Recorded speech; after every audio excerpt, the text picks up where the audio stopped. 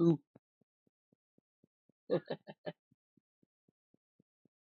that's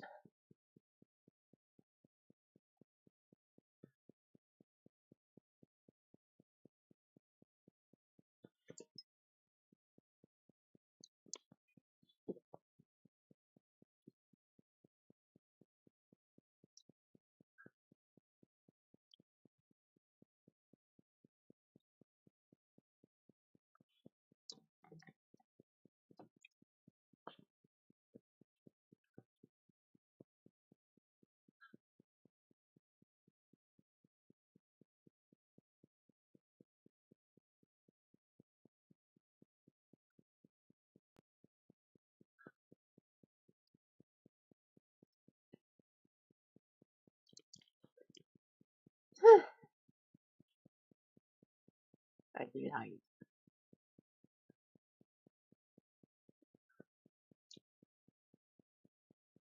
Let me do this.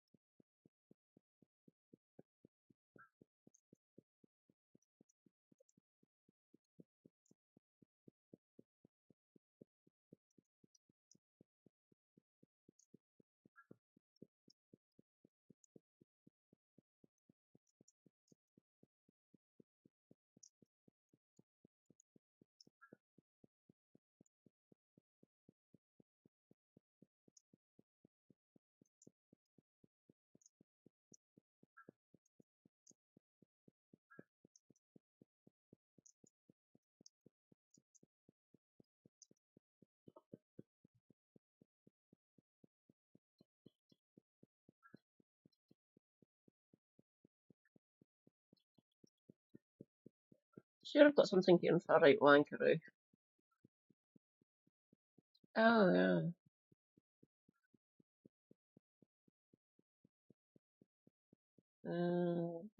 Check general.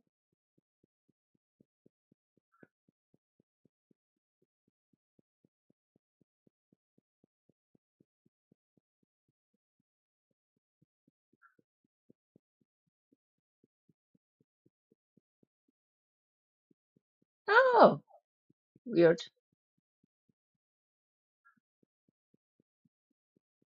Said it was Nightbot on my end. Curious. I've actually checked this for a while. Oh, yeah. You clipped me. Oh, Christ.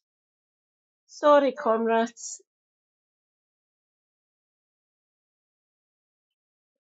Rejoice, your lass has appeared. Hello, hello. Philippe, rejoice, comrades. Has Philippe? Nope, has arrived. Hi, Philippe. Hi, Shanna, darling. And John the Brazen. Rejoice, comrades. John the Brazen is here. Hi. I was going through my Discord to see if I could find anything. I forgot that Daydream had clipped me. When was that? When did you? My God, a month ago. I'm sorry, Daydream.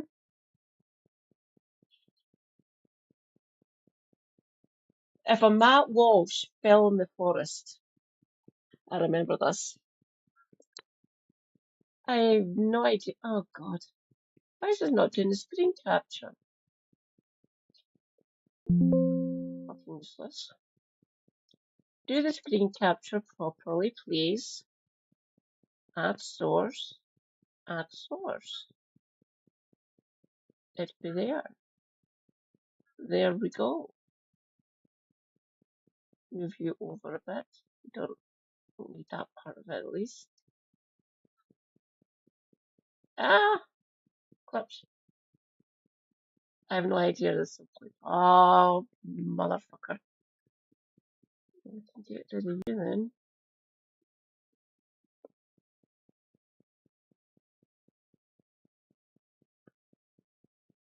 Ah, if a Matt Walsh, if a Matt Walsh fell in the fell in the forest, and no one was there to hear it, would he still be mourning that the thing that felled him was woke?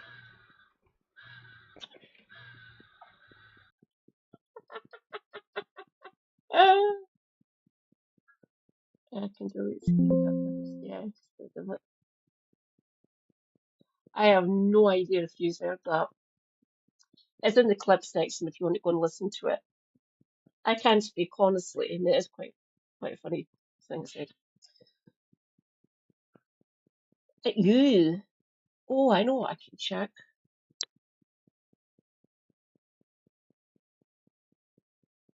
I can get rid of that bookmark. I showed that the other day.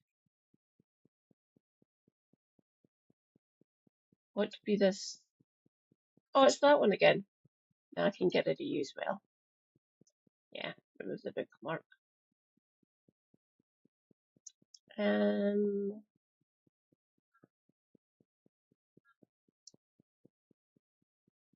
Oh no. I know for a fact there's fuck all in my watch later. Screen capture. That source. That source. That one. Move over. Go job. Can everyone hear me? We'll soon find out if we can hear me and whatever I choose.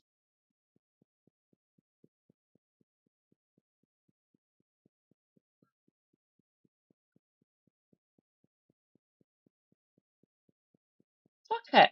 I did say chaos, didn't I? Excellent. I can be heard. I have been given explicit orders not to touch Super Happy's cans of cider if I finish mines. Who knows? I promised I will leave them alone. This is quite fun, this one from Kevin Helena. Take away, my lovely comrades. It's one thing to have ignored criticism of Labour in the run-up to the election, supported them, voted for them, and then when they get into government, get angry with the bad things that they do and talk about how angry you are, right? That's one thing, and we can say that we told these people so, and we can say you should have listened. What the heck? Go back. Oh my god! I don't know if you can see just above Helena.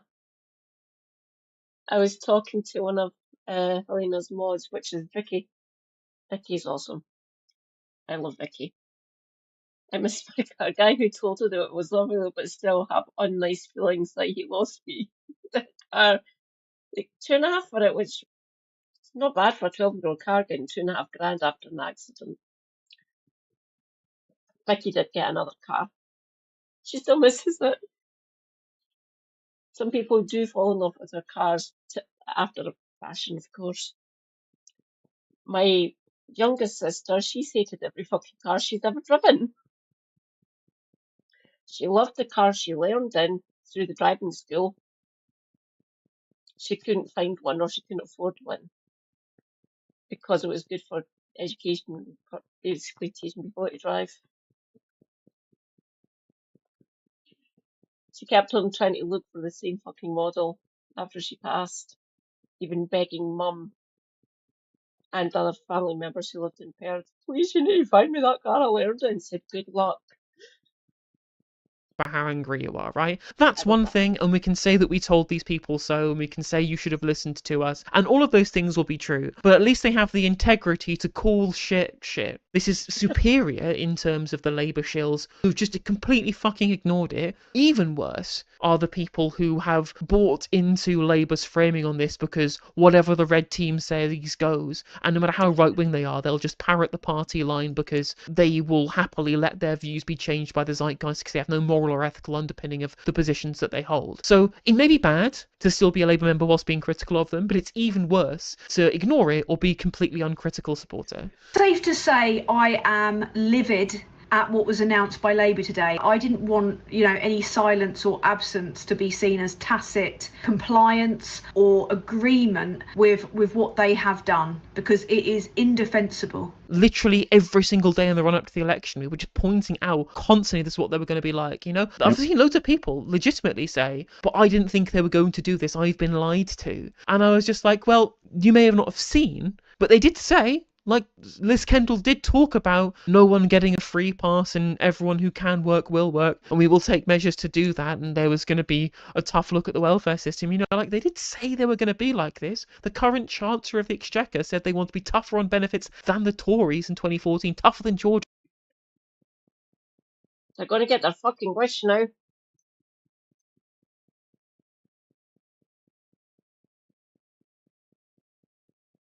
No, what channel's that in, John? They're going to fucking get that now that they've got the fucking bull in Caxton House. Liz Kendall was further right than the scum on benefits, and it's going to be fucking worse with that bastard. Mark my words. Is that in UK politics? Give me a second. I'll just go and take a look at it and I'll bring it up after this video. Judiciary. UK politics. Where be it? Where be you?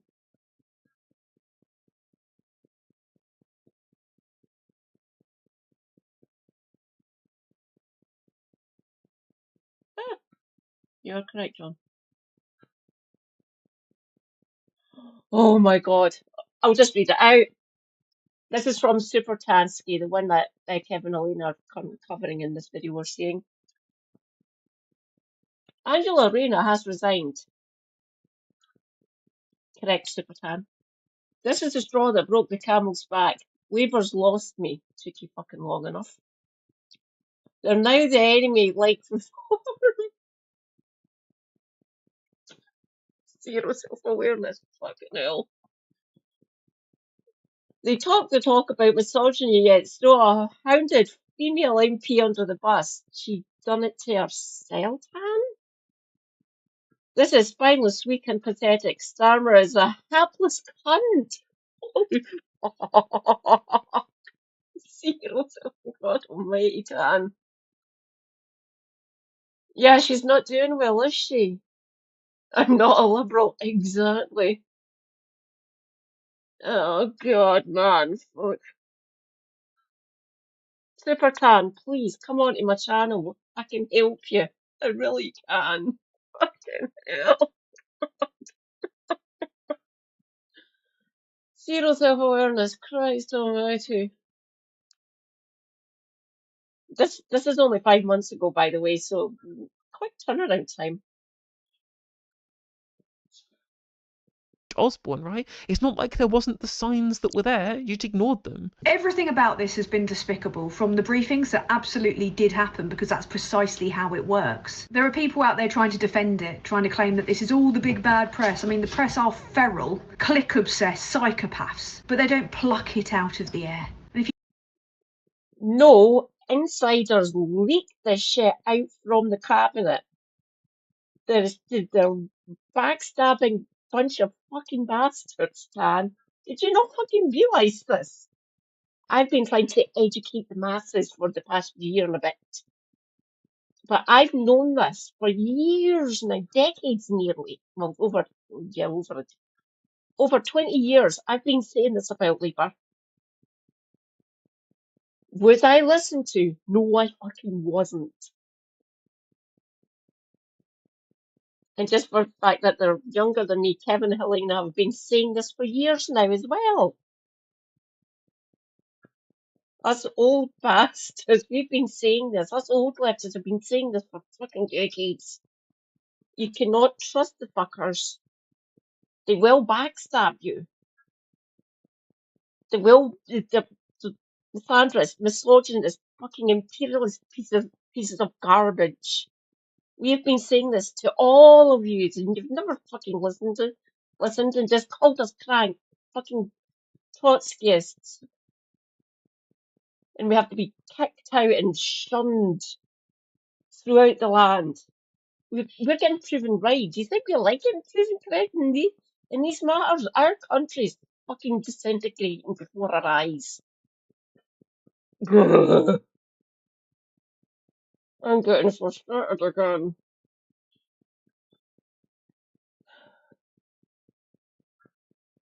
Why are they not listening? You think they would have learned by now? Ugh. What's Tan? 35, 36? If she's younger than that, sorry, Tan. I'm saying early to mid 30s. Roughly, like, Kev's a little bit older than Alina. She's the same age as Helena. So I've got I've got about 7 years on Kev and about 12 to 13 on Helena. I was thinking she's definitely in her 30s. So let's pluck a number out of the 33, fuck it, why not? I know I've got at least a decade on Helena. And I know Kev's age, and I'm 7 years older than Kev. Are they? Fucking hell. Huh. you don't believe me, Google the dark arts. If the press isn't briefed by Number 10, then it will just look at what the Tories were proposing to do and draw comparisons, although I imagine there wasn't that much of a comparison on this particular occasion. Of all the policy to drip feed, this was not the policy to drip feed. People have been worried sick for weeks about this, and it has a real life impact on people like me, who are struggling with life limiting disability, with conditions that affect their everyday life, some of which may be psychological and worsened by this kind of behaviour. I have friends on benefits, I have family members that need to claim incapacity benefit, I have friends with severe disability that will be impacted by this. I have conditions myself. So why the fuck, when these people exist in your life, in your social circles, were you still backing Labour, still a party member? Why? Why? You knew exactly, you were probably told by these same people, this is going to get worse under, they're targeting me, they're targeting this area of civil life. Why did you stay in, even though you know they were going to be fucking doing this, trying to push this through? You either don't give a fuck or you're actively giving cover for this absolute scumfuckery that's happening to people like me and those friends and family members that you're talking about. I went through it under the coalition government. They were literally trying to end us all, people like me. We were seen as useless eaters. We couldn't contribute to society. Fuck off. That's how genocides start happening. 330,000 excess deaths? Really? And you're giving cover for this happening again? Bad, Tan. Bad. Do not give these scumbags fucking cover like it. Don't. That if I was claiming benefits would be impacted by this. There is absolutely no part of me that is in agreement with it, but I just want to make it perfectly clear that I find it absolutely contemptible on every level that the priority of this government is apparently, shagging a good headline out of the Daily Mail and giving more fuel to the voters that absolutely do not respect them and will never vote for them because they're buying the con of Farage, whilst simultaneously giving fuel to all the people in different factions on the left who said this was going to happen all along, and making a mockery of the people with disability. Subtansky. It's not adding fuel to these people who said this was what was going to happen. We've just been proven correct. This isn't all fucking a game of 5D chess. Maybe. Rejoice, comrades. Jim Speaker's here. Hi, Jim. Yeah. No benefit of the doubt anymore. These new cabinet positions, these new people in these different departments, the intention is clear. We can see it. Mind you, people like me, Helena, Kev, Rapt roving the States, we've been saying this for years. Do they listen to us? No, they don't. Because we're just planks. We're just trots. We're just fleas. Student politics. I'm older than some of the people in the cabinet. Or maybe not now. No, Wes is still in there. I'm older than him. I was older than Angela. I think the current, obviously, is McFadden older than Starmer? I think he might be. He looks old as balls anyway. Well, not old as Eccles, but old as balls. Old as fuck. We had a correct assessment of the kind of politics represented by Starmer and the Politburo and Morgan McSweeney, and you just didn't pay attention, and you're a rube who got conned, and it's fine. All of us go through periods where we are rubes who get conned. I'm the very same. I voted for fucking Nick Clegg. I can't talk about being conned like a rube in that regard, right? But to try and then backtrack to save face by saying that it was a 5D chess game that happened to work out in our favour, it's mega coped. There would literally be no skin off her nose if she just said, unfortunately they were right and I was wrong and I admit that, fair play. And the rest of us would just go, yeah, sure, fair enough. Had the humility to admit that you'd got conned and you will adjust your views in future. But again, there's motivated reasoning to assume that it's 5D chess rather than the reality of the politics represented by the Labour right. For them in the vain hope that they would be something better. But instead we have careered back into 2010, pig fucker Cameron territory. And we have got people being forced to now jump through ever more. Tom, years ago, I can't remember how many fucking years ago, Liz Kendall said it. She's already said it years ago, what her mission was, what she was wanting to do if she ever got into the Department of Working Pensions. And she started doing it. It has been clear. They've already said this in the past. Are you in both chats? Thanks, John.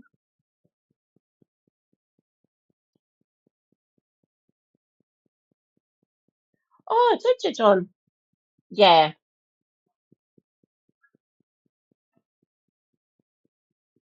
I might round down a bit. 30, between 30 and 34, maybe.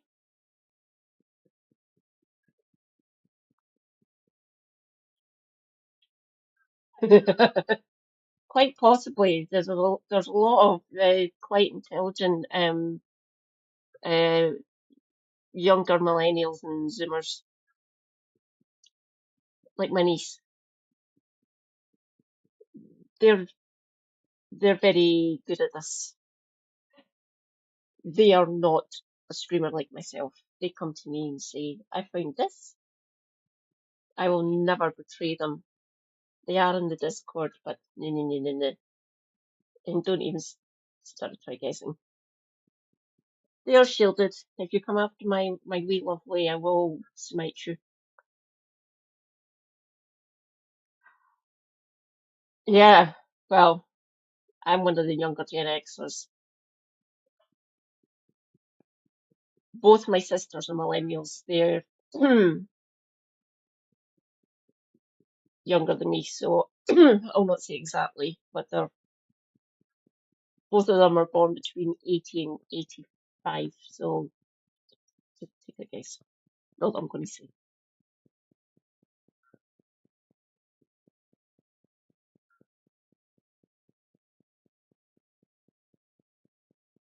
My sweetie's going to be, I've got permission, don't worry.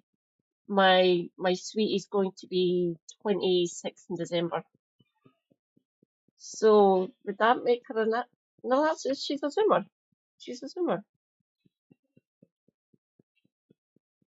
More challenging hoops just to get a little bit of support, having already endured 14 years of abject fucking misery, and the patronising delivery of it, painting this as some kind of moral crusade as a bunch of people in John Lewis suits stand there on 91k a year plus expenses telling poor people, well, you're just going to have to suck it up, when they could be taxing the wealthiest people in this country. But now, this is where you don't have any excuse, because they absolutely ruled that out during the general election campaign. General election campaign that you were very enthusiastic for and that you thought everyone should go and vote for Labour. And they strictly said, we have these fucking rules, we're not going to tax rich people. This is the words of Rachel Reeves. Again, when asked by Charlie Stay, why won't you tax the rich? She said, if you want taxes for the rich, you should vote for somebody else. Guess who was proposing taxation on the rich during the election? It was the Green Party, and you told people not to vote for them. You told them to vote for Labour, who were telling you they weren't going to do this.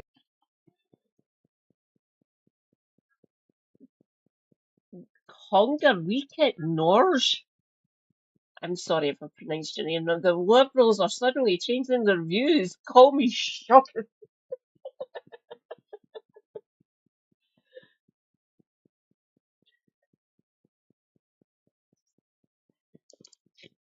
People wake up too late. Funny that. Keeps on happening, really. Sometimes they do listen to us. Sometimes. Hence the stream. to educate. Show everyone what how fucking either completely psychotic ghoulish people or clueless fucking idiots like Peter Kyle in his previous administration, in his previous cabinet role.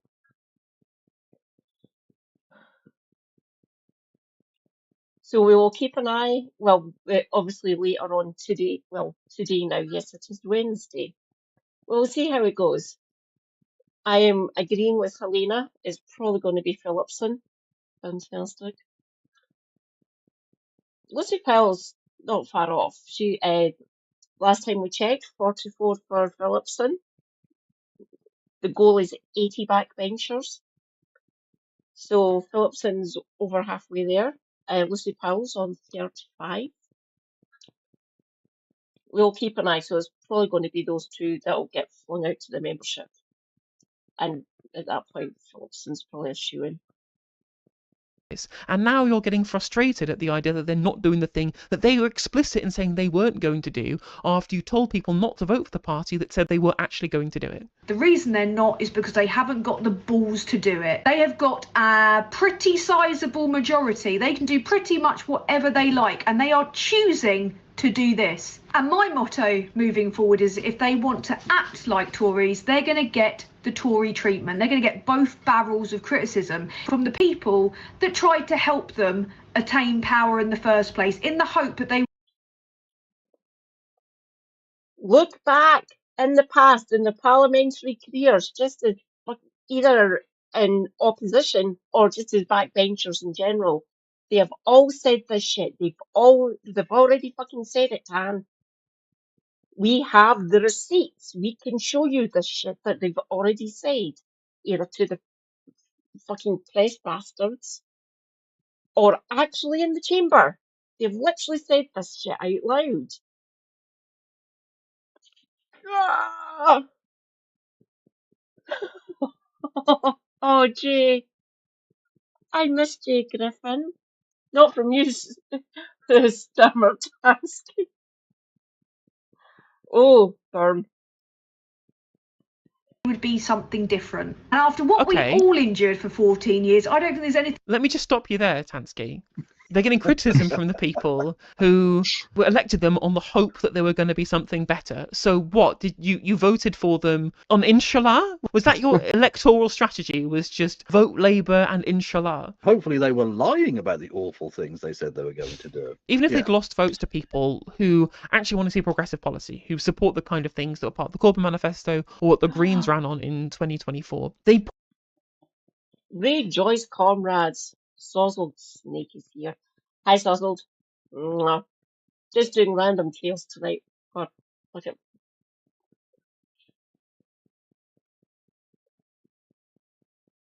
War has been declared. Snake's life. Apparently, snake tastes like chicken. Who'd have thunk it? That'd be everything tastes like chicken. And how do I know this? Super Hubby's actually eaten snake because he's on a holiday many, many years ago, before I even moved down to Glasgow, when I was still a young laugh, let's put it that way. He had a holiday. He was visiting his sister who lives in Sydney. He had a layover, a few days layover, weekend layover in Singapore. And barbecue grilled snake was on the breakfast buffet, so he thought, fuck it, why not? You only live once. So he's had snake. And he said, literally, it does taste like chicken. Weird. So snake is chicken.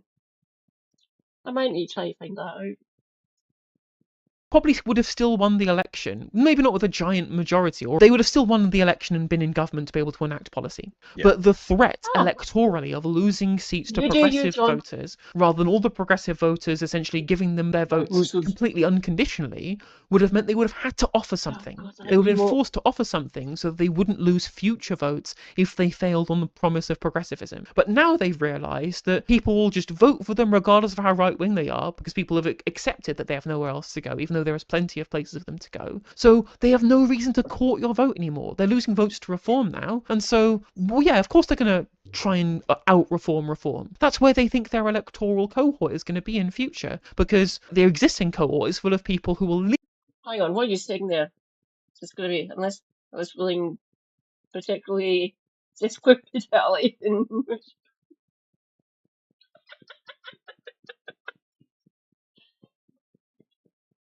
Jim, stop using big fancy words that a lot of people will not understand.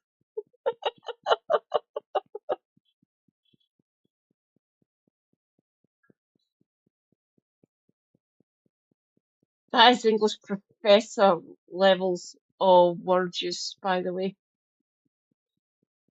Facetious contemptuousness.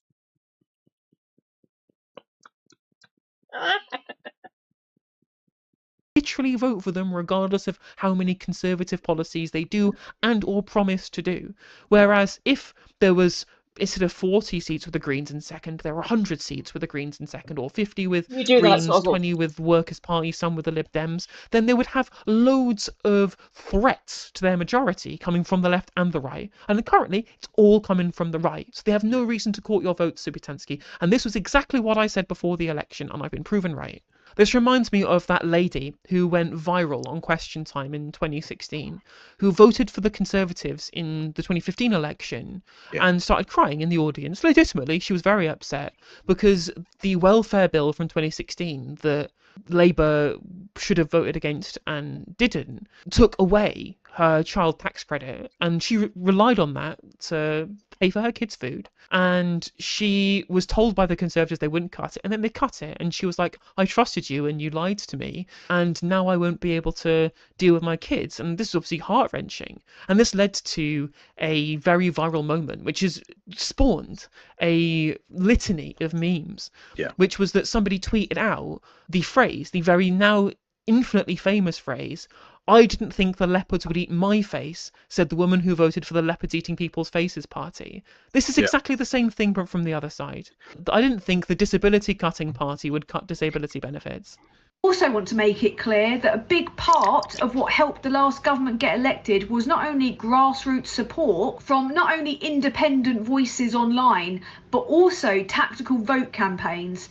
That tactical vote campaign put them there. That tactical vote campaign can get them the fuck out again. They are alienating their core base. This is akin to, I don't know, the Tories offering out free joints. It is absurd behaviour from a Labour government. This is exactly why I told people not to tactically vote, because tactical voting is why they are doing right-wing policies that disenfranchise their base. Because the tactical vote campaign was done by people who voted for whoever they thought they should vote for to get the Tories out.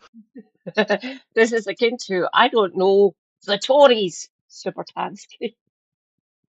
Well said, Jim. From 5 months ago. Well said. We kept on trying to tell her. We did. Did she listen? No.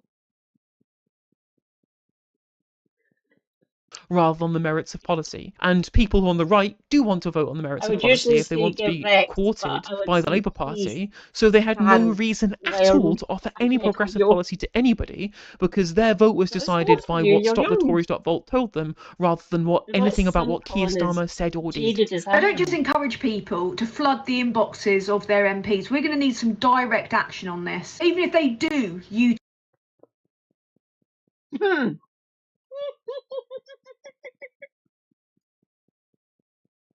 No, like direct action, like protesting. That's going so well, isn't it?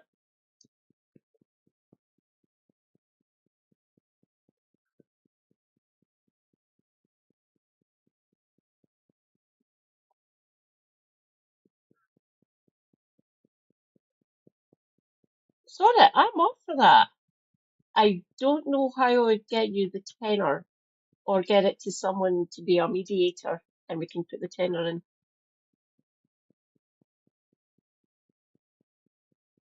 I will say he will not get in and we don't need to worry. So you'd probably just get a tenner for me. But yeah, what they're not realising is if he gets rid of the ECHR, we're all fucked. We're all in the crosshairs at that point. Me on 3 fronts. I'm a streamer. According to Kev, classing himself in this one, we are scum, we're the host of the world because we stream. I'm disabled, so I'm already on the chopping block. Plus, I'm a Marxist. There's my 3 intersections. I'm fucked.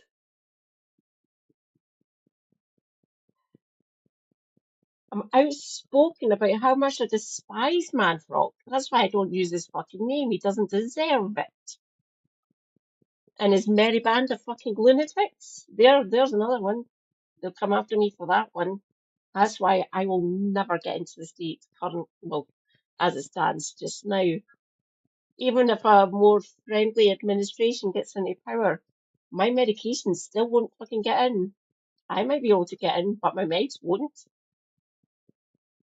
There is no way, shape or form I can visit certain countries across the globe because of my political beliefs or just for my actual physical problems and my medications. So looks like I'm stuck to UK and Western Europe. Mind you, there's a lot to see.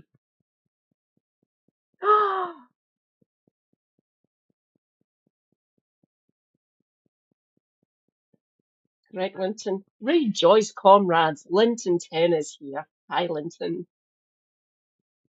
Yeah, what do you think's going to happen if they lock up a bunch of fucking leftists? It's not going to go well for them. Even if they manage to lock us all up. Some of us are wily bastards. Super Hubby, pointing to where he usually sits. He's in bed now. He might not be. He's a contrarian. That's the best way I can actually put it. He has no social media presence. He has YouTube. He watches videos. He listens to music. He's a wily son of a bitch. There ain't no catching him. Trust me on that. I live with the man. Easy to catch me. I can barely fucking move at the best of times. But what do they think's going to fucking happen? Fine, lock some of us leftists up if you can get us. You do realise quite a lot of leftists are very intelligent people, and we're good at problem solving. Hence, leftist.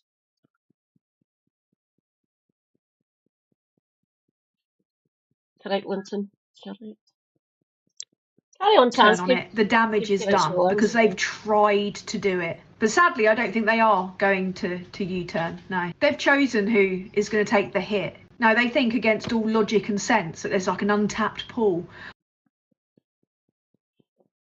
Again, we have the receipts. They've already said this shit, what they were going to be fucking doing. Even though when they were in opposition, they weren't actually organising to what they were going to do. No ifs about this. When the revulsion and the active malice towards the Tories towards the end before Rishi called the election last year, they could see the way it was fucking going. And the draft legislations that they were wanting to push through, the mood music within the cabinet itself at that point saying, I don't think the electorate might like this. That's why he called it that early. We were expecting it around Halloween. It's round about our anniversary, which is at the end of October. Not announcing it in the pouring rain in June. So they felt they saw the writing on the wall, which was basically written in blood at that point, and they called it. For those 5 years after Starmer took control, or McSween if you want, they should have been organising what they were going to do when they got into government. They weren't doing this. I'm pretty sure they were all backstabbing each other in opposition. And we're seeing it now, playing out before our very eyes. It is delightful seeing them actually implode like this quickly. Wow. It's only Tories that usually do that.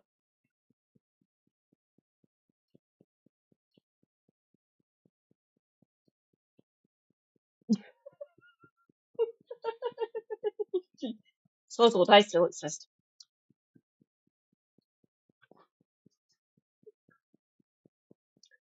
Plus, hell mend them if they lock up Scrubby, they'll be fucked.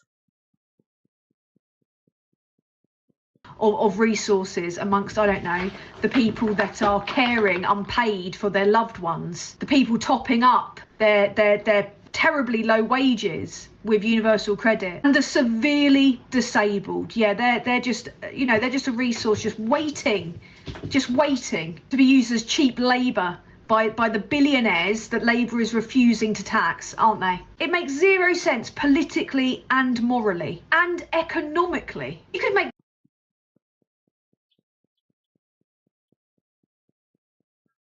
Oh God, I forgot I was having that conversation with Orchestran during this live stream. Orchestran is lovely. She literally lives like just, well, a little bit further down the road from me. We need to meet up. I need to see Anne.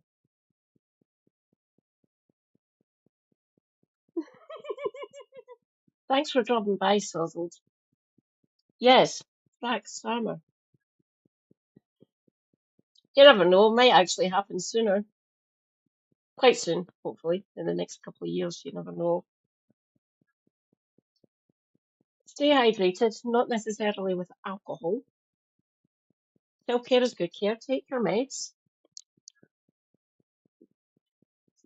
Damn it. Stay based. Catch you later.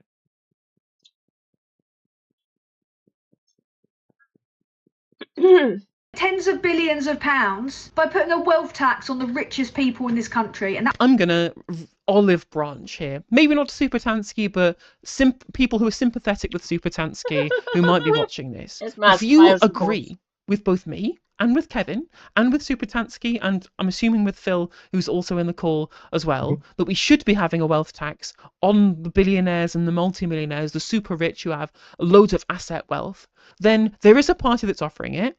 And there is a group within the party who are agitating to take Labour to task over this and try and win their supporters over to our side. We're called Greens Organised. We're starting up our campaign for the local elections this week. And if you are somebody who has been falling out of love with Labour, you were tricked by the narrative they push in opposition and voted tactically because you wanted to get the Tories out and are incredibly disappointed with the Labour Party.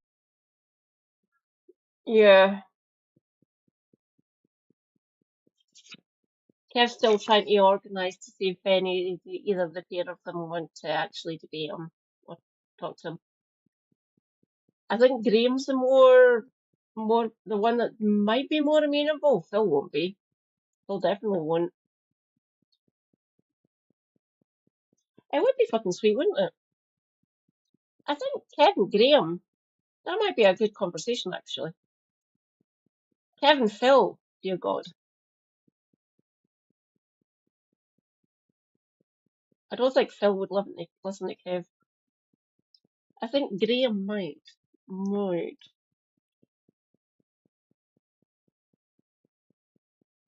It'd be funny to watch. Don't go brigading. Just not worth it. If by some chance he actually agrees to it, we'd get some good lines and stuff, some good conversation happening.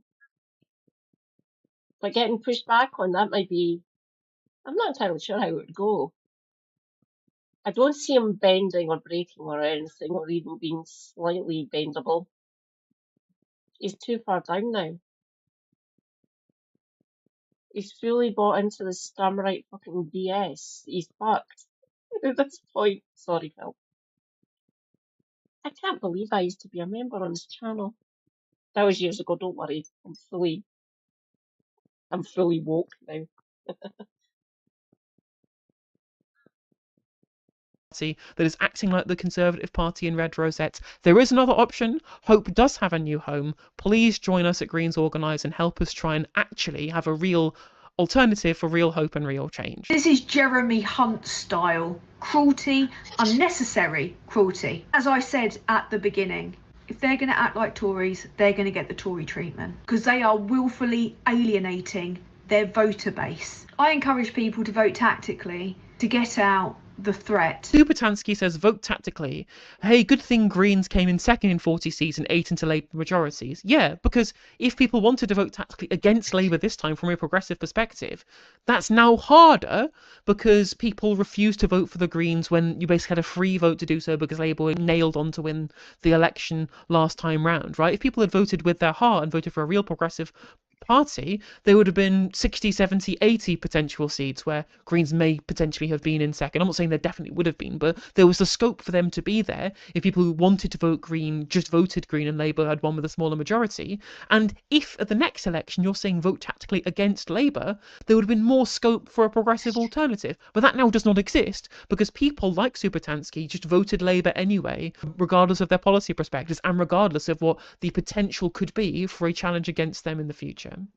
Yeah. If you enjoyed the video, make sure that you like and leave a comment. That helps the video out in the algorithm. If you subscribe and ring the bell, it'll let you know when I go live. I stream every day on YouTube and Twitch. You can also follow all of my socials down in the description. And if you want to support me in a more financial manner, there's a join button for membership to just 99p. So be a member on YouTube, as well as a Patreon, and there's some merch there as well. And hopefully I'll catch you on the next video. Take care.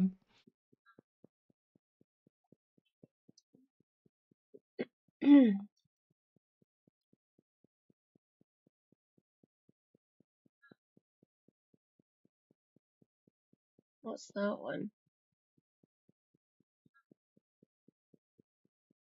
Oh, fuck it. Torsten Bell. Right, I'll start playing it. I will be listening. I hope you don't hear too much. I will be back. Let's just get this video started. Look at Helena's face. You right there, sweetie? I will be back momentarily. Buckle up, chat. This one is a wild one. I think this may be one of the most car crash interviews I have seen in British politics in all of my years of making content. And by all of them, I mean like 4. So it's well worth sticking around for the whole of this because there are some absolute doozy moments in this. I've watched a couple of them. I've not watched the whole interview in full. So most of this will be my first initial reaction. But I've seen some clips and my God, this goes badly. So this is Torsten Bell, the MP for Swansea West, being interviewed by Victoria Derbyshire from Newsnight around the planned cuts to disability being pushed by the Labour government, and it gets real spicy. Admitted to Newsnight that some people will be worse off after the government announced how it's going to get more benefit recipients into work. There'll be lower universal credit for new claimants, stricter tests for personal independence payments, reduced incapacity benefits for under 22-year-olds. And the government says that will save £5 billion. Charities for disabled people say the impact could be devastating. And I spoke to the Department for Work and Pensions Minister Torsten Bell and asked him first who the losers were from today's announcement. Well, there will be some people that lose out from today's announcement. And who are they? Well, I'm coming on to that. We've got a system where our disability benefit, personal independence payment, is seeing 1,000 people a day coming on to it, and that's far higher than was ever intended. So we are having to reduce the eligibility for personal independence payments. So his justification for this is that too many people are claiming it, or too many new people are claiming it, so they want to cut it because they think the numbers are too high, rather than maybe the incidences of things that require PIP are increasing, you know? There's kind of putting the cart before the horse. I'm back. Torsten, my man. Hello. Parachute it in. This Labour Together project, fuck it. I hate it. With a passion. There was a disabling event. I don't know if you realise this. There was a pandemic and lots of people died. Thanks, Boris. You were brilliant. There was a disabling event. Lots of people got ill. Lots of people got COVID. They suffered secondary effects to their body, to their health. And they can no longer work because they got infected by fucking virus and it infected, it changed, was a detriment to their bodies, and they can't go back into the work sphere. That's why more people are going on to these illness benefits. So you're punishing people for things that are out with their control. That is scummy. That is rather fucking dystopian in my belief. Being health adjacent, of course. And I studied virology at uni, so I know exactly what's happened to these people. I was lucky. I was asymptomatic. I was what could be classed as a spreader. That is out with my control. There was nothing I could do to help. Well, for myself, not knowing I was infected, but still being able to pass it on to people, that's a dangerous situation. If I was infected and I knew I had it, I would have stayed in the house. But I didn't for a bit. You can't punish people for things out with their control, which is basically what this benefit system's been turned into. You are punishing people for things that they can't control, that they can alleviate on their own. Wes, can you hear me?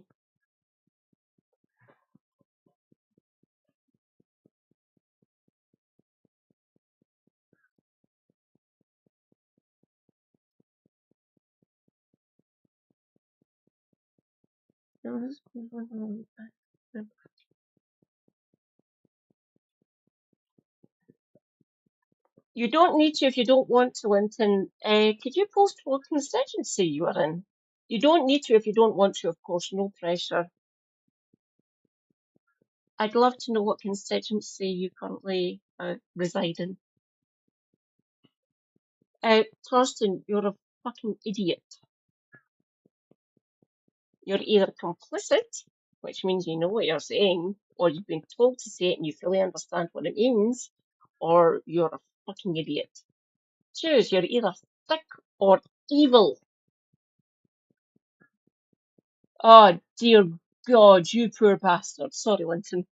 Oh, let's see how the budget goes. She might not be the Chancellor. She's got to lose her seat anyway. What's her majority? Melon cat. Please be the melon cat. Course. And also, 1,000 people claim a day, but that's also because 1,000 people are coming of age every day who are part of that cohort, you know?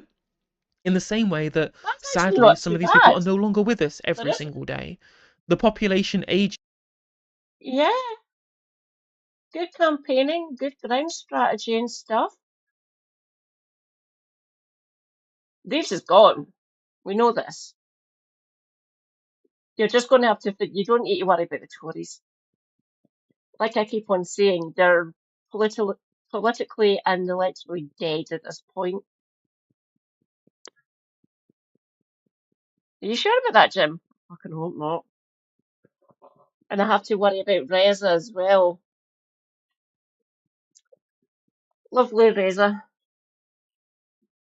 I could maybe I'm formulating plans for all the ones up there in what is classed as the Red Wall that reform will be targeting.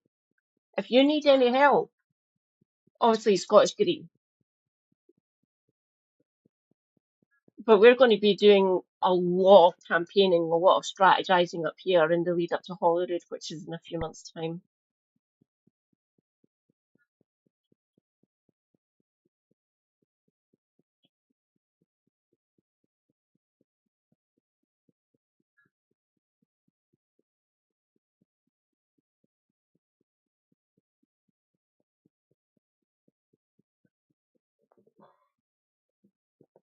If we strategize correctly and get a good ground campaign going towards whenever the next general election is, hopefully we can stave off some of the worst candidates.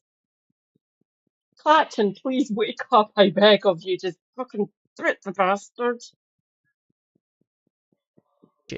new people claim and old people stop claiming over and over and over again. This isn't a real metric which gives you an accurate picture of the level of PIP take up in the country.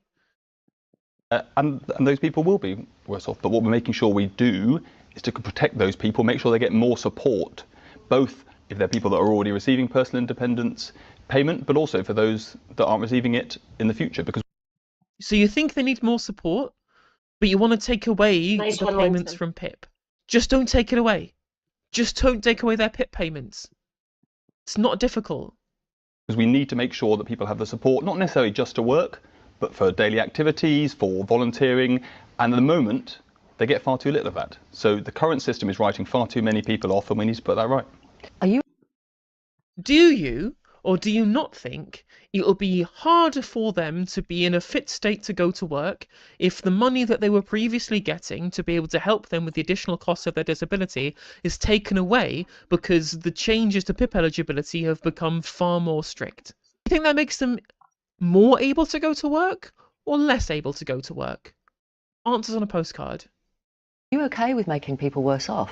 Well, I'm okay with saying this system has to change. Our manifesto The said question our was, manifesto. are you okay with making people worse off? Well, what I need is to deliver a sustainable benefit system. When Again, it comes that to wasn't personal the independence question. people, well, it is because 1,000 people a day. That wasn't my question. Are you okay with making people worse off? Well, I'm okay with building a sustainable system because if it's not there And if for it people means in the long run, are worse off, then so be it. no, in the long run, I think this is what will make people better off. More people will be.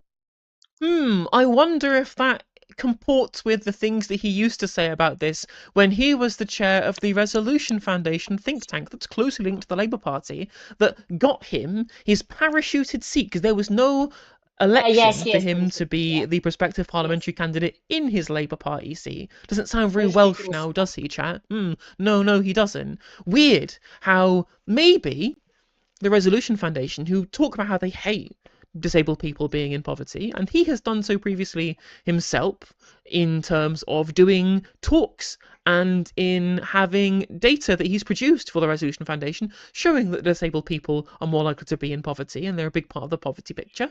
I wonder if that is anything different to what he's saying now.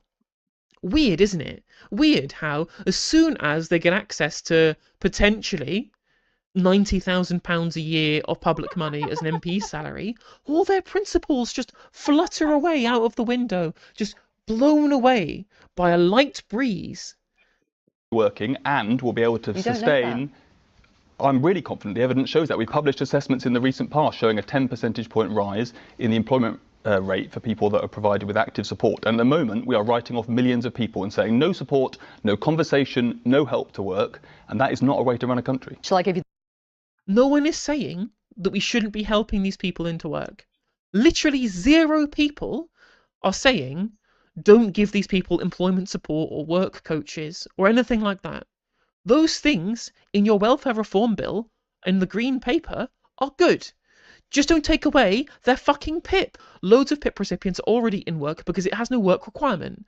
So actually, a bunch of the people who currently get PIP will fall out of the workforce because the money they were previously receiving that helped them be in work, they will no longer be receiving because of the strict tightening of the eligibility requirements for PIP, which helps them currently manage their disability to keep them in work, which will take them out of the workforce and lead to a reduction in labour force participation, which you say is your overall goal.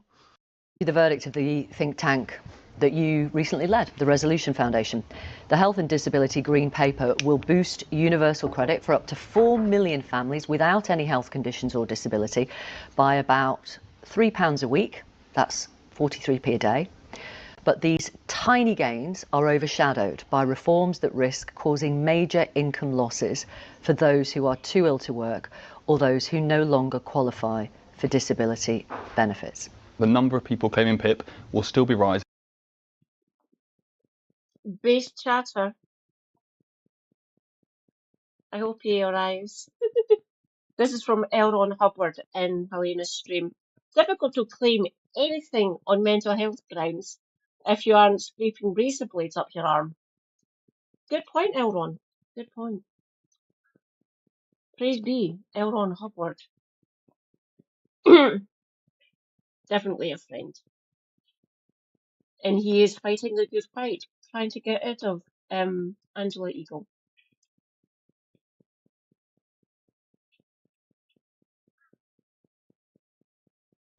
Yeah, fantastic, isn't it, Winston? Kind of fucking cursed timeline is this? Yeah, yeah. Look at the face. Look at it. Vicky here well, trying to corner him, but he's a slippery motherfucker, isn't he? After these changes, so will the total spending. But people who require it will not get it. That doesn't mean that you're not taking it away from people. You are avoiding the question yet again because you know that it's indefensible.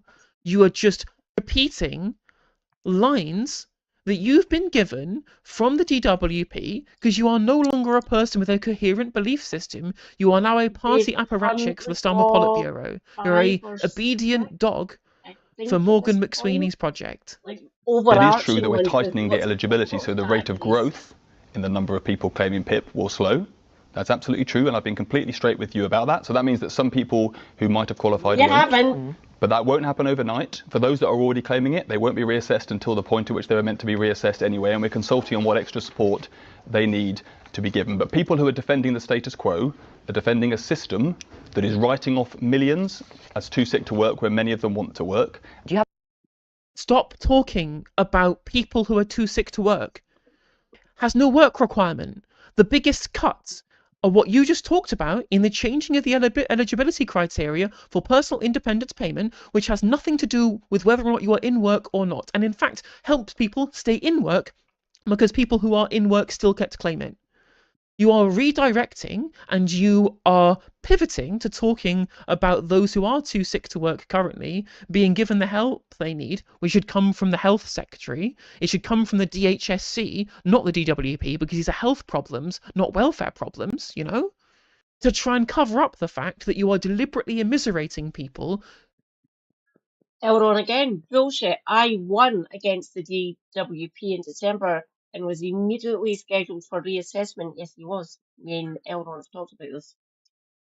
Despite being vulnerable and recommended interval for vulnerable being 10 years. Yeah.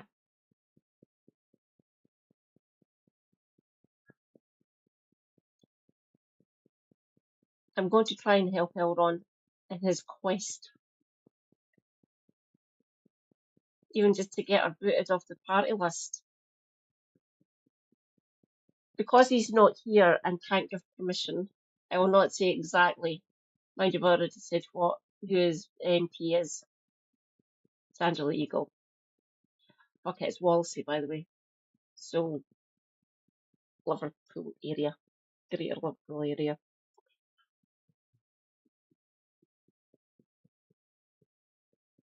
We're gonna need some profits.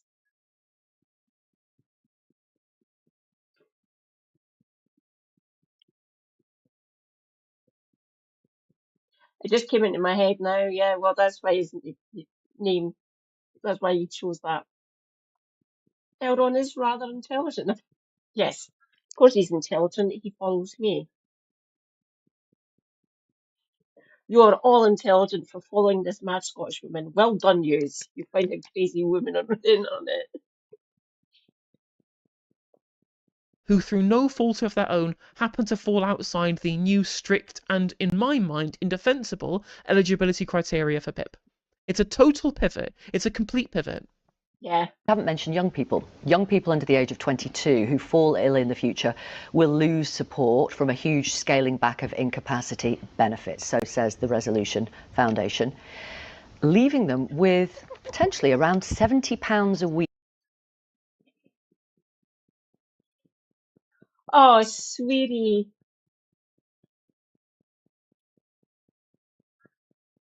Good things come in small packages, by the way, darling. Come on, you're my lead sword. And Jim, obviously.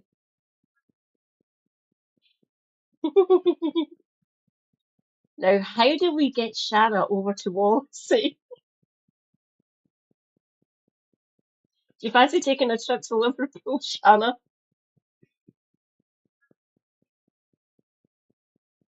To live on. What do you think they're going to do?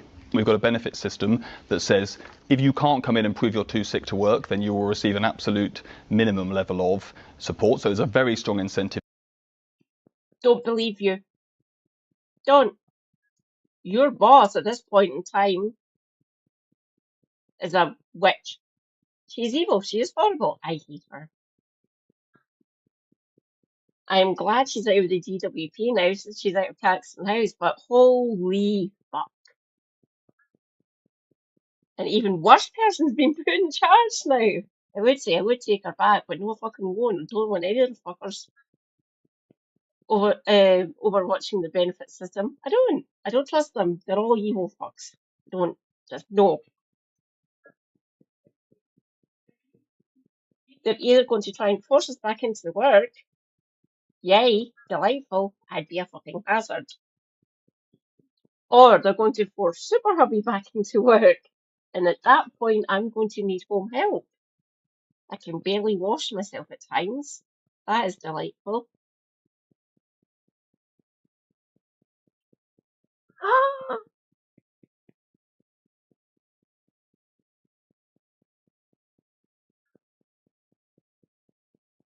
Rejoice, comrades.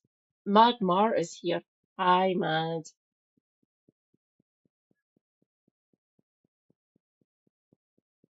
Seriously, Torsten, you're a fucking bellend.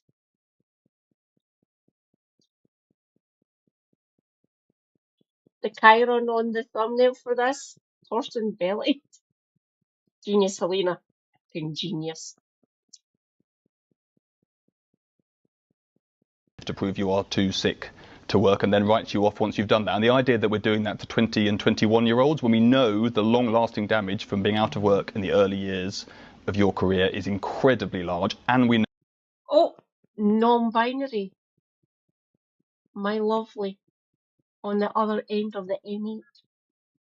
That means I can work less, which means I could work.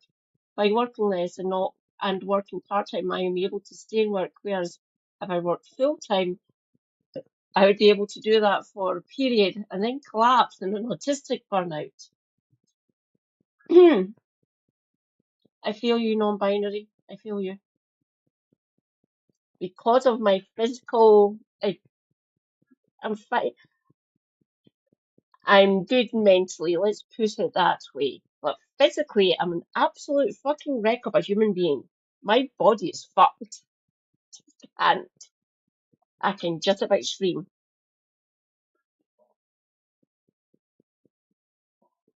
They've changed their name. Because they are not here. Sorry, I think, would I be giving too much away? I can't give a duck. Brilliant. You started that, Jim. No. Was it Duck Authority? It was Rohack that started that one.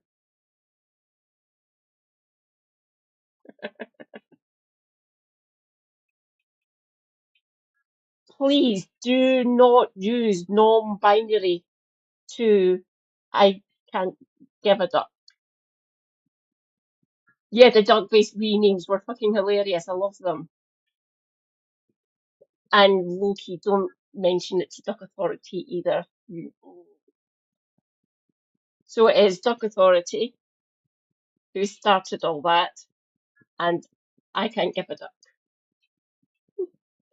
Kev kind of lost his mind a bit when people done that, but he's okay with it now.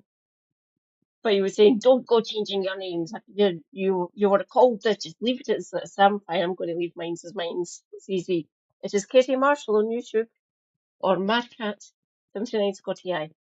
There is no point in me changing that. It's the whole reason I am Madcat. I've been Madcat for many years. know the working makes a big difference actually to your physical as well as your mental health. You've covered this repeatedly on your show in terms of what that is doing, both in terms of their mental health, but actually in terms of their long life chances. The hope is they'll get a job. Okay, do it. Absolutely, and Yeah. I'm not just saying that. No, it's important to say why can we.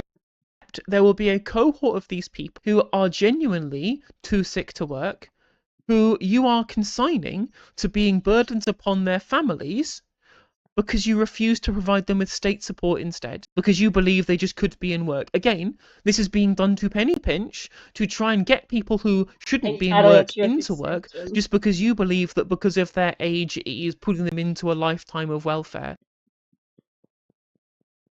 That doesn't exist to some of these people. Really? I have family members. There is documented evidence. There is diagnoses of this stuff. People are actually on medication for autistic and ADHD, psychological conditions. But no, especially over in the States, they're disregarding it really. Delightful. No, they are actually real. They do exist, and some people can't work because of them. You think living under neoliberalism would be nice and gentle and caring, but no, it is fucked. And millions of people across the land are getting rubbished and denied their benefits and getting forced back into workplaces where they shouldn't be or can't handle, or other people can't handle them. It's not good. It really isn't good. I don't like it whatsoever.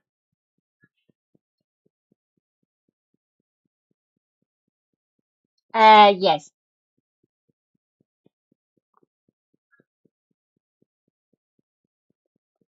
Which of course isn't true.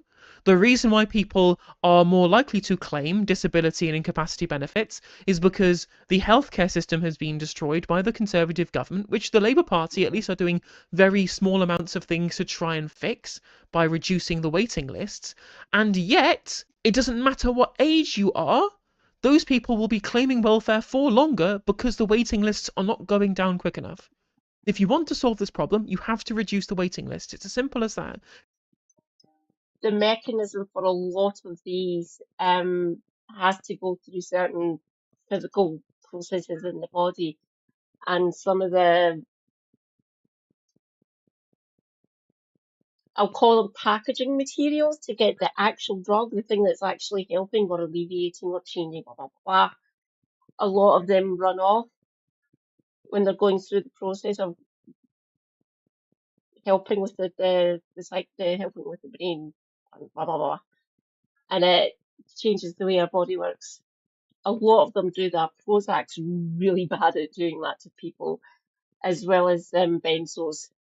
Case in point, Kermit or Dr. Jordan Peterson. Yes, he has a doctorate, unfortunately.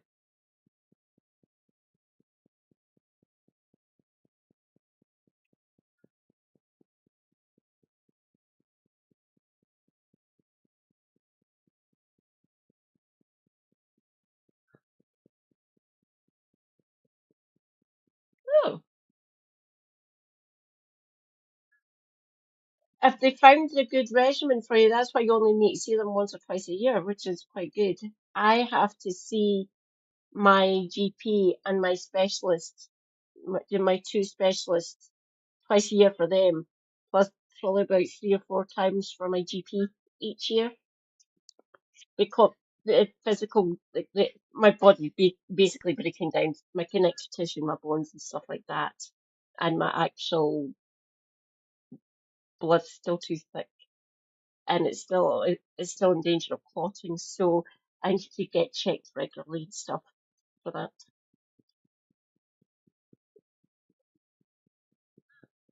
I'm not clinically depressed. I'm not diagnosed as depressed, but I'm kind of just shattered in mental health toll due to my physical problems and stuff.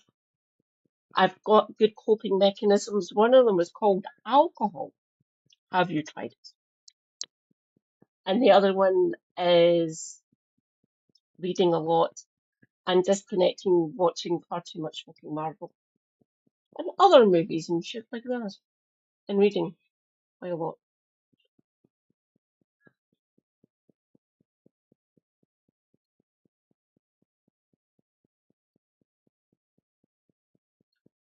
The interpersonal skills can be changed.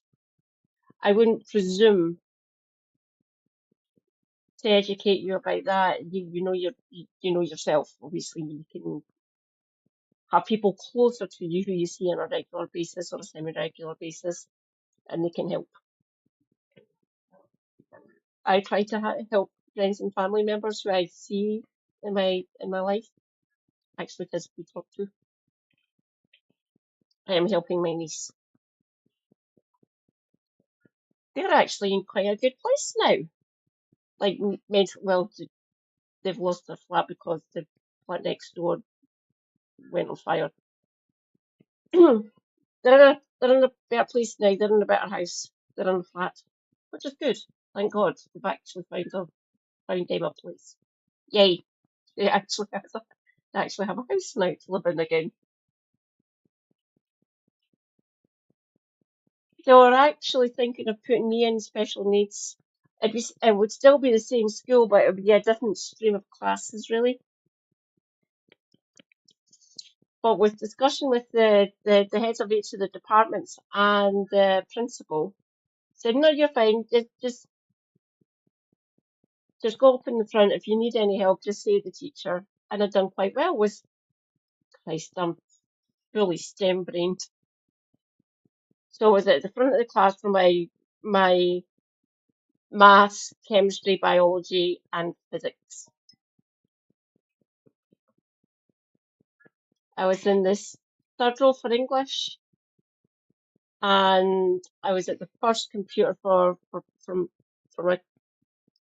my IT classes when I was at secondary school. Fuck it. I am losing the chat off my phone for a second. Where did this fucking bell end go?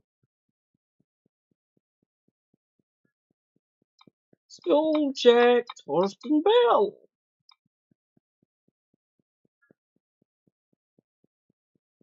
Oh, get to fuck, man. He's younger than me. Okay, Torsten. Oh, Christ, he's a fucking economist. School check. Early life and education.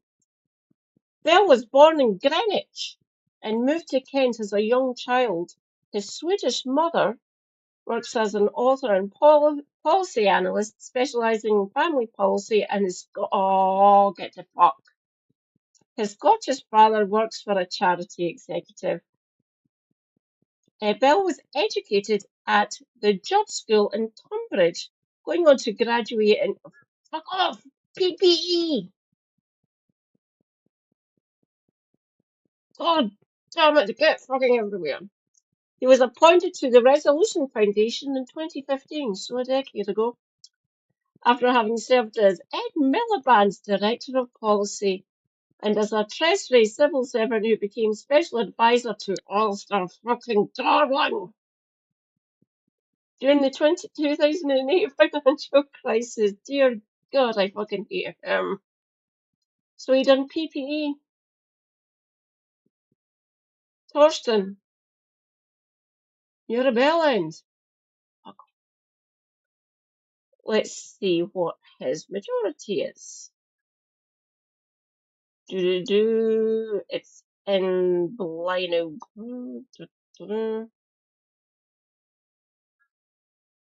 Elections. He has a majority of 8,500. Suppose that could be easily overturned. Oh, hang on, who came second? Oh, get to fuck. Reform came second in Swansea. Then the Lib Dems, then Plaid, then Scum, then the Greens, then the TUSC.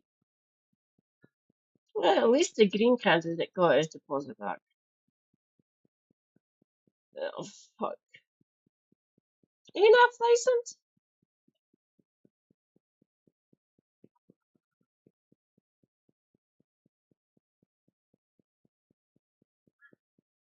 Sweet me. Oh dear God. No, they don't, Mad Mark. They don't. Of course they don't. Especially this fucking bellend. Fantastic. He was a spat at Alistair Darling, so that's him. He's damned in my eyes. Torsten, piss off. Can you believe?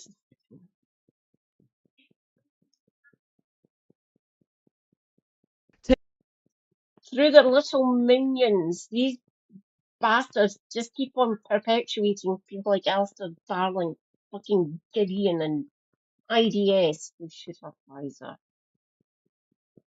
and all the other Blairite scum. Taking away these people's access to support in terms of both PIP payments and limited capability for work-related activity top-ups within Universal Credit is only making them less likely to be employable in the long term. Can we be optimistic about that? Because programs we can see working, 10 percentage points higher employment rates for where we've put interventions in place. No other country in the G7 has seen their employment rate come down since the pandemic. Fair It is enough. our failure that we must put it right. It is not inevitable that we see these levels of inactivity. Fair enough. But in the meantime, some young people are going to be living on around £70 a week. No, people with significant disabilities will be protected. They will We're not. Fuck off. I try not to speak ill of the dead, but fuck him, yeah, he died on the 30th of November 2023, so nearly 2 years ago. Oh, don't you dare. Oh, yeah. Nightbot, you are annoying me.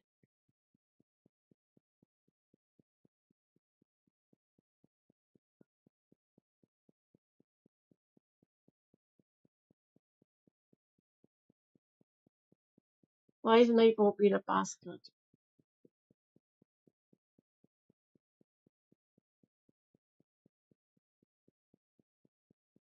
Oh, is this it? This is it. not only will they be protected within the universal credit system, which is the one you're mentioning, listening. but they'll also be able to apply for personal independence payments. So people with significant disabilities, if they are young, if they're currently receiving UC Health, they will continue to receive it. And if they have significant disabilities, they will still be able to apply for personal independence payment. But we are not going to write off 21-year-olds. For those who can't, they'll be living on about we are 70 not quid. going to write off 21-year-olds as unable to work. For those who can't, they'll be living on about £70 a week. Could you live on 70 quid a week? Absolutely not. So why do you expect young people to? We won't. We provide housing benefit as well, and we'll provide personal. Housing benefit barely covers what you actually need to be able to afford to live. Even if we forget the fact that this is just landlord subsidy because we don't have enough council houses, because previous Labour administrations continued the failed policy of right to buy from previous Conservative administrations, and no government has substantially built council housing since the 1970s. The government shouldn't be subsidising shitty landlords. We should be implementing rent controls to make sure that parasites... Well said, Helena. Fucking yes. Correct, Jim. Correct. Fuck it.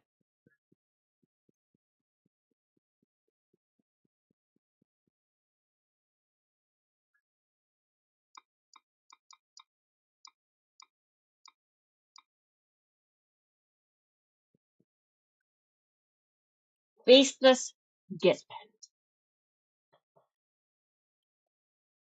I'm lucky. I get my rent paid for me. Would everyone here like to be sickened? My rent, even if I didn't have the council, the housing benefit, is £188 a month, and my council tax is £78 a month for my council tax. Technically, that is the rent from Glasgow City Council. I was the last one. That's it. We're invading Scotland. Come on up. You do realise Scottish people live here.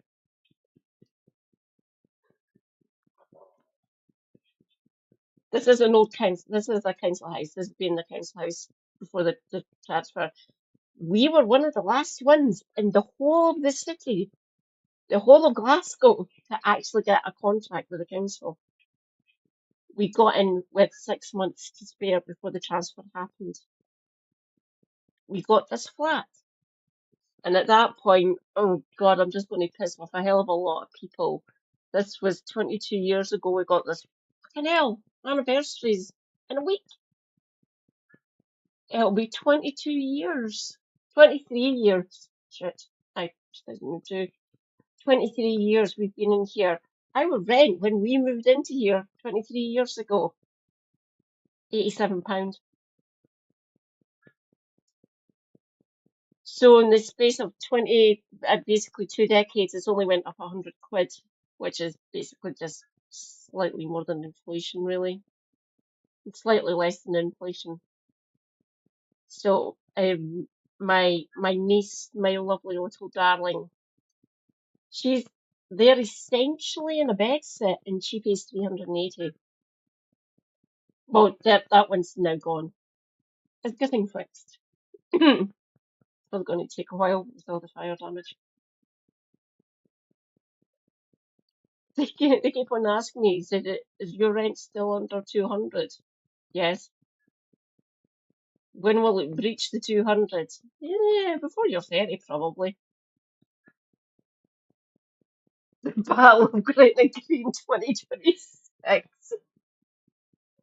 Don't make me go out and buy a katana, Jim. I will end you.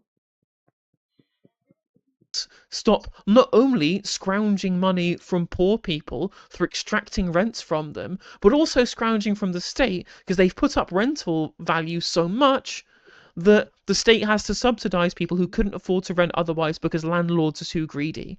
We could be doing rent caps, but oh no, we have too many landlords on the Labour benches like slumlord Jazz Athwell, so we can't interfere with the profits of the landlord class, can we? No, we're going to still shovel money from housing benefit that isn't even enough to cover these extortionate rents.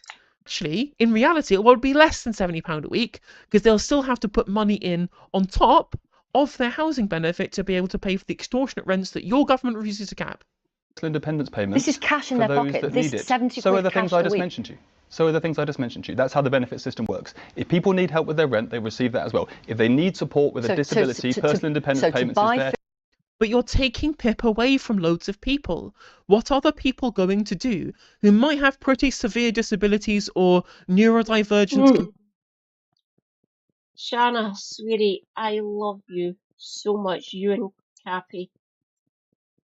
Nowhere in the United States of America, land of the free, can you afford to pay rent for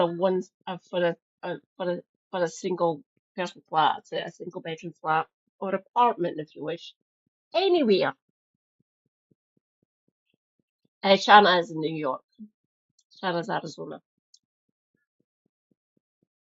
Just outside Phoenix, aren't you, darling? Can't afford it at all. You live in a capitalist hellhole. At least we still have some sort of cheap rent here. Dotted about. Here in Glasgow are not too bad. Don't get me wrong, there's parts of Glasgow that the rent is fucking mental. Like London levels of crazy. But London, case in point. But the rents across the land, like private rents, they're out of control. Delightful. Institute fucking rent caps, you bastards. It's a little bit better up here because we've essentially outlawed Airbnbs or those sort of rental agreement things. They're banned. They are explicitly banned in Edinburgh, in the capital. Thank fuck for that. The rents in Edinburgh are mental.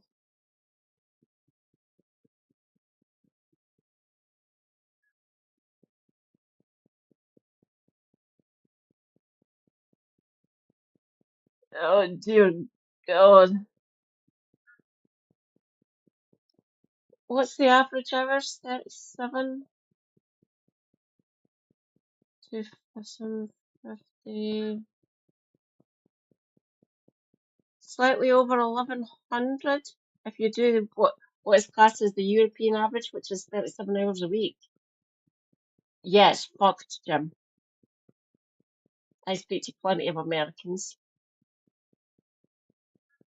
No New Yorkers. A couple of New Jerseyites or New Jerseyans. A couple of Californians, 2 of whom have mortgage.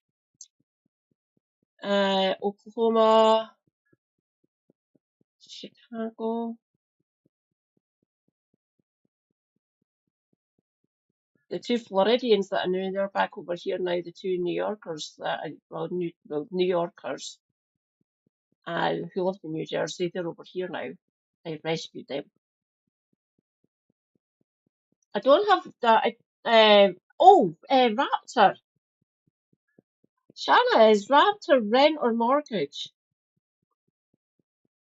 Conditions, which means that they do not reach a 4 in any of these specific categories of PIP outside of the mobility element of PIP, but reach 3s across the board, they will have literally every single penny of their PIP taken away from them and will now have their income reduced down to the £70 that you say that you couldn't live off. And that's not just regular people having to deal with that, that's people who are previously getting personal independence payment that your government is taking away.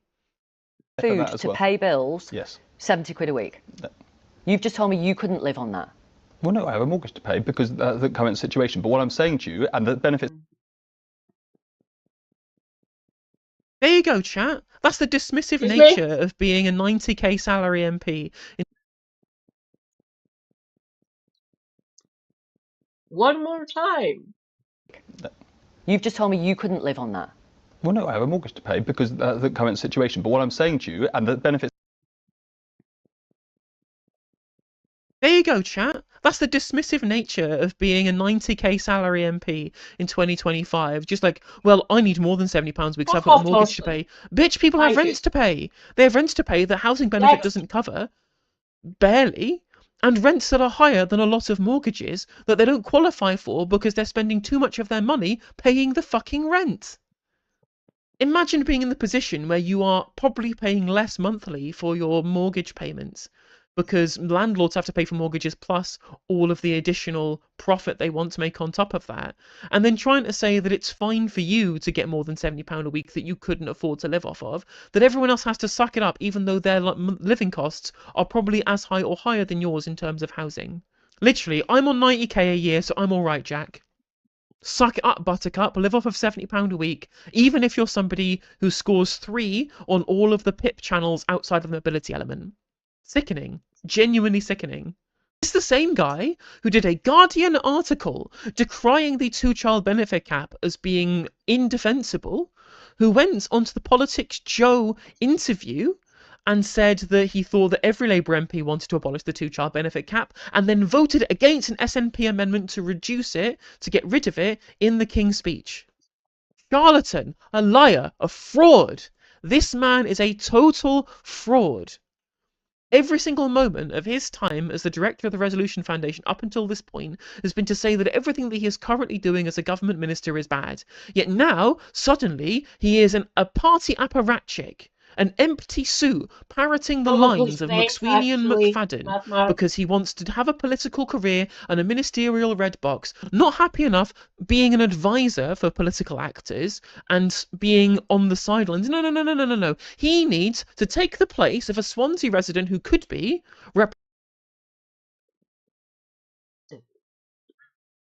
He's done PPE, so that explains pretty much most of it.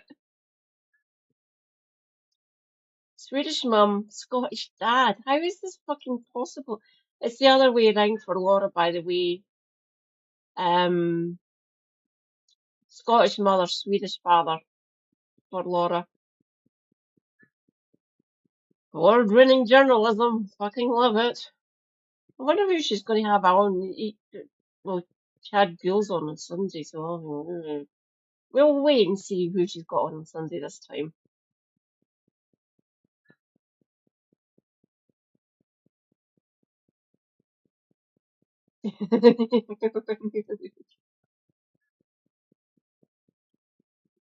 That's why I chose the one I went into for a reason. I wanted to help people who suffer from viruses stop outbreaks happening, to research these viruses and to help make it easier to deal with them on either a local or global scale.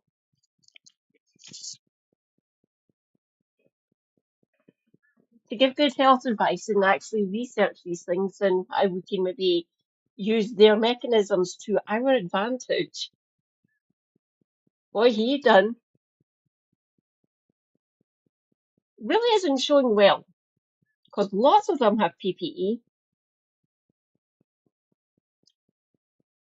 Boris is a classicist, he said. Not a, well, he's obviously a classist, but he's a classicist. Like me, I'm a amateur classicist, Hellenistic nerd, really. And maybe somewhat of a Norse kind of coded person as well. I like mythology and history. These people are so left-brained, so neoliberal, it has literally changed them. You can't see out this box. They're basically boxed in due to the universities that they chose to go to. My one is basically engineering and life sciences and some history as well, and business. They've got the business school as well, connected to Strathclyde. Oh, by the way, my university was the University of Strathclyde. It has one of the best lab complexes here in Europe, here in Britain.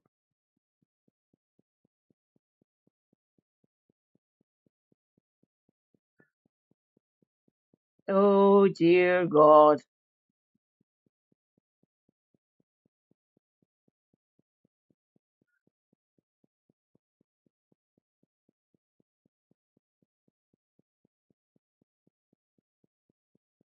Oh, no problem, darling. Carry on.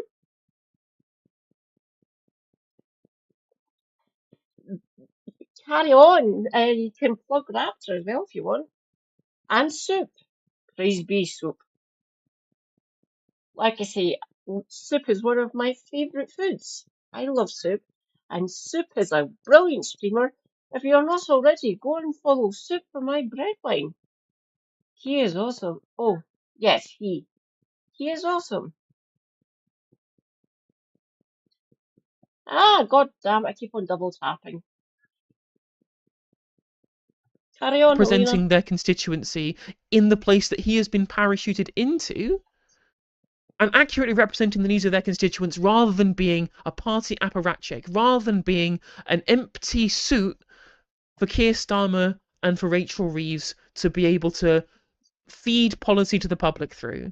System exists to provide housing benefit support for young people as well. But what I'm saying to you is the current system is a disaster for those young people. And, you know, it's all well and good to say you don't like every aspect of these changes, but what you are defending is a Tory system. I'm not defending anything. I'm asking you questions about your absolutely, plans. And that's your job. But I sat in the chamber today and heard people say, I'm worried about this aspect of the change, but there's not enough focus on the disaster that is happening in our country today. We are seeing much faster growth in claims for disability benefits than we are seeing actual levels of disability, particularly for young people. Liz Kendall said in the comments today, I'm so looking forward to people like this to lose their seats at the next election. My God, you know, it'll be terrible that it'll be a Reform MP almost certainly in Wales, which is where his seat is in Swansea West, right? But it will be so satisfying to see these people with no connection to a community, no belief in the Labour movement, no belief in Labour policy, only being there because they've been... Oh, I sat there listening to the debates, formulating how I'm going to screw over the people of this country. Torsten, you are a bellend. Case in point.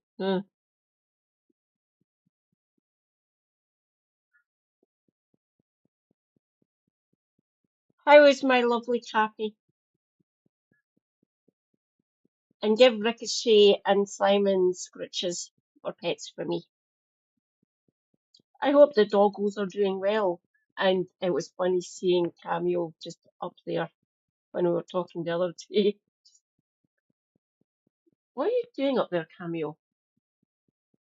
Cameo is Shannon's cat, by the way. Her little, I want to say little, but Cameo's tiny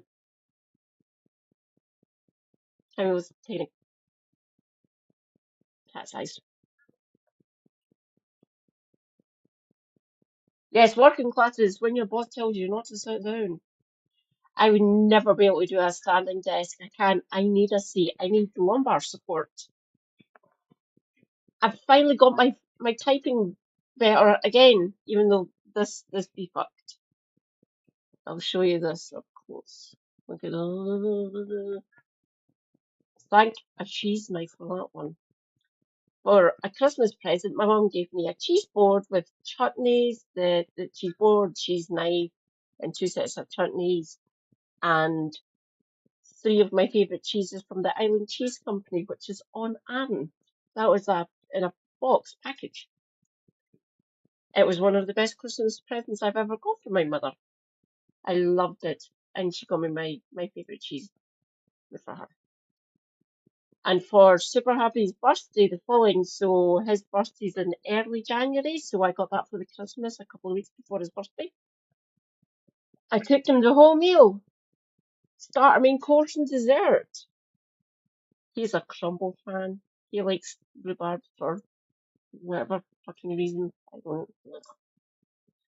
So I made the whole meal, and I was doing the cheese board, and when I was slicing up the cheese, I went right through the bone, and both tendons and nerves in the pinky down to about there. I had 38 stitches on my finger. I still can't feel anything in it.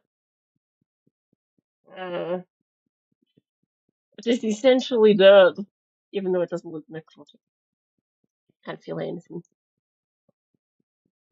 But because of the way it's connected, I can still use it to type. I've managed to train my muscles enough and my tendons to actually use it again to type properly. It has taken me 14 years to do this. It's brilliant. The injury itself is nearly 20 years ago. Parachuted in by people who they have political connections to, getting thrown out of Parliament, getting sent back to the dole queue where they fucking belong. There will always be people who can never work because of the severity of their disability or illness. Under this government, the social security system will always be there for people in genuine need. There are people watching you now who are frightened and who want to know if, for example, somebody with MS, are they someone in genuine need? So I totally understand that some of the reporting over recent weeks will have made people worried, and I am sorry about that. It's a very significant issue. I spent last Friday. If you're sorry about it, stop supporting it. You're not sorry because you're here defending it. You're not sorry because you're getting fucking belligerent about supporting the cuts that your government is putting through, to the point at which that you dismissed claims on whether or not that the meagre amount of money that you were giving people to live off was enough by saying, oh, well, I have a mortgage to pay. You're not sorry. If you were sorry, you would turn around, walk out and tell this Kendall to go shove it. But you're not. You're here defending this shit in public. Friday talking to people in a support group for people with mental ill health, and yes, people are worried, but what I would say is we're partly worried because people know that we have a system that is a mess. Former Shadow Chancellor John McDonnell said today in the Chamber the reality is that trying to find up to £5 billion worth of cuts by changing the PIP rules will result in immense suffering, and we've seen it in the past, loss of life. He claims people could die, he says, because of the changes that you are making. Is he right? I've said this gently to John and to others, that they are defending a Tory benefit system that writes off... Literally, his argument and response to John McDonnell saying that you shouldn't take money away from impoverished disabled people is to say, well, you're defending a Tory system that was too generous. That's it. That's his point. His point is saying that the Tories were too generous to these people, and that's what you're defending. Blue team bad, red team good. That's his position on this, even when it is taking money away from the disabled. What a despicable human being he is. Millions as unable to work, that has failed and is driving up the number of people who are out of work and receiving benefits and not driving down. level of political malfeasance that it takes to look at a genuine Tory failure that has created this mess, which is the Tory failure on the healthcare sector, on the NHS, which is the patient zero, if you'll pardon the expression, for the levels of mental and physical ill health in this country due to ballooning waiting lists and shredded investment and capital spending in frontline NHS provision and inventory throughout the austerity period, the real reason we have such a level of worklessness in this country. And to try and imply that that is not the fault of NHS cuts, as instead the fault of Tory welfare cuts not going far enough, is shameful. It is not just politically ignorant, it is fucking shameful. Absolutely indefensible. It shames the Labour movement. It shames every trade union who supports this political party. It shames everybody who voted Labour at the last election in the promise of there being change with Labour, because all we're getting is change for the worse. Disability, poverty rates, and we're about changing the country. We stood on a manifesto to deliver change. You didn't say in your manifesto you'd be cutting disability and health-related benefits. We absolutely said in our manifesto that we needed to reform the Tory benefits. Look how angry he's getting at the basic suggestion that they lied about their intentions on welfare reform in the manifesto, which is fucking true. They said they were going to support the disabled in their manifesto, and all they're doing is slashing support for the disabled. And to see him get angry at that being questioned shows you how much of a bellend this guy is. I'm so angry. This guy's attitude is beyond the fucking pale. Genuinely beyond the pale. Quoting from the manifesto, thank you, Ben. Labour is committed to reviewing universal credit so that it makes work pay and tackles poverty. We want to end mass dependence on emergency food parcel, which is a moral scar in our society. I don't think that taking away PIP from disabled people who are both in and out of work, remember both of these sectors of society, both in work and out of work PIP claimants who need that money to be able to deal with the extra costs that their disability puts them in, which will increase the levels of poverty. That's what that will do. That is the opposite of the manifesto pledge. Editing no justice here. I just had another look through the manifesto and found this lovely statement that says Labour is committed to championing the rights of disabled people and to the principle of working with them so that their views and voices will be at the heart of all we do. I don't know about you, but I feel like slashing PIP for millions of disabled people is not working with them and having their views and voices at the heart of all we do. Just a thought. It is quite frankly a violation of their manifesto pledge. It's a violation of the fact that Keir Starmer said he'd abolish universal credit in his fucking pitch to voters in the leadership election in 2020. What a surprise that Keir Starmer, the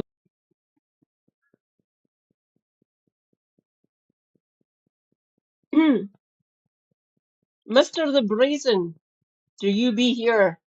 I can see a tweet. I can see a chat from this video. I can see them losing a lot of former safe Labour seats. The Greens need to reach out to people in these areas. You are correct. Watch this space.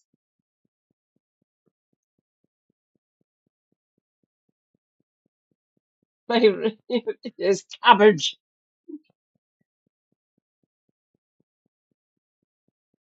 You've just reminded me one of the best bits.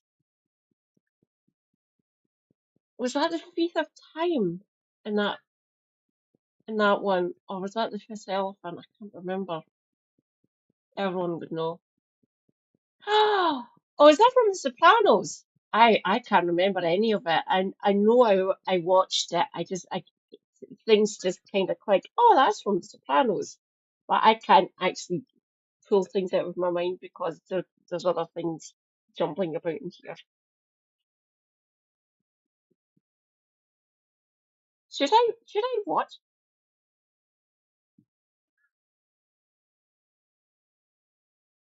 Oh, hang on.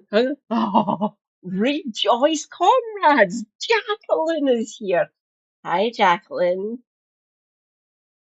I have someone else on my YouTube. How you doing, Jackie? Hello. Mwah. Everyone's doing this for the tea. Oh, they're giving far too much air. Far too much breathing space. Yeah. I would not give that man time of day. The sooner he fucks off, the better.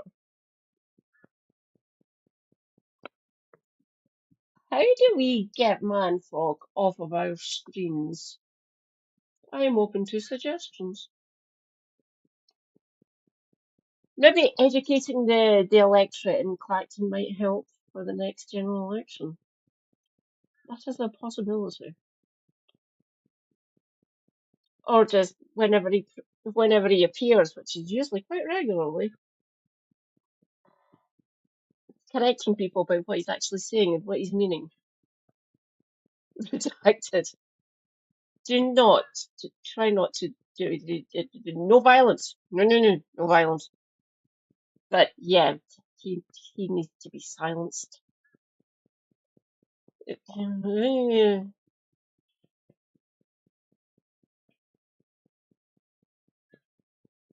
Oh, thank you, Jacqueline. Liar This has a man is a Politburo fucking full of fool. liars who parachute MPs who are also fucking liars. What a surprise. Who appoint ministers who are liars, who put Oh, out statements that Mark Richardson there. Party politics is a team as a team sport. Correct, Mark. Correct. Funny that. You got rid of all your fleas, and now you're moaning. Get wrecked. Done it to yourselves. Fuck off. I hope the Labour Party die as well.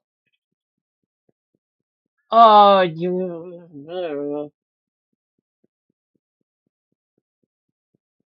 Maybe we should go back and find something from Phil to see. Maybe around about this time. are full of lies, who do nothing but lie every single time that they open their fucking mouths, or put pen to paper, Okay, or let's write deal any with that statement online. bastard A litany first of before we lies get on from to start to the finish, different from bias. 2020 until today, and almost certainly until the next parliament, just a pack of lies to the public. Hey there, if you enjoyed the video, make sure that you like and leave a comment. That helps the video out in the algorithm. If you subscribe and ring the bell, it'll let you know when I go live. I stream every day on YouTube and Twitch. You can also follow all of my socials down in the description. And if you want to support me in a more financial manner, there's a join button for membership to just 99p to be a member on YouTube, as well as a Patreon, and there's some merch there as well. And hopefully I'll catch you on the next video. Take care. Do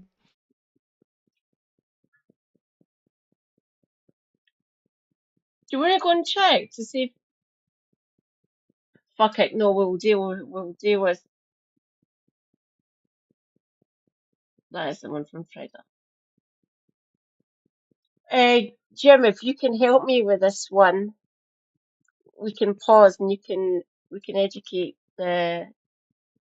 everyone else in chat. Well, they might already know most of the stuff anyway. Oh god. You done it recently. This is gonna be fucking cancerous. No, I am not subscribing to this bastard. Fuck off.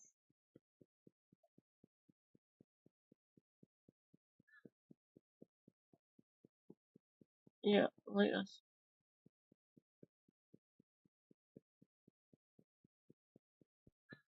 No, that's not it.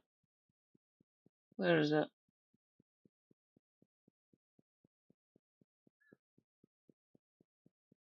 No.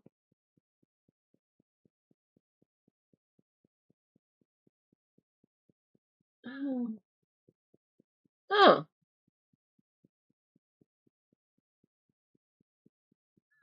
Oh, is it older? I thought it was recent. No.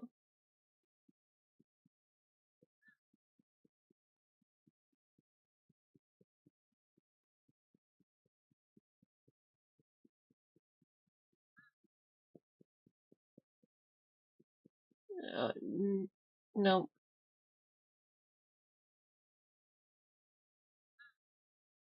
Christ almighty.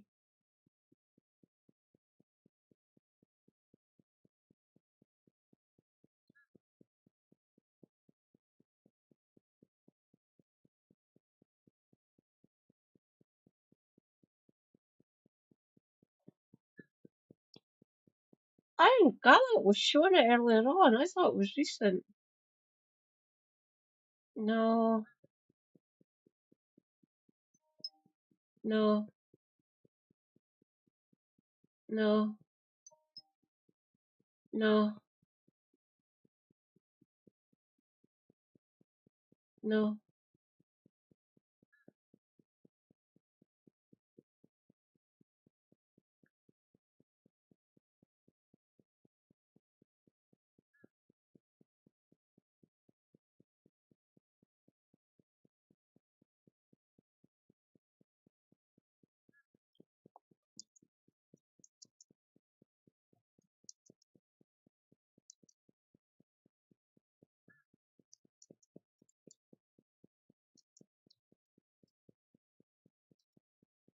Hmm.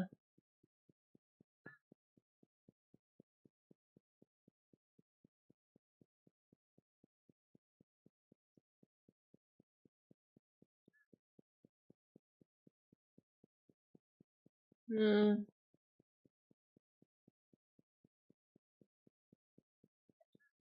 Oh, it's from 2 years ago?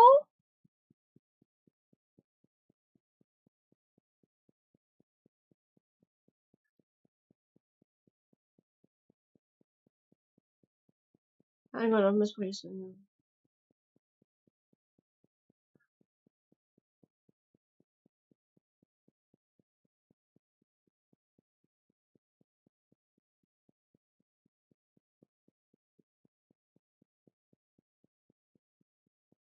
Yep, that's him.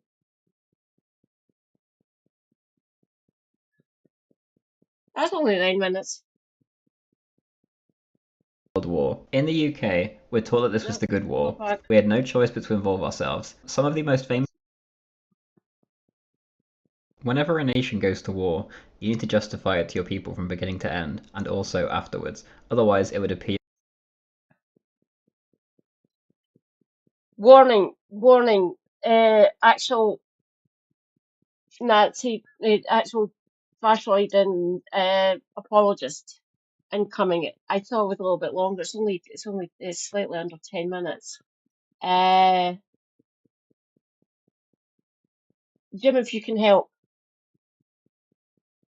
Content warning. Nazi bullshit. Nazi stuff. Thank you, Jim. We should be able to debunk this, by the way. I read history. I know shit. I drink and I know things. I would never presume to be a Tyrian, obviously.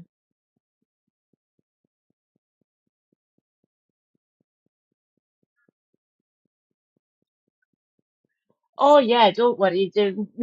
Me, Kev, Raptor, I think Soup might have hit on him as well, and Freda, if you're not already. Oh, I'll just put in this name. Freda, Freda.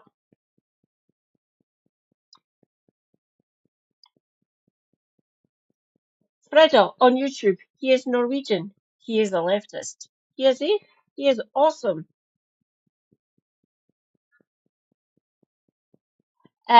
He's 37. He is British, as you can tell from the voice, or English. Obviously, he's British. We're all British. I'm British. Jim is British. Legally, we are British. I am Scottish. I identify as a Scot, even though I've got a British passport. Technically, I have access through my granddad to a Norwegian passport and through my great granddad, my granddad's dad, to a Canadian passport, which would still make me a British citizen anyway, or a British national, if you wish. Your countrymen died for no reason. This is especially the case for World War II. If you were to question if it was a war worth fighting, or even suggesting that the reason it happened isn't in line with the mainstream narrative, you'd be hounded out of the mainstream circles and called a Nazi. This is the case across the board from Washington to Moscow. In these two nations, you could argue they came out better off after the war, and most would buy that the sacrifice, especially in America's case, was worth it. But neither Russia. The Martian didn't work everywhere. You, as a British citizen, know this. The majority of the Marshall Plan money went into Germany, specifically into West Germany, where they parachuted in reformed Nazis who are going to be nice now. They're good administrators, apparently. We did get built back up a little bit, but the rest of it fell on the Labour government after the war. And that's when the real transformation started happening in the early to mid 50s, when thousands of houses were getting built everywhere because we'd been bombed to fuck. They are still finding bombs in certain parts in the UK, especially here in Glasgow, over in Clydebank, near to the dockyards where all the ships were getting built. They are still finding bombs to this very day. Unexploded German ordnance or Nazi ordnance. Delightful. People have been injured and been killed over the years from unexploded ordnance that have been dropped in Glasgow during the Second World War. Or technically third, if you want to put it that way. Check out my stream, Alex. World War IV, maybe?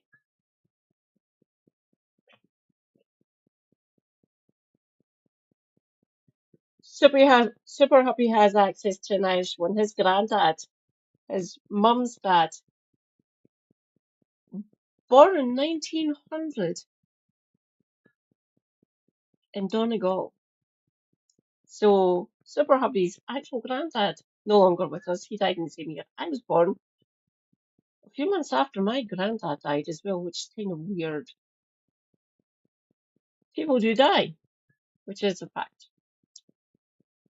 I was born in the March. My granddad died in May.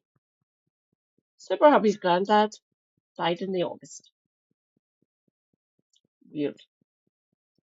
Super Hubby actually found his granddad dead in his bed. He was 9. He also found his granddad's rifle in the wardrobe.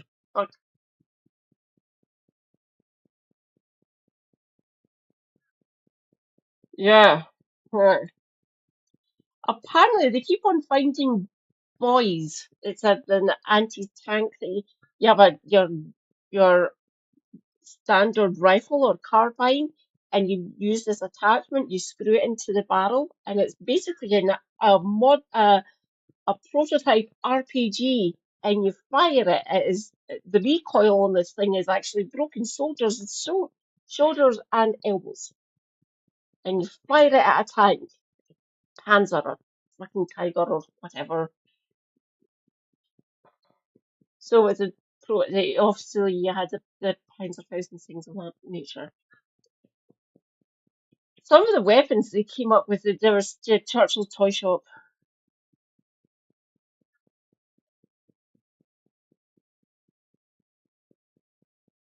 Oh God, yeah.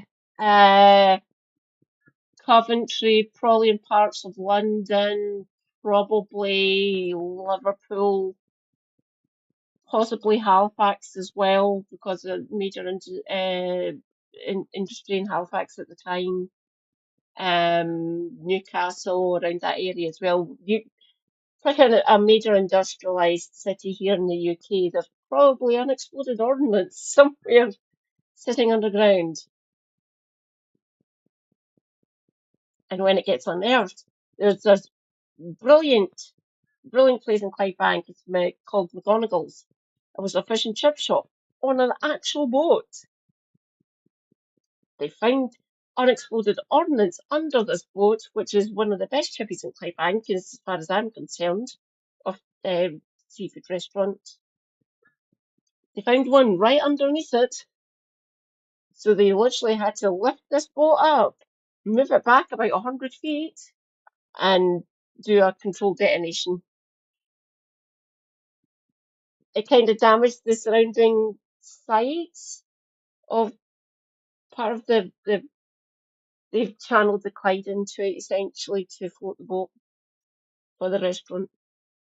And it kind of broke the built up sides of it, the channel that it was in. It took them a few months to fix it. But yeah, that was delightful. That was when I was living in Clydebank. 2000, year 2000. Russia nor the USA began the war, Great Britain did. When they inserted themselves into the German-Polish Danzig negotiations, any war that broke out would now no longer be a contained conflict, it would be a world war. In the UK, we're taught that this was the good war. We had no choice but to involve ourselves. Some of the most famous He had specific designs to actually either coerce, thank you, Mosley, you fucking fascist piece of shit.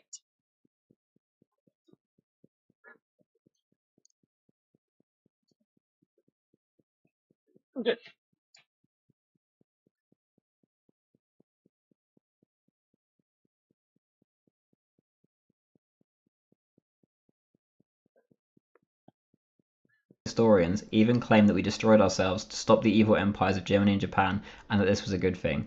In rare cases, it's even claimed that we had to fight to stop the Holocaust, which holds no basis in fact. At the end of the day, this is all cope. The Second World War cost Great Britain everything it had. We didn't do this as some courageous... Yes. There was people, brown shirts, Rom,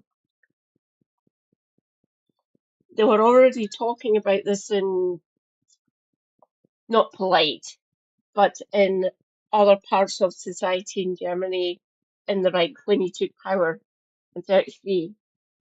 This wasn't happening until about 36, 37, when people were talking about this in holes in other parts of German society, that they were thinking this needs to be done to purify Europe.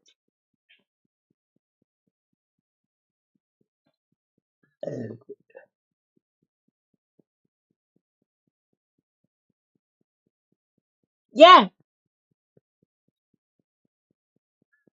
maybe I need to cover that after this. Excuse me, sorry about that.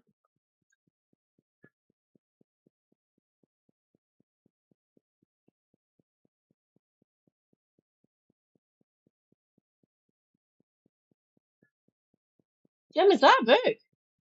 If that is a book, post it in the Discord, would you? There's the either the philosophy channel or books TV, blah blah blah, that channel as well.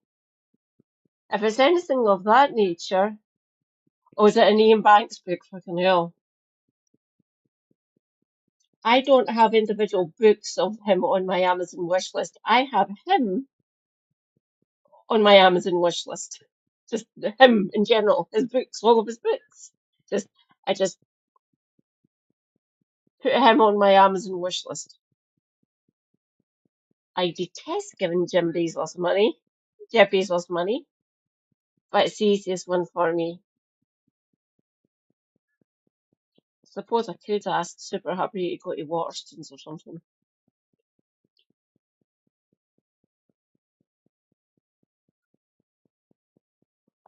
Ian M. Banks is the sci-fi. Ian Banks is the other part. So he's kind of split down the middle for what he writes.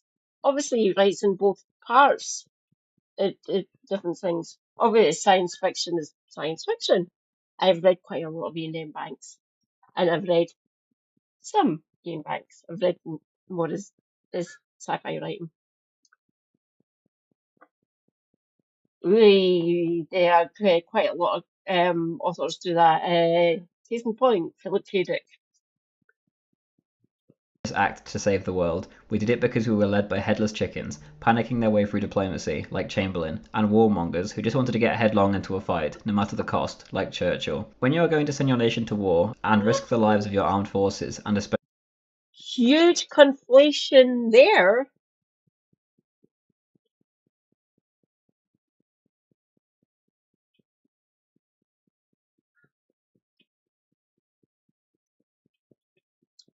Jim, I need to speak to your brother.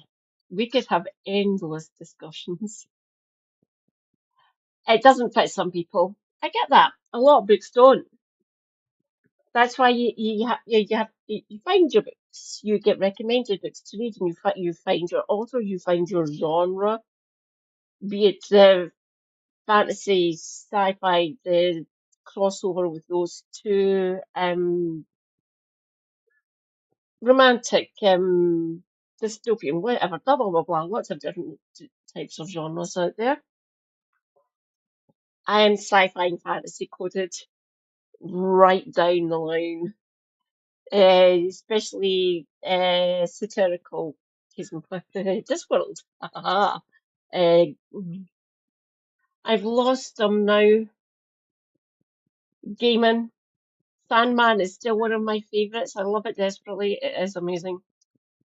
The graphic novel. I haven't seen the adaptation yet.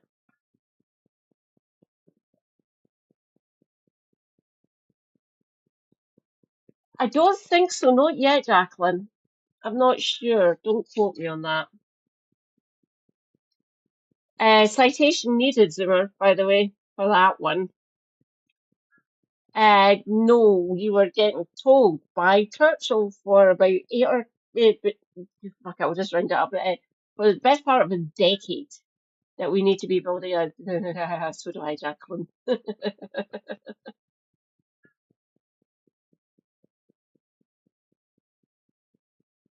It is. That's why I connected with it. Big nerd. Come on, I've read quite a lot of Tolkien as well. And still haven't got round to Anne McCaffrey. I definitely need to read The Dragon's Return. I really do. I haven't, which is weird for someone so deep into fantasy and sci-fi. Especially your citizens, you need to consider the risks. Much like a gambler or a Hang on. Number of deaths. Norway. Wrong. Wrong. Not entirely sure of that one. Wrong. Wrong. Wrong. It's definitely wrong for the UK, by the way. It was over 700,000. If you're going on the pure military losses, I'll give you that, but you have to put in the civilian casualties as well, you fucking disingenuous cunt. It was over 1 million for France, by the way. Motherfucker. I can't make out the one for Belgium. Ugh. Uh.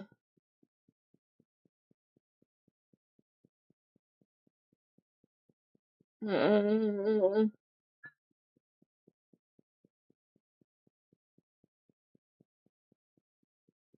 That one for Albania needs citation, but we can't actually get it anymore. Hungary.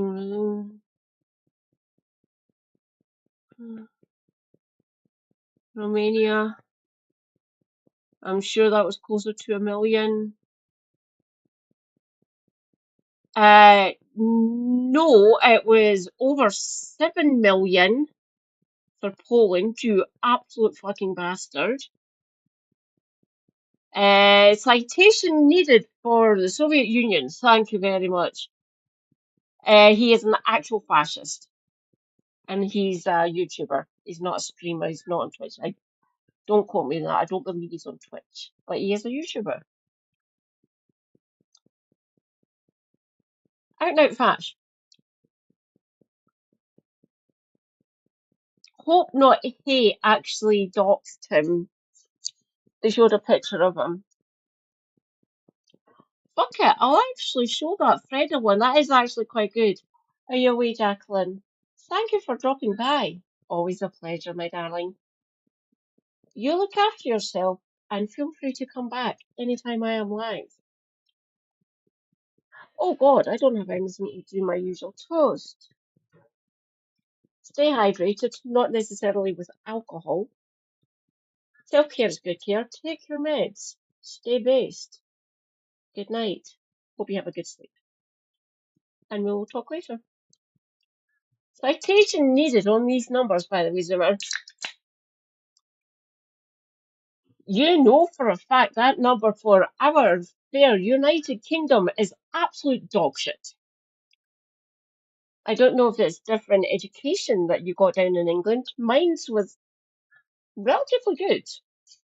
Because I've done my own research, obviously. Maybe leftist, maybe researching all the fucking time. Trader in the stock market, you need to assess the fact that before you dive headlong into what you're planning on doing, there are risks. Are those risks worth it?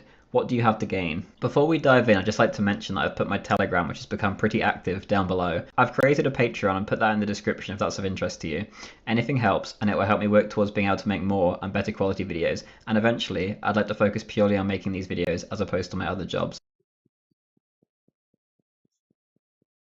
Seriously.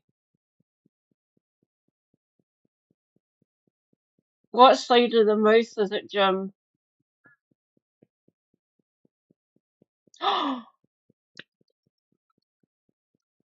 Enjoy, Jacqueline, enjoy. That is one of my favourites. I love I love Sam so much. I am more Unseen University. I'm more Wizard and Rincewood coded. I just so love Rincewood, but Guards, it is fucking awesome.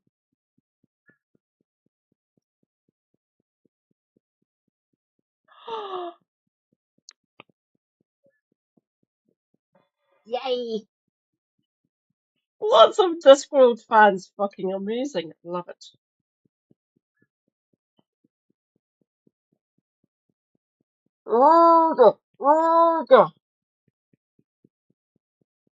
Book recommendation or recommendations. There's two books. Thief of Time is not part of a character arc. Thief of Time is fucking amazing. It has Nanny Ogg in it. Or if you're a Sam Vimes fan, Thud.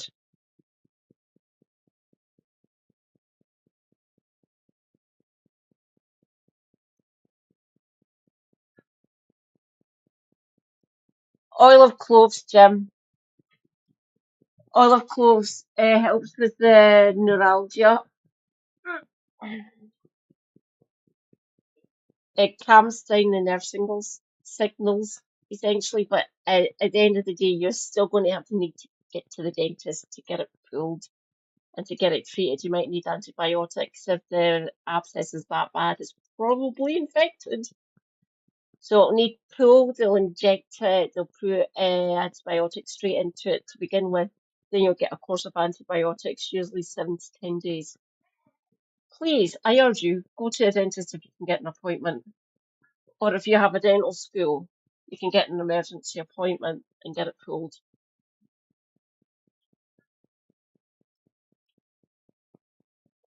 It needs pulled if you've got an abscess that big. It's just going to get worse and it'll spread to the rest of the gum. It's not worth the risk. Please, I beg of you, go and get it dealt with.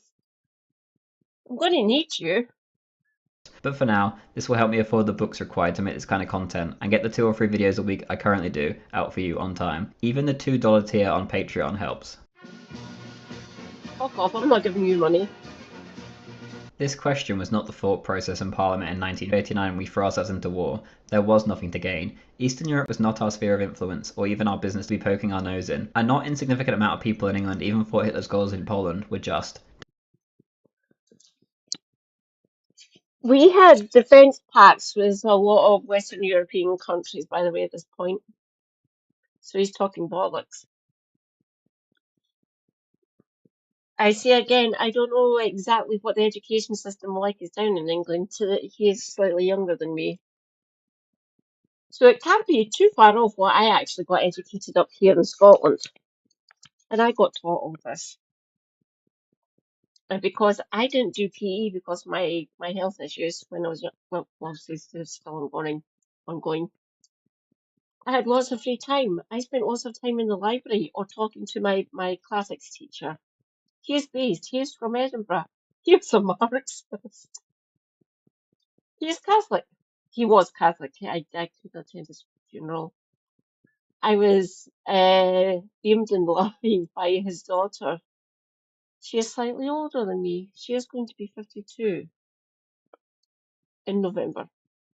Thank you, my darling. So she brought me life. She brought in her tablet. So I was there. I could see the service. He educated me, said, if you are interested in history, try these books. Go and speak to, her name was also, weirdly, the librarian at my secondary school was called Helena. She is no longer with us as well. She died about a decade ago. And she said, hi, Mr. Rutia sent me. What is a history this time? Over here, these are the ones I think you would like. And I read lots about like the First and Second World War, lots about classic wars throughout history. It was fun. I really do enjoy reading. That's how I know he is talking bollocks. There was books that I had access to, which I'm sure he would have had access to as well when he was doing his secondary education. Danzig was a German city, after all, but through a mixture of lack of critical thinking, falling for false No, it alarms wasn't. and panic, we threw ourselves in. Worst of all, we knew we could do nothing if it came to war. Poland was an entire continent away, and no men, no bullets, That's or even advisors were sent to Poland. We'd given Poland free an entire continent away? You do realise that air travel was a thing. We could get to Poland. It's not that far away in the scheme of things for a country to get to. As an actual organised government, we could get to Poland rather easily. It is not a continent away. Europe is a continent, and that's thousands of miles. Eurasia could be classed as a continent that's multiple thousands of miles, obviously. But we could get to Poland. We had diplomats in Poland at this point.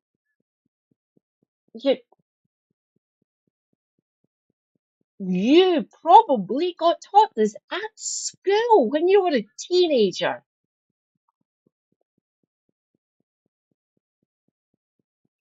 Yeah,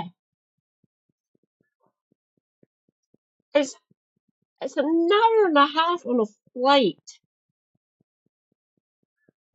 to Warsaw from here, from Glasgow. We could get to Poland in like 2 hours. Or if you can't fly due to health reasons like me, I can go on a flight because if I go above certain blood pressure, blah, blah, blah, blah, lots of different blood and blood pressure reasons, really. You can either drive it, if you're feeling masochistic, I guess, or you can get a train, then a ferry across, then another train through France and Germany and into Poland. Well, that would be 12, 13 hours all told. The flight obviously less than 2 or maybe 2 hours. They could do that then, which is 80 years ago. free rein to provoke a conflict by not negotiating with Germany, yet we could do nothing to help. There was nothing to gain from such a move. We had put the nail in the coffin of Polish-German negotiations. We were as the Poles knew we would back negotiating them up. with What were the them. war goals? Destroy Germany? Peace in our time. Does that not come into your thinking? We were already negotiating with the fucking fascist bastards.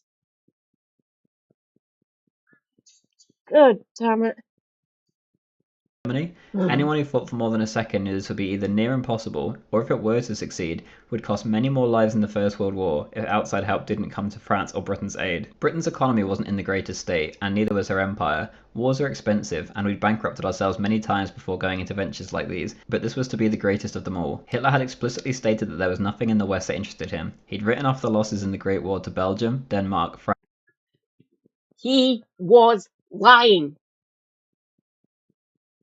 We know this now. He was fucking lying. And there was people within the government here in the UK who was telling the Prime Minister that he was lying. And they were shouted out. They still kept their cabinet positions, but they weren't believed. Fun times. Fucking delightful. Yeah, I just want this. I just want to do this. Make Germany great again. Sorry. Self-admonishment there. I really shouldn't equate Trump with Hitler, should I? France and Italy, he was only ever interested in regaining the German majority areas in Eastern Europe under foreign rulership, which he did. All that was left was Danzig.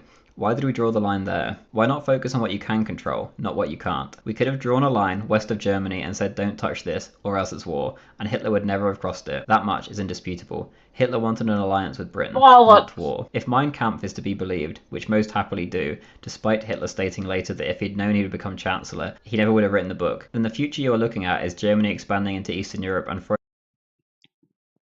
Oh. Even if he was going to take over anyway. Hindenburg was on his last legs, politically and physically at this point. And he just wanted to quiet down everything in Germany. Then von Papen fucked everything up. Oh, fuck it all. I would say read a book, but he probably has. His analysis is completely incorrect. Again, disingenuous or actually spitting Nazi, which he is. throwing themselves into an inevitable war with the Soviet Union. Why would we involve ourselves in such a crusade? Initially, Hitler had attempted to negotiate an alliance with Poland, which we thwarted by involving ourselves. But if we had not, and negotiations broke down, we're looking at the destruction of the Polish state, which is hardly known in history. But we were in no position to stop that if it is what Hitler wished to do. Then would be the Soviet War, which would see the two, as most people at the time would say, and still do now, evil nations in Europe going at it with each other, inevitably weakening each other and costing them millions upon millions of dead. The world over, the Soviet Union was detested. Why involve ourselves? Let them destroy each other if that's what they wish to do. By involving ourselves, we had brought about worse horrors than we sought to stop. In war, everything is escalated beyond its normal limit. The further a war that needs picking apart a bit.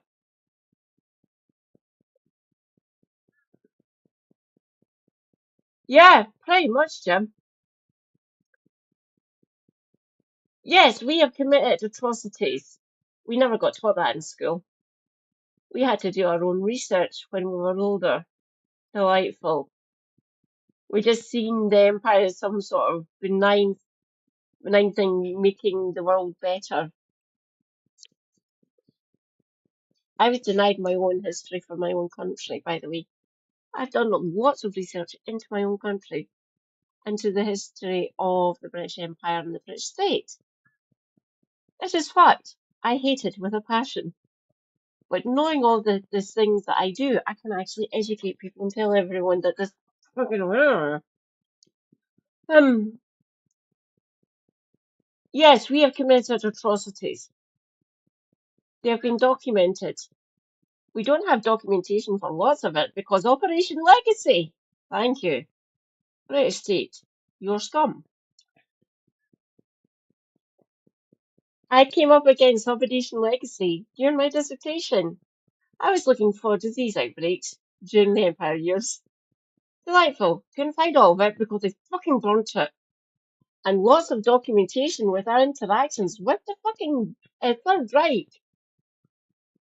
They got sanitized. They've either blocked the documentation still exists and they're under a 150-year rule, which means we'll all be dead and buried or cremated or whatever. So these eyes will not see that documentation, or it doesn't exist because it got burnt or buried or blah blah blah blah. Pick something. We don't have access to everything because the British state actively denies it exists or literally fucking destroyed it. Fucking hell. Going up against an organised state which has been going for centuries, kind of difficult. Case in point, Catholic Church. War progresses and the more total it becomes, the more civilization breaks down. The more you push your enemy into desperation, the more drastic actions he will take to save himself. A German-Polish war would have... They were actively doing this. They were doing it at that time. Their intentions were clear to lots of people in Europe and across the globe in certain little pockets. We knew what they were going to be doing.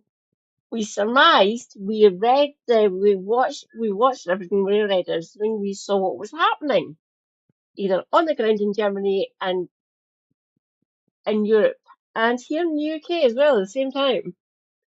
We were reading it and we were telling the UK government, we were telling the French government, the Polish government, the Belgian, and well, obviously not the German government, the Italian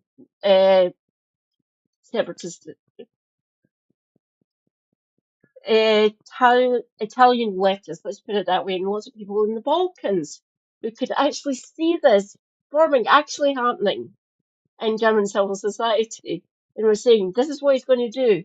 Mark my word, this is what we're going to do. And we got proven correct. Funny that. We always get proven correct. They never listen to us. Huh. So exasperating, really. I remain hopeful because I now exist. Never underestimate a Scottish madwoman. been a quick affair, if it even came to war. Instead, we escalated the war and even It brought new was players into it. We dragged Norway into the war by violating their neutrality, sending their country into turmoil. Then when things went badly for us and France fell as a result of the Norway escalation, Winston Churchill, the so-called greatest Briton of all time, went on a grovelling campaign at the feet of Roosevelt and Stalin, inevitably escalating the war. He sent letter after letter to Stalin begging him to join the war, sending him warnings that one day Hitler would attack him. Roosevelt was more than happy to rob Britain blind for the supplies we needed.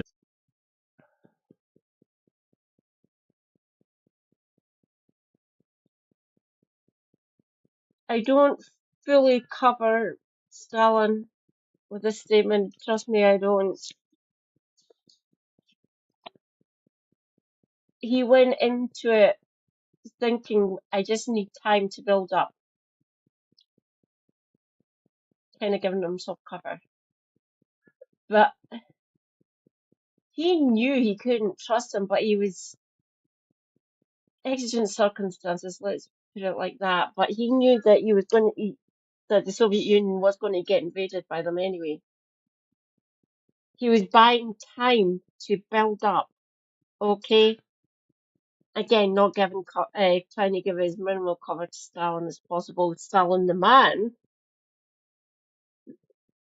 The rest of the Soviet Union, there was lots of people who were saying, he's going to invade, why are you agreeing to this?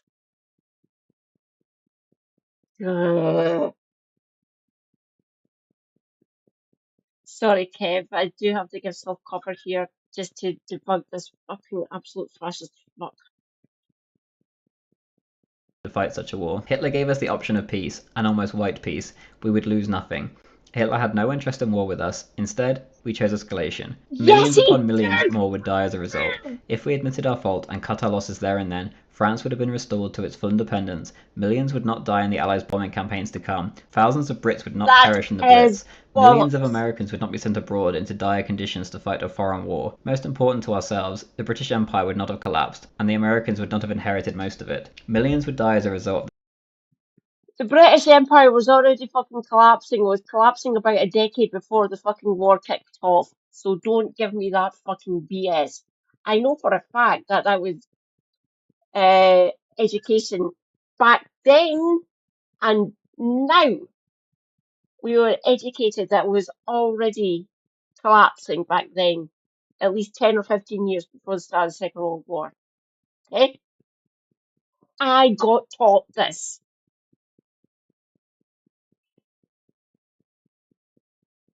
You either never got taught it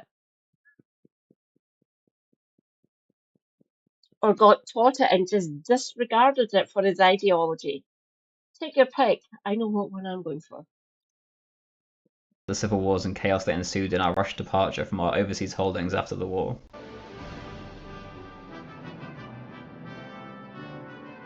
There was never anything to gain by throwing ourselves in, yet we did. The war fundamentally changed the world in every conceivable way. The Americans became the world's predominant superpower, yet they were in deep isolation beforehand. The Soviet Union gained control of all of Eastern Europe, and the Brits, for their trouble, were left totally bankrupt and their place in the world destroyed forever. It's been a terminal decline ever since. The empire wasn't in a good state after the mess that was the First World War. It barely survived. World War II would be the death blow. In It was already in a fucking state before the war, you fucking mad bastard. Fuck. The empire was already starting to crumble a decade before the war.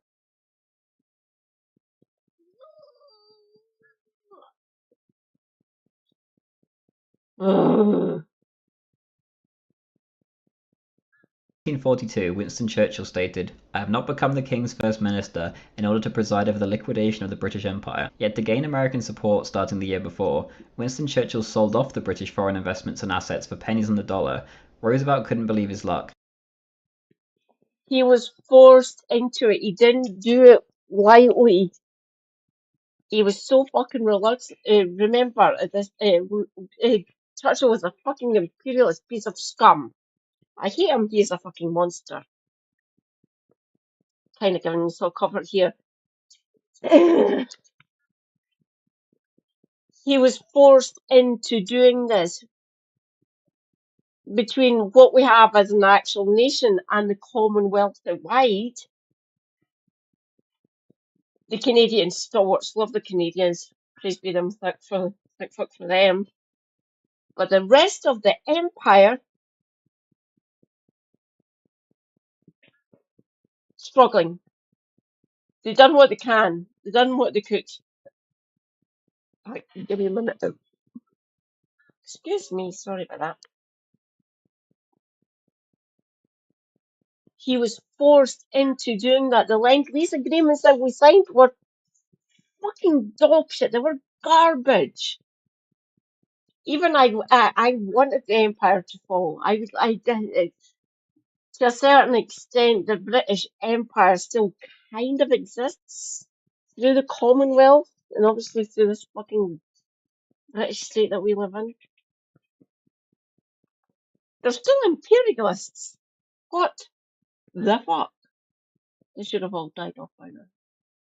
He hated the British Empire and everything it stood for. He spoke publicly and privately on this point dozens of times in his career, even joking about how he was sending the empire to its grave while he was ripping off the Brits. We sold off our empire to a man who hated us, to save it from a man who loved us and never threatened us. When the war came to an end, we simply could not afford to run what we had left. A slow process of decolonisation began, and we lost in a few decades what we had spent centuries building, with nothing to show for it. We came up with all kinds of post-war cope about how independence was imminent anyway, and we were preparing these people for nationhood. In India's case, this might have had a bit of truth to it, but in regards to Africa and the rest, we weren't going anywhere anytime soon. To cover the sheer amount of death that resulted from our We rat-footed the fucking Bengalis. We basically done a genocide during this period as well, thanks.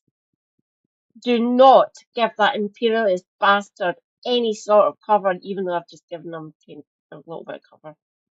The man was a fucking monster. He specifically designed that in Bengal, by the way. Okay?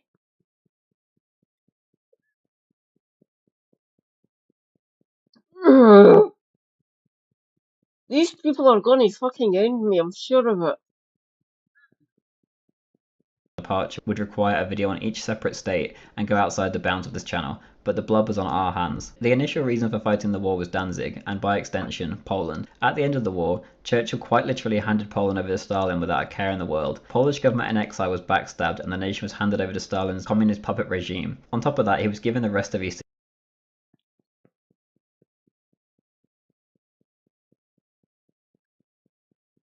Freda's analysis or covering Operation Unthinkable? Fuck it, I'll do a poll.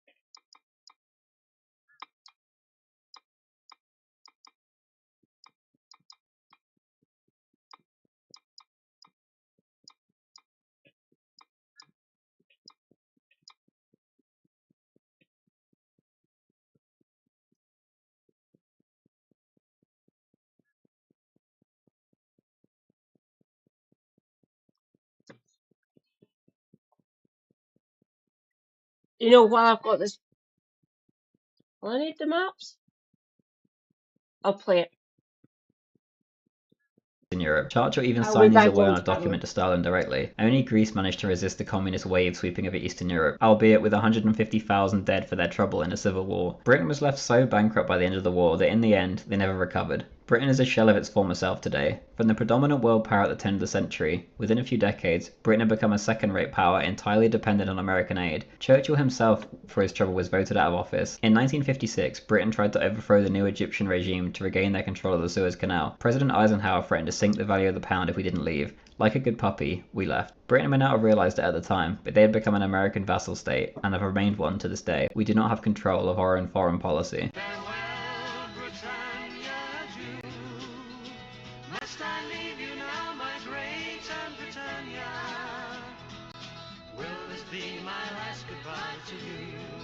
For better or for worse, World War II has entirely shaped the state of the world today. It takes major events like that to make such rapid change.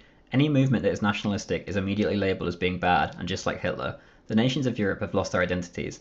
Any movement that is too socialistic is viewed as being full-blown communism, so now we live in the most hyper-individualistic culture that has ever existed as a result. It's a scramble to the top for one's own sake. No one cares about the wider society. As a result of anything but the status quo being viewed as extremism on the left or the right, we have sleepwalked into the most deranged state of being that has ever existed. Very few are happy. Hardly anyone disputes that World War II was worth fighting, yet most of these people hate the world we live in today, which was caused by that same war. Perhaps it is time for a rethink. Those on the left hate the capitalist society we have created. Those on the far right agree with them. Religion has been shelved as it holds the opposite values of those that are controlling our culture wish to instill. We live in the cult of the individual, and as a result, birth rates have plummeted. How am I meant to get that promotion at work if I have all these kids to look after? Everyone charges forward in the rat race without thinking twice. Almost no one can afford a house or live a happy life, yet they continue to try to climb the ladder, kicking those below them in the head on their way up. We have opened the floodgates to immigration to make up the shortfall in births, and a growing number of people feel like aliens in their own nations. Western Europe and North America especially looks like a shell of its former self. Whatever those troops fought for on the Allied side, it certainly wasn't this. Maybe it was, but they didn't know. It's almost as if they were fighting in someone else's interests and not their own. Videos come out regularly of the last living veterans from this war, those with the ability to overcome the need to justify their own actions anyway, who are happy to admit that the world has gone to hell, as the most famous of these clips puts it. The average D-Day stormer's opinions will get you locked up and the key thrown away if you express them in Europe today. These same men died for this cause, and they didn't. That's bollocks. I talk out about the Second World War all the fucking film, but not so much regularly now, but I can still talk out about it. Trust me, there was atrocities committed on lots of different fronts during the Second World War. There were. some committed by UK, some committed by Americans, some committed by the Third Reich, some committed by the Italians, and other nations. France as well, but she still existed. Michel Pétain. Delightful chap, really. Even know it. They were lied to. Whoever really benefited from this war, I'll let you decide for yourselves. But as for the point of this video, all I can really say is that beyond a shadow of a doubt, the Second World War was not only not worth fighting, but it cost us our civilization and way of living. It's time to rethink how we view the Second World War. And then nowadays, I am so upset that the things we did and the things we fought for and the boys that died for it, it's all gone down the drain. Our country's gone to hell in a handbasket.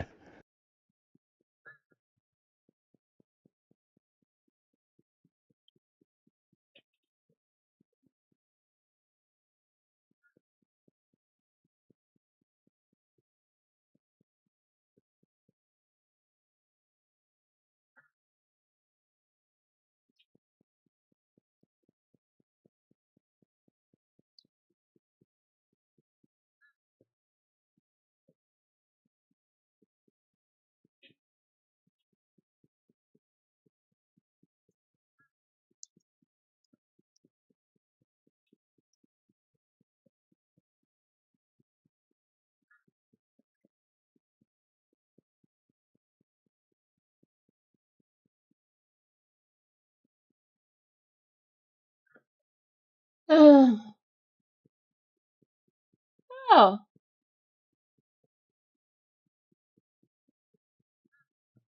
8 minutes, 25 from Griffin or Cody. Right, we've got Griffin at the Armchair Historian, or we've got the Cold War, or we've got Cody at Alternate History Hub. I have a place in my heart for Cody. I have his book. He's written a book. It's called the Atlantropa. It's quite a good book, actually. It's apparently it's a lot better than what Shad's done. What one? Obviously, Griffin's production values are amazing. But I do still like the Cold War one.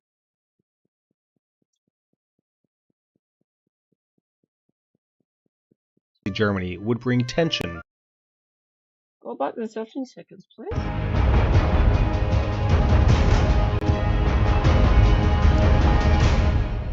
It was clear to both the Western Allies and the Soviet Union in the final months of World War II that the destruction of Nazi Germany would bring tension, if not outright conflict, between them instead.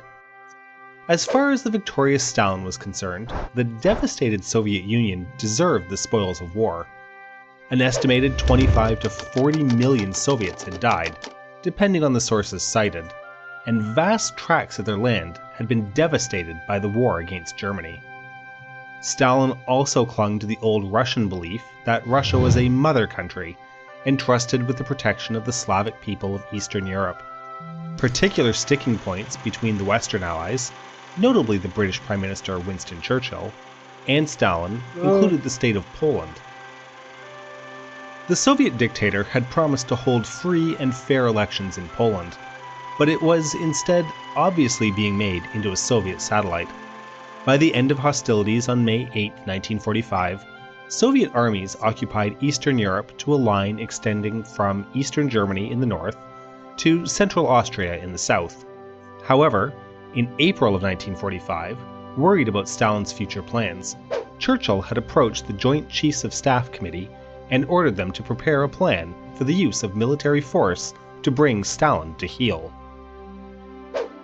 It was stated that the overall or political object is to impose upon Russia the will of the United States and British Empire. Operation Unthinkable's optimistic objective envisioned a swift military success using British Empire, American, Polish, and even German troops, ideally ending in Stalin's capitulation to political demands. mainly the end of his occupation of Eastern Europe. Necessary preparations for the attack, including troop concentrations, road, airstrip, and communication network repair and construction, as well as many other factors, would have been immediately obvious to any Soviet agents and reconnaissance. The eastward offensive was proposed to begin as early as July. This would never have worked, by the way. There were spies everywhere.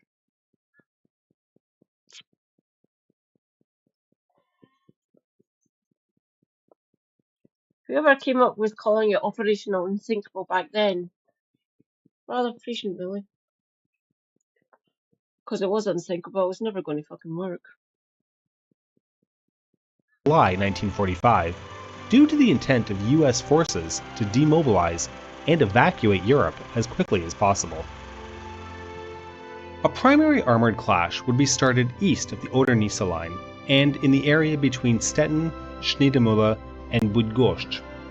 One factor limiting Allied land power was the promise to police occupied territories such as Germany, Italy, and Austria, a commitment which required 11 divisions. This was compounded by the extra 25 divisions needed to defend the front line from the Baltic to the Adriatic.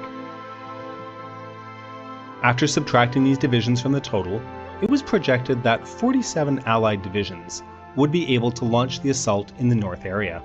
14 armored divisions, 25 infantry divisions, 5 airborne divisions, and an additional 3 equivalent divisions, to be specified later.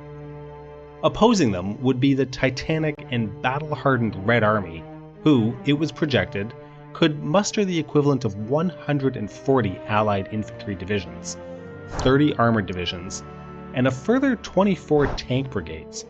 In short, the Soviets would have a numerical advantage on land of about 2-to-1 in armor and over 4-to-1 in infantry. While it was predicted that a massive land war would be the dominant theater, sea and air power would also have to be taken into account.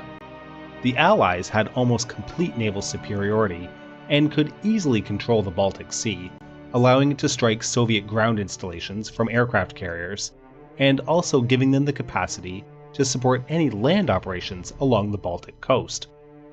In the air, 6,714 Allied tactical and fighter aircraft, in addition to 2,464 heavy bombers, faced 9,380 Soviet fighters and ground attack aircraft, in addition to 2,380 light bombers, 1,000 strategic bombers, and 1,100 naval aircraft. While the Red Army Air Force was massive, it had weaknesses which the Allies predicted would render it useless for a prolonged war. The Red Air Force depended on the West for almost half of its aviation fuel, a large portion of its aircraft construction material, such as rubber and aluminum, and also possessed an inferior radar system. A further advantage that the Allies did not count on was the fact that Stalin had begun a purge of the Air Force's high command, depriving it of effective leadership, similar to what had befallen the Red Army before the German invasion in 1941.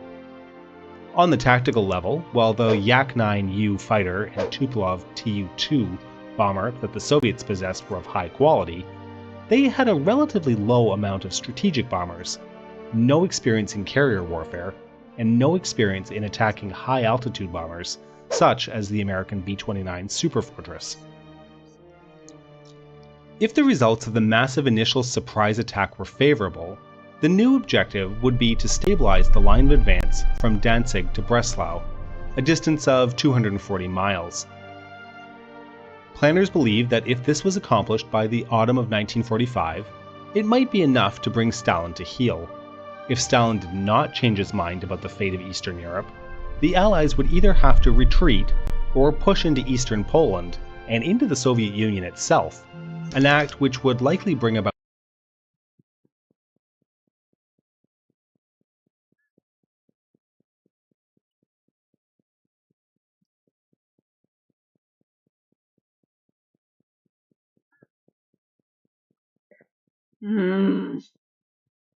total war, a third world war.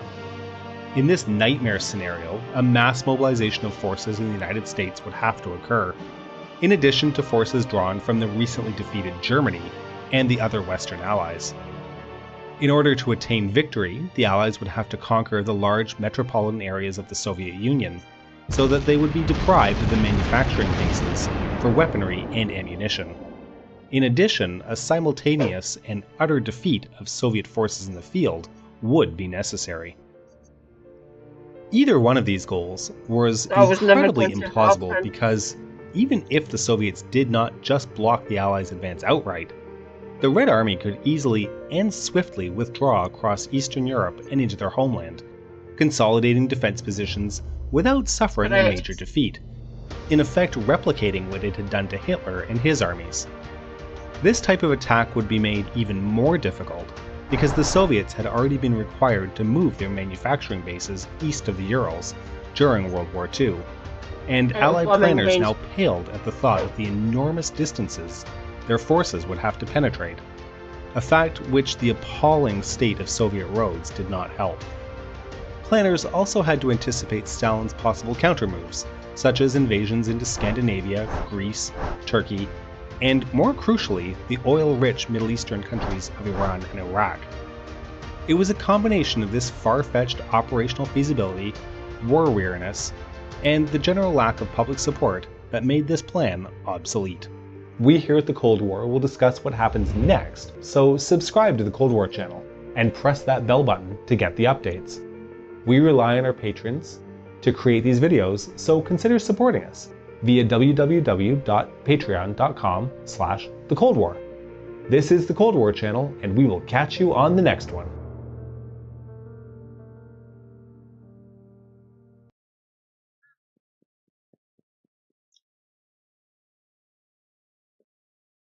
Sorry, I should have said what order.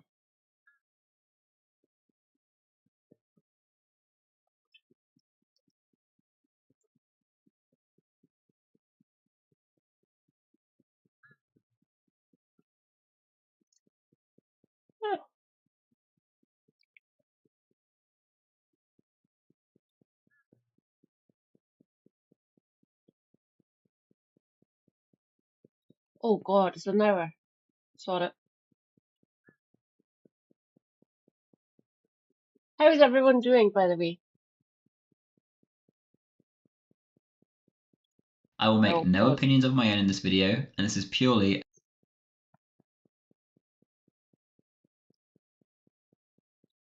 I'll pause for a second. How is everyone doing?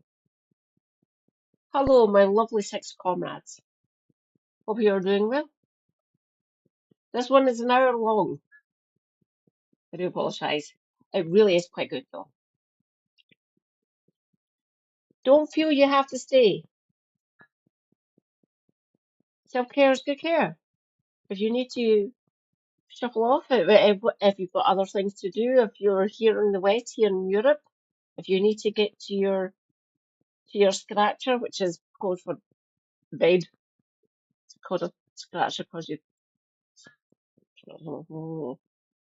If you need to go to your bed, go to your bed. If you need to hydrate, hydrate.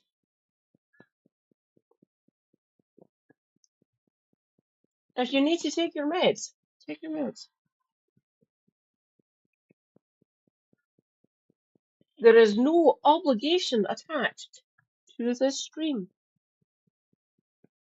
a history video, nothing more. Zoomer Historian is a British pseudo-historian. That means he presents himself as a historian, presents his content as history, but utilizes different methodology and evidence than that used by trained historians. It's similar to pseudoscience. Scientists may assert that the Earth is round based on commonly held evidence, while a pseudoscientific approach may find the world to be flat based on bunk evidence. He presents his channel as, quote, apolitical, but like most YouTube essayists, he's very clearly arguing for certain political positions in his videos, and his content can be considered part of a larger political movement or project. With most video essayists, this ranges from things such as arguing for better public transit or wanting a return to the gold standard for some reason.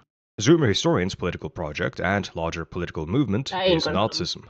Many have quote-unquote exposed Zoomer historian's Nazism in long-form videos before. There's really not much need for that. He doesn't exactly hide it, and Hope Not Hate UK showed his clear links to Nazi organizations. Hope Not Hate also posted his real identity, though I don't know the means by which they acquired this, and I don't know the rules regarding stuff like this on YouTube, so I'll replace the picture of him with a picture of Tintin, to whom he bears a striking resemblance. Instead of talking about Zoomer historian the person, I want to talk about how piss-poor of a so-called historian this person is. Zoomer historian presents himself as neutral in that he is simply, quote, stating the facts. This is an incredibly common way to frame very loaded history content on YouTube. When framing something as history, it imparts a degree of authority and authenticity to the content. In my previous video, I talked about how even framing video games as history gives them a degree of believability that helps audiences resonate with the game. What Zoomer historian is doing is exploiting this to manipulate you into believing there is no slant, angle, or anything to what's being presented, that he's only presenting the, quote, facts. This should be obvious to most, but his pro-Hitler content isn't aimed at capturing the attention of the brightest people. He's of course looking for people who are susceptible to Nazi propaganda. He's picking specific facts which, when viewed separately from the rest, may be entirely truthful on their own. Then he arranges it into a misleading narrative that conspicuously misses a whole host of other very important facts. Many watching this may not be that versed in historiography, that being the study of history itself as a field, not of specific historical topics. The term historiography is also used about specific historical fields to refer to the past work in said field. Most historians discussing a topic will usually begin by referring to past work and how their new work fits into the wider historiography. When Zoomer historian does this, he goes down the tried and true conspiracy theorist route of telling you that you've been lied to, that all you thought you knew was false, and finally, this former FIFA YouTuber has come to serve you the cold hard truth. According to the historical narrative, one of the most egregious myths of the Third Reich. At first glance, the Second World War, or at least the narrative of it that is formed after the fact, makes it seem as if Adolf Hitler was a crazed warmonger who wanted to conquer, if not the world, then at least Europe. This is what people say, at least. Sorry for this. I need to step up my game a bit. Give me money.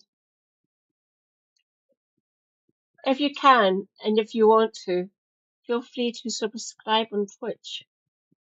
I am not yet monetized on YouTube, so subscribe over there and follow me if you wish. If you can, I'd love the subscription. No pressure, of course. I would never presume. My payout is on Saturday, so it'll be calculated and I'll find out how much I will be earning from my channel here on Twitch. I am so far away from getting monetized on YouTube, so I don't need shell for YouTube. Just go and subscribe. Check out my previous VODs, my previous live streams. I'm sure I've deleted all the ones where I've actually passed out due to pain or alcoholism. I'm sure most of those are gone. I actively make sure that you're not actually seeing me literally passing out. It's not fun for anyone. You don't pay to see me actually pass out. It's not good. These things do happen though. Stone Cold Sober has happened because of pain and agony, which is delightful. This narrative, however, is hard to square with the fact that it was actually Adolf Hitler and the Germans, not the British or the Americans, who were the ones desperately seeking peace. This video is purely a work of history, and in no way, shape, or form political. I will try to avoid giving my own opinion on matters in this video, and will simply state what happened. However you want to interpret events is entirely up to you. The reason I bring up historiography is because it, among other things, teaches historians about the many limitations of their craft. History is generally and traditionally presented in written narrative form. When you read or watch anything, that thing is carefully constructed by its author to impart certain ideas. The historian attempts to truthfully represent history as they understand it, but it is still a historian's interpretation. And to complicate things further, this historian is basing themselves on written sources, which themselves may contain interpretation, which the historian must account for. And, after all this work has been diligently done, an audience or future historian will then further interpret this work. There's no possible way to present pure objective facts without opinion or analysis in history. At every step of the way, you as a historian must decide which sources are more relevant, which aspects of the sources are more relevant, and what methods to utilize, and so on. The history you produce is a product of you and the sources. Quoting Edward Hallett Carr from his influential work, What is History? The historian is neither the humble slave nor the tyrannical master of its facts. The relation between the historian and his facts is one of equality, of give and take. As any working historian knows, if he stops to reflect what he's doing as he thinks and writes, the historian is engaged on a continuous process of molding his facts to his interpretation, and his interpretation to his facts. It is impossible to assign primacy to one over the other. The facts of history cannot be purely objective, since they become facts of history only in virtue of the significance attached to them by the historian. Objectivity in history, if we are still to use that conventional term, cannot be objectivity of fact, but only of relation, of the relation between fact and interpretation, between past, present, and future. Essentially, objectivity in history is not a set of objective facts, but a qualitative assessment of a historian's work in interpreting facts. The objective historian is the diligent historian, the truthful historian, the transparent historian. The objective historian doesn't pretend like they have no opinions. They're consciously aware of them and make no effort to disguise them. Dishonestly pretending like you have no opinions can fool some into believing that, and at that point you are already tarnishing your work of history because the relationship between the interpretation and the facts has become muddied. The Zoomer historian knows he's sometimes lying or bending the truth. He frames his content this way because he's trying to appeal to those not versed enough in history to recognize what he's doing. He's trying to snap up people who either agree with him already or who are gullible enough to believe that a guy who has made his entire channel about reinterpreting Hitler has no agenda or politics. He's trying to appeal to the lowest common denominator, probably children. There is, however, a secondary and perhaps more interesting way to interpret Zoomer historian's rationale for adopting this method of framing his content. When Zoomer historian presents, quote, just facts, he absolves himself of a responsibility to relate his content to the wider historiography. He's just telling you things that happened, but it's up to you to make sense of it. To a layman, this might seem like a reasonable thing, but he's skipping past all the work done by trained expert historians to make sense of all these facts, absolving himself of the responsibility and placing all of that responsibility squarely on you. The Zoomer historian is profoundly lazy. By uncritically noting what Hitler said and did, he doesn't have to learn more about the context or about opposing views, and he doesn't have to present these things to you. It works well for his propaganda effort, and it lets him shit out videos at a much more rapid pace than one would be able to do if they did some serious reading. He pretends like he's presenting novel nuance when in reality he is presenting an extremely simplified and dumbed down narrative for easy consumption. When he bemoans the education system for not teaching you this, he's lying in a very clever way. You see, the education system may not have actually told you this specific fact that he's telling you, so in a sense it may seem as if he's telling the truth here. They, quote, kept this from you. But if you think about the journey the knowledge made from the primary source to the classroom, you start to realize why they maybe didn't focus on Hitler's peace offers. An 8-year-old is not expected to do independent analysis of the historiography. That's silly. That's left to the expert historians who conducted primary source research. Those expert historians constructed a narrative that's representative of what they found in the sources, and what they believe to be most truthful. In this narrative, they found that Adolf Hitler's peace offers aren't actually that important, considering the fact that Adolf Hitler started the fucking war to begin with. You see how he weaponizes laziness? He presents these facts independently of the historiography. The focus of this video is on how he's a poor historian. He's obviously doing this tactically as a part of his Nazi propaganda, but we don't have to focus on that or even recognize the Nazism to recognize how bad he is at history. As an example, let's look at the most important aspect of the historian's craft, the sources. The Hitler's Peace Offers video does have a bibliography, so let's take a quick look at it. First, Pat Buchanan. Pat Buchanan is not a historian, and the book referenced here cites no primary sources. Pat Buchanan is an American paleoconservative with an illustrious career of advising Richard Nixon, Gerald Ford, Ronald Reagan, and defending Nazi war criminals, and also doing a little bit of Holocaust denial. The sources for this are paywalled by the Washington Post, but I'll cite them anyhow on the off chance you have a means to bypass the paywall. Though I would not recommend subscribing to the Washington Post, as it's made its official editorial position to stifle any critiques of billionaires or American oligarchy very clear. Pat Buchanan is a political actor first and foremost. His book is political agitation, not a work of history. Next up is Richard Tidor. Those of you who are paying attention and familiar with World War II historiography will note that I just skipped an author. I am saving the best/worst for last. Richard Tidor seems relatively unknown. I couldn't find much about the author at all. Usually if they're a trained historian at a university, a simple Google search should reveal some information, and I couldn't find any reviews by historians either. The book is up on archive.org, having been added there the same year it was released. From what I understand, this is uncommon for books with publishers who reserve rights to the material. So I checked the Amazon listing, which lists Richard Tidor himself as the publisher.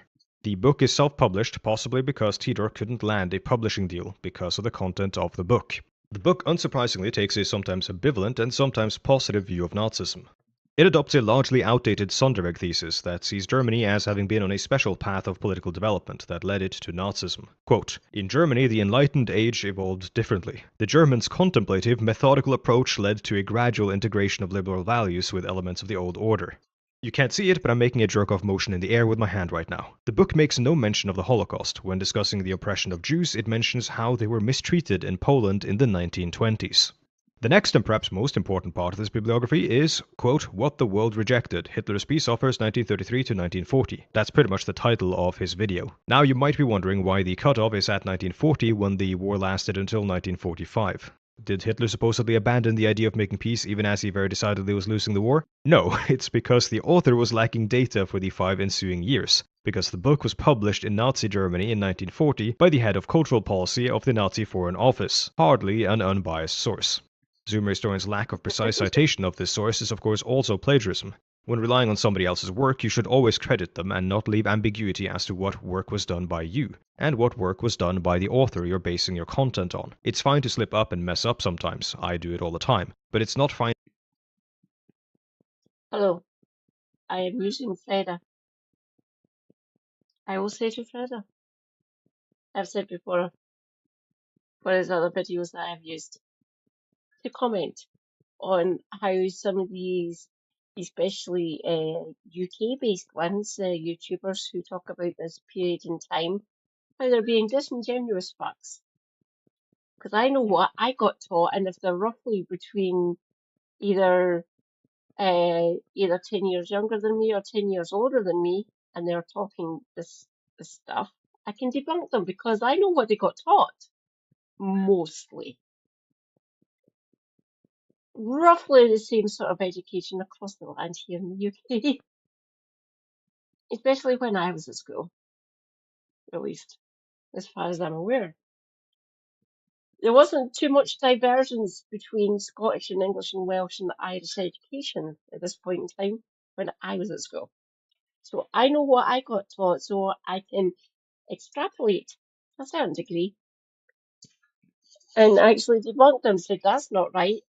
I got taught this stuff, so I'm pretty sure if you're roughly between 5 years either side of me, you're talking BS. You got taught this at school, so fuck off.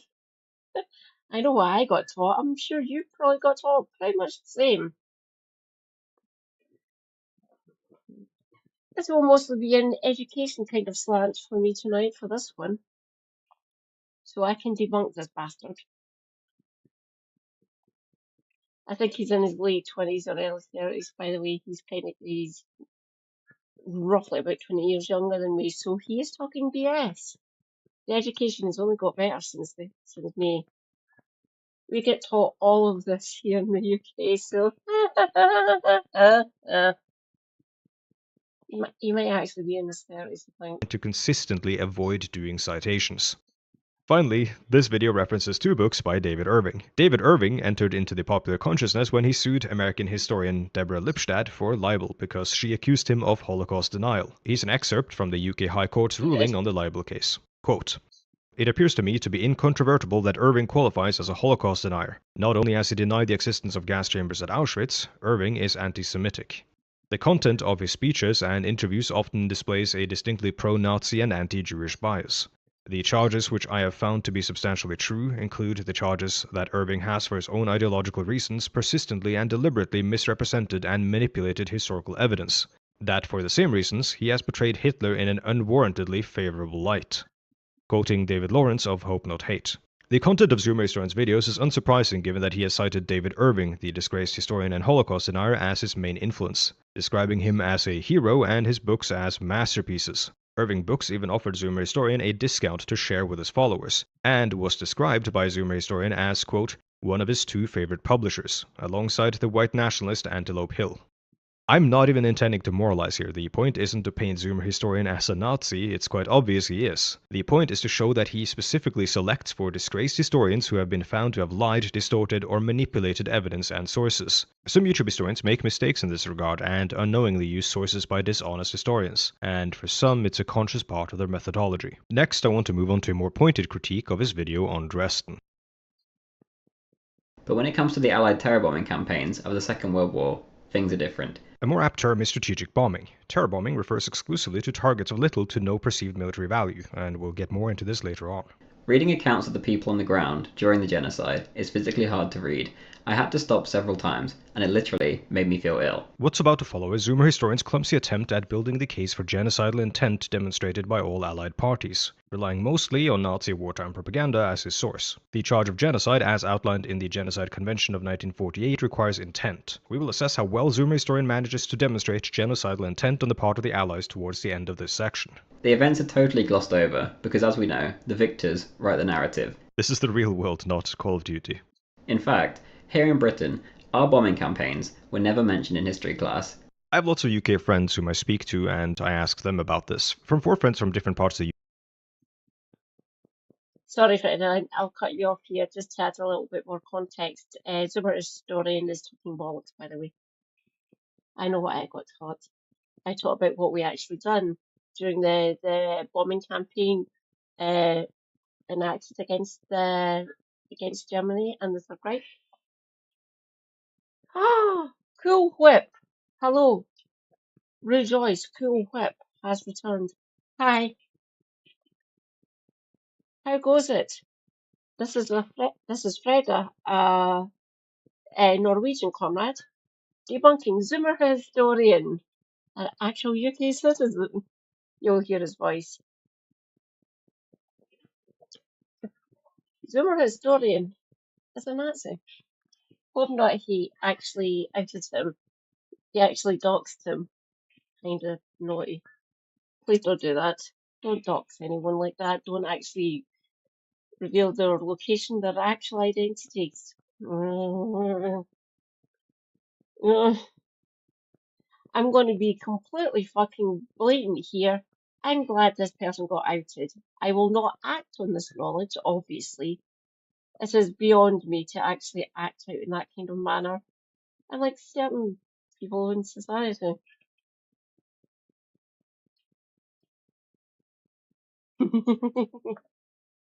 I was hoping not he that actually doxed him. Probably not. Is that the year of your birth? Please don't make me that older than you. Fucking hell.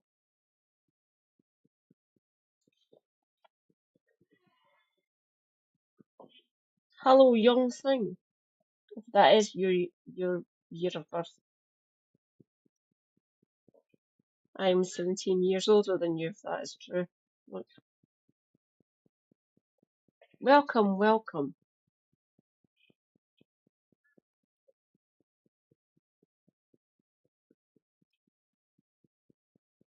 UK, I got wildly different answers. 2 believed it was covered, but their memory of it is hazy. They talked about how different their respective schools' approach to history class was. I didn't specifically ask them about Dresden, only about Allied bombing campaigns, and one of my friends told me she had read about Dresden in one of those horrible pop history books as a kid. All of this is anecdotal and is as worthless evidence as Zoomer historians claim, but the point I wanted to make is that I believe it's most likely that Allied bombing of Germany was covered in history class, that it was likely covered differently in various councils, and that even so it probably just wasn't covered to the level of detail, or in the way Zoomer historian would have preferred.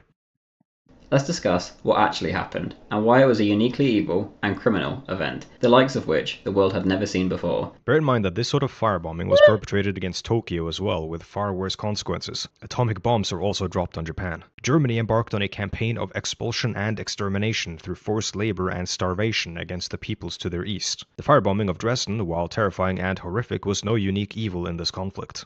And bear in mind, that's just me talking about things done in pursuit of ostensibly military objectives. Far worse systematic atrocities were perpetrated against civilian populations in China, Korea, the Philippines, and against minorities across Europe in this period, including but not limited to the European Jewish population. In his popular 1941 book, Germany Must Perish, author Theodor Kaufmann wrote, "This time, Germany has forced a total war upon the world. Germany must perish forever. In fact, not in fancy. The goal of world domination must be removed from the reach of the German, and the only way to accomplish this is to remove..." That wasn't in your citations list, Zoomer Historian. If you're going to use the fucking resource, you have to credit it, by the way. If I were to actually make actual videos for YouTube out everything that I cite that I talk about in my videos, I would put sources for them. Mind you, the sources I draw from are quite extensive. I would do them, obviously. I would catalogue them properly in the description for said videos. I need to get editing software or learn how to edit properly.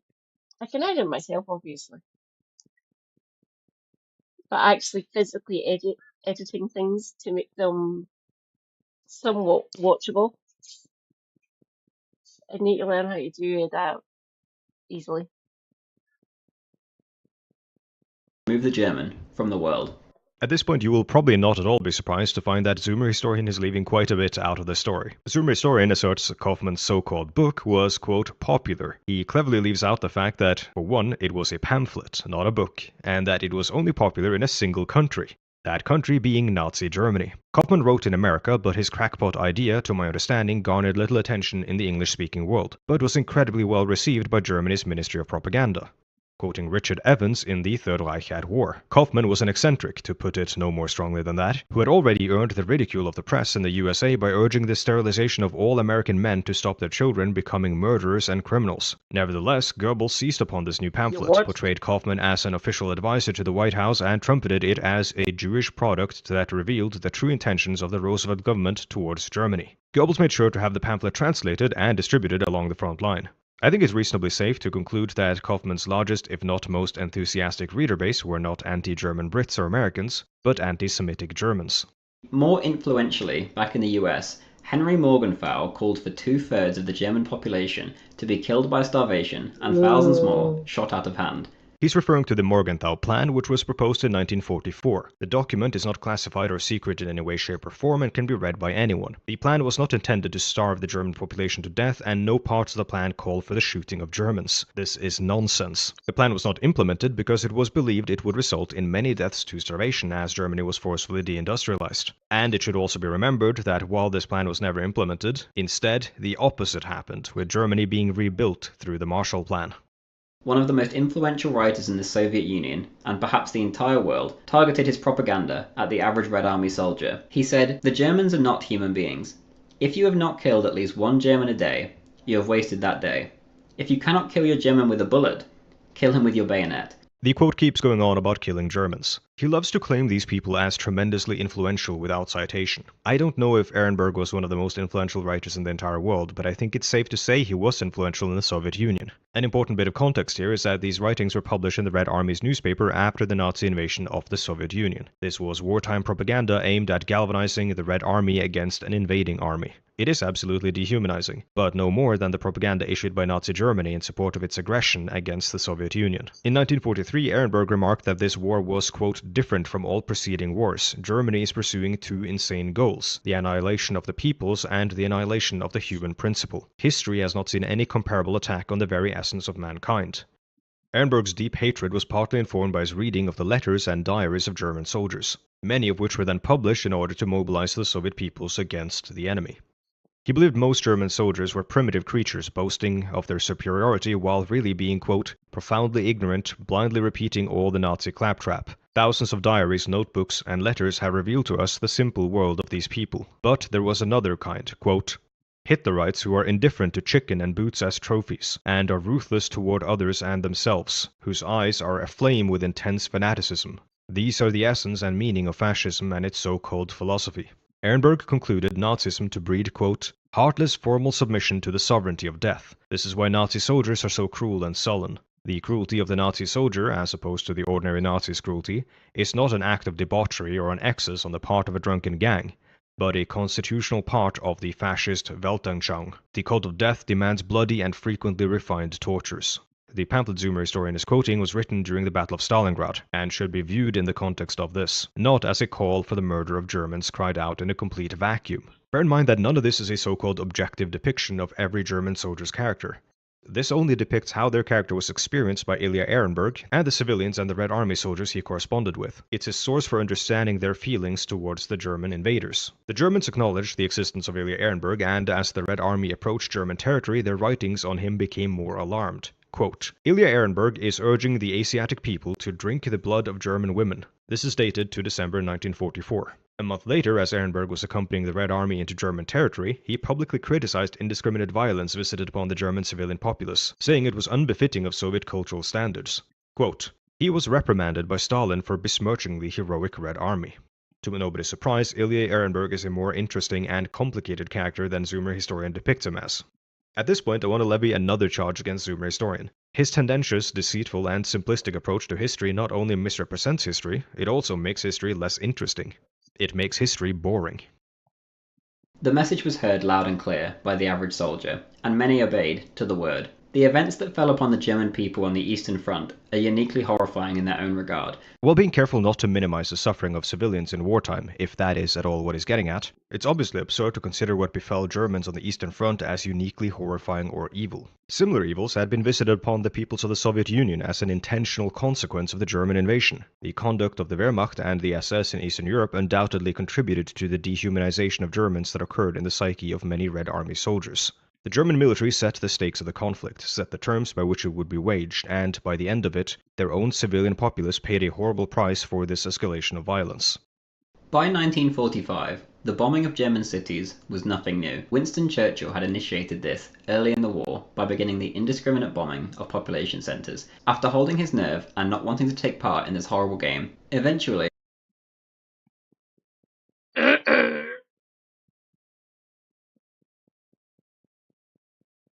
They were retaliatory, by the way.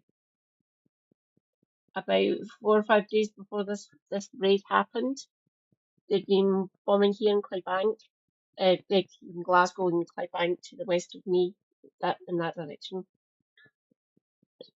They were retaliatory, by the way. Funny that. They bomb us, we bomb them. War's fun. Haha. You're not given the full context there, Zoomer, by the way. Thanks. Again, here's the debunk you.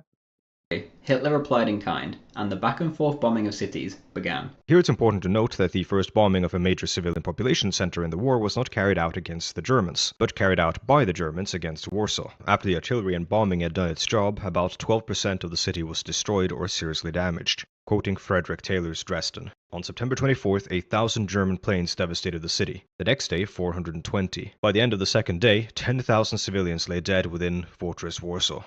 Then, on the 10th of May 1940, the Germans began bombing major cities in the Low Countries and in France. Quoting historian Richard Overy, like the bombing of Warsaw, the operations against Rotterdam imposed heavy civilian casualties because the Dutch army chose to defend the area rather than declare it an open city or surrender. Quoting further, Paris might have suffered something of the same fate as Rotterdam if the French army and government had insisted on defending the French capital to the last. A number of military targets were bombed around Paris on the 3rd of June, in the later stages of the campaign in the west, but on the 11th of June it was declared an open city by the French commander-in-chief, Maxime Weygand, and evacuated by the government and military high command. When a Zoomer historian talks about the British initiating indiscriminate bombing of civilian population centers while Hitler was reluctant to do so, he is obviously lying. Quoting Taylor's Dresden, smarting from the humiliation of a tiny RAF raid on Berlin and, it is said, hoping to lure the stubbornly resisting Spitfires and Hurricanes into the air in defense of their own capital, the Nazi leadership ordered its forces to attack targets in the heart of London.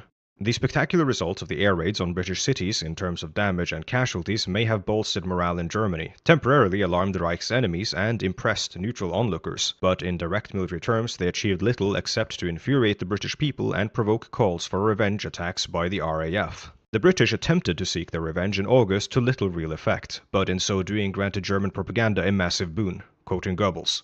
Now Berlin is also right in the middle of the war, and that is a good thing. Quoting Taylor again, "So feeble was the British efforts against German soil in the autumn of 1940 that Goebbels had to resort to faking British atrocities to rouse the German public. Germany, through its aggression in Poland, the Low Countries, Ooh, funny that. That's just actually lying and creating propaganda. Never been known, has it?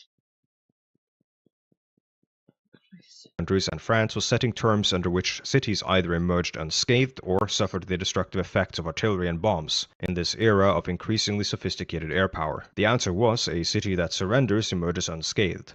A city that's defended gets bombed. This was completely in accordance with the laws of war as laid down in the Hague Convention of 1907. Frederick Taylor reasons that the law, laid down just 4 years after the Wright brothers' first flight, could not have begun to imagine the devastation an air force could visit upon a city just a few decades later. On November 14, 1940, 510 German bombers departed for Coventry, a city of 320,000 inhabitants but possessing some manner of industry nestled inside its urban center. According to Frederick Taylor, the bombers came armed with conventional high-explosive bombs, air mines, and masses of incendiary bombs. Quote, "There was no mistaking the intention of the Luftwaffe on this moonlit November night. Its plan was to set Coventry ablaze. This all will become very important when assessing the case of Dresden. Why does Frederick Taylor's book about Dresden, which amounts to over 500 pages, contain over 100 pages about Germany bombing Poland, France, Britain, and so on? It's because the bombing of Dresden didn't happen in a vacuum. All of this forms important context to the bombing. This is how historians write. This is all stuff Zoomer historian would never tell his audience.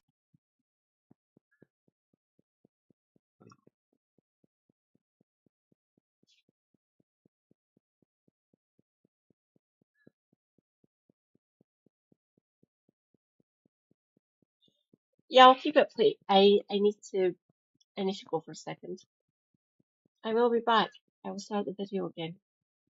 At least not in any meaningful detail. By 1945, more bombs had fallen on Berlin alone than the Germans had dropped on all of England combined.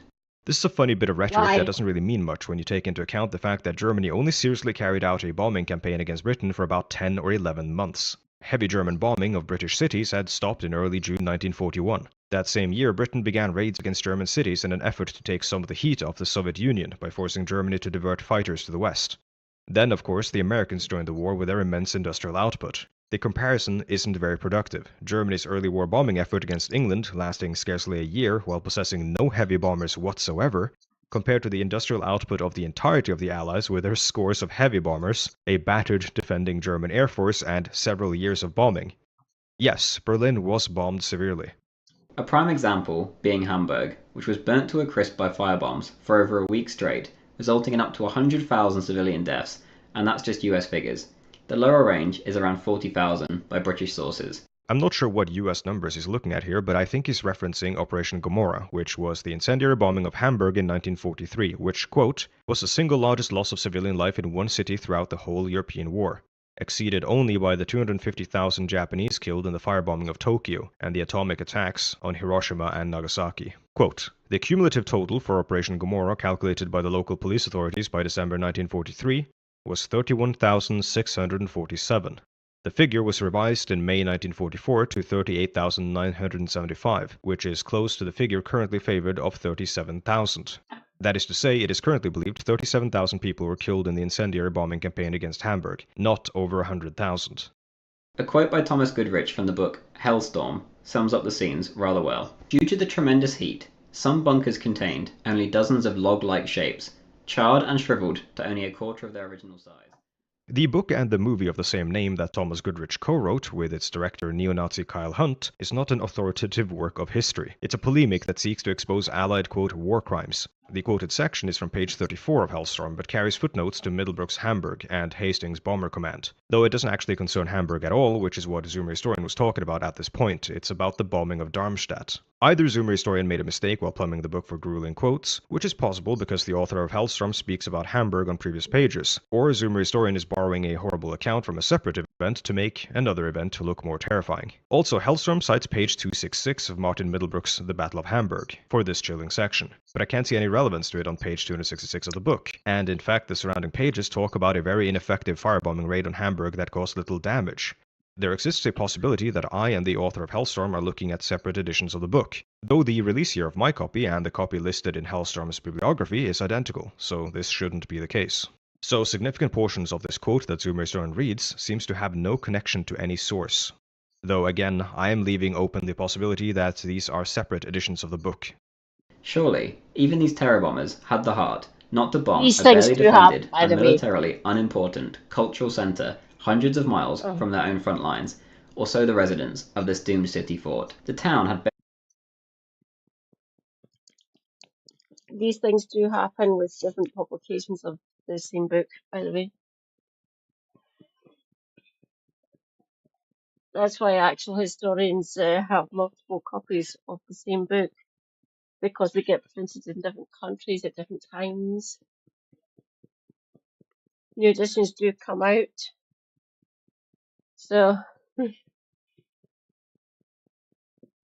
don't know what the... It is possible that it's a different edition and there are different things in the book, depending on when it was published. And whether the author has revised things a little bit to be more, to give more clarification, really. Give me a minute. Trying to sort things here.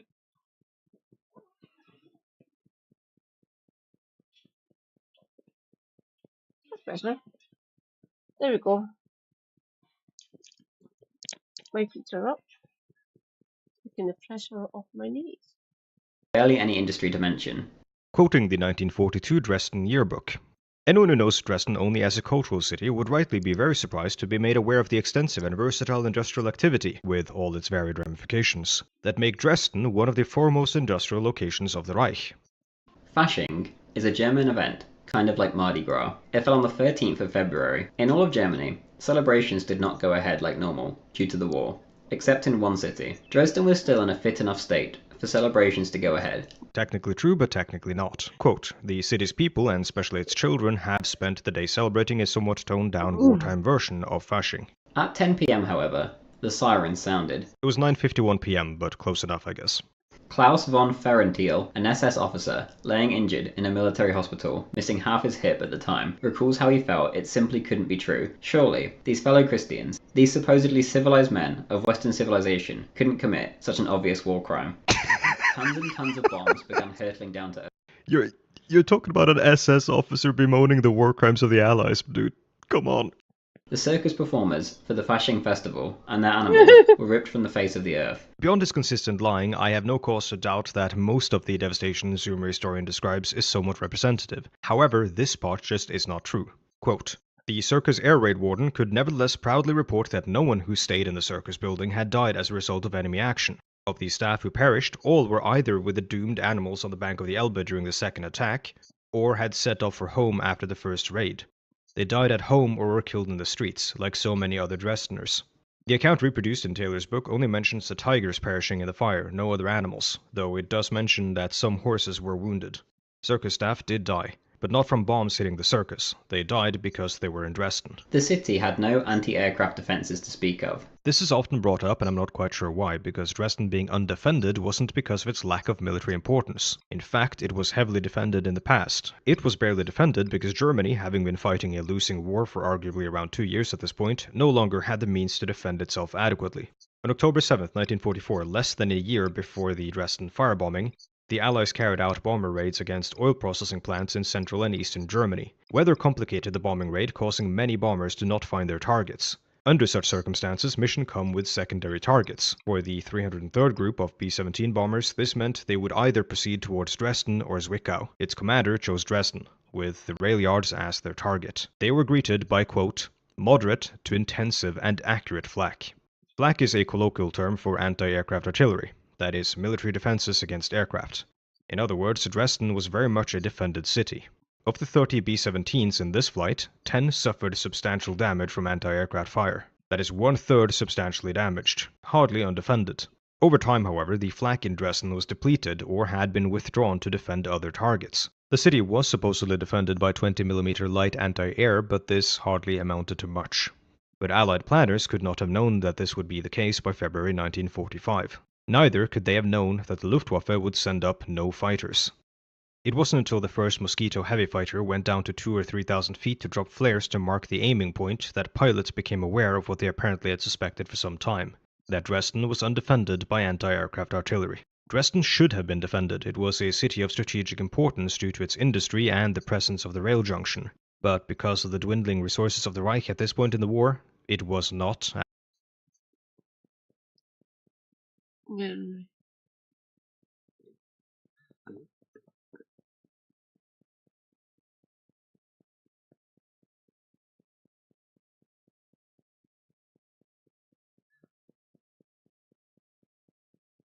Adequately defended. And the planes were flying so low that they could see the masses of costumed partygoers in the streets.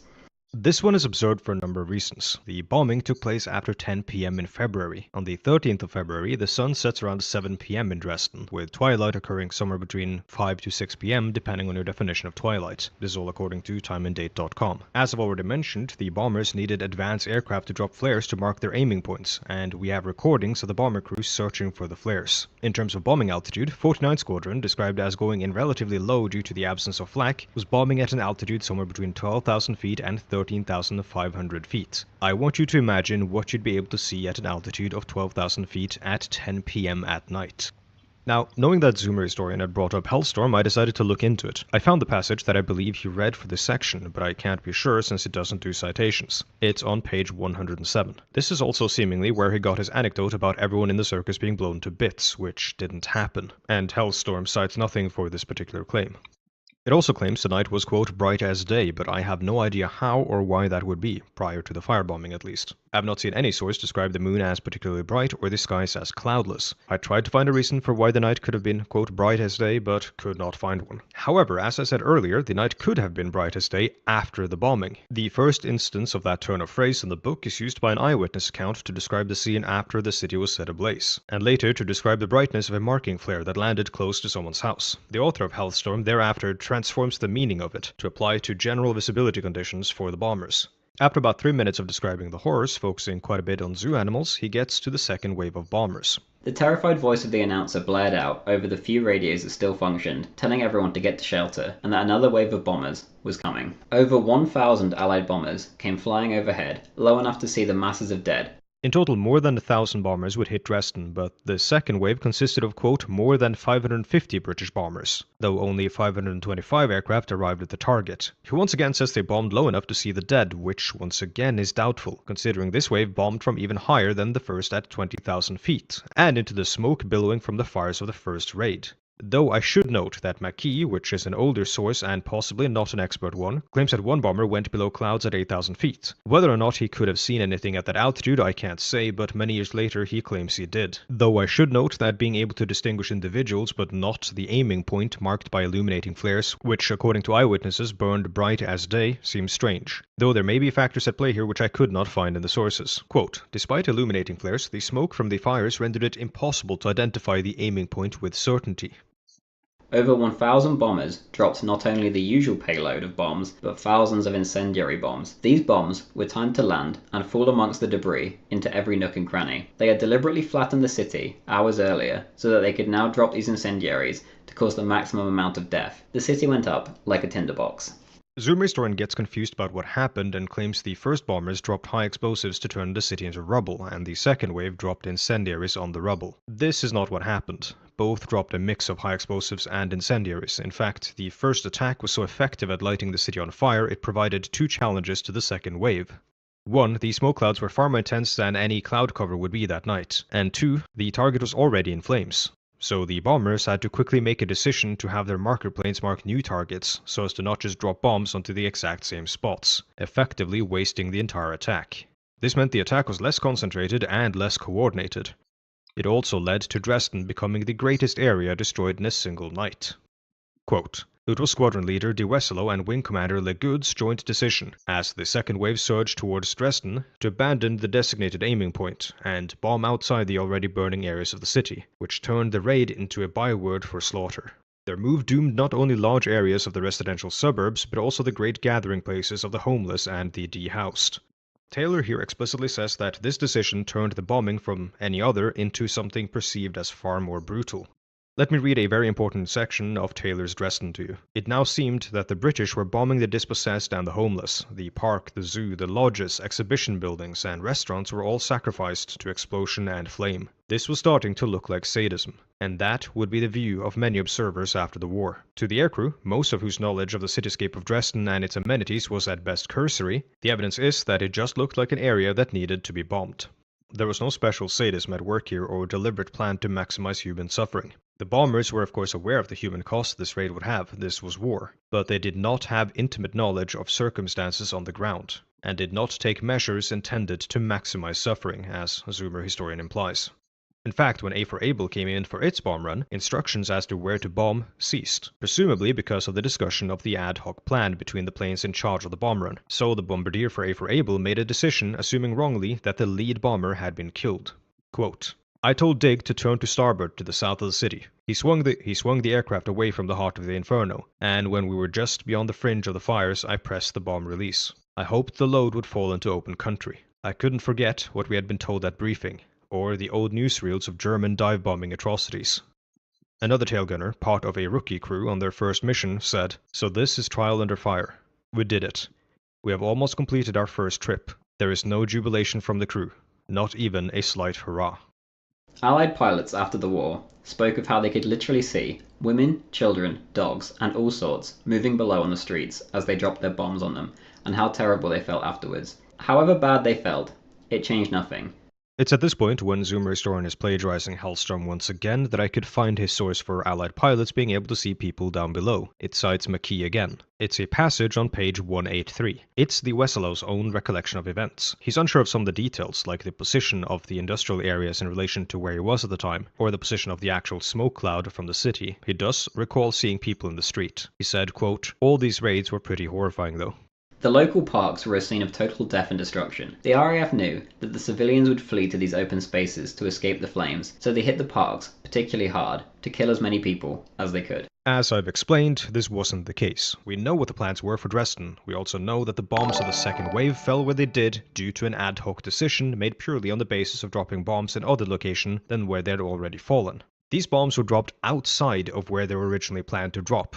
This park had no military value. It was not on the list of targets. Zoomer's claim is that this was deliberately planned for. It wasn't. And to imagine that the pilots had a one-to-one understanding of what was going on the ground in order to make this decision to bomb the specific area civilians were gathering is absurd, especially considering the confusion I've already detailed which caused one bomber to jettison its bombs towards open country. Surely, if the plan was to maximize civilian casualties, he could have just dropped them randomly over the city instead.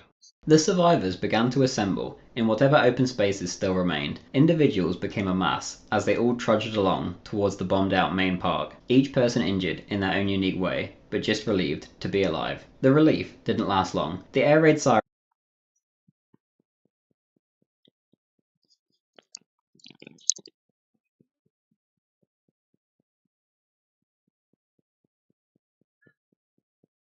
Welcome, Johnny Doe Noah. Hello, welcome. I'm Captain Line Scotty, a Scottish disabled Marxist, Twitch and YouTube streamer. We are watching, the channel itself is Freda. He is Norwegian.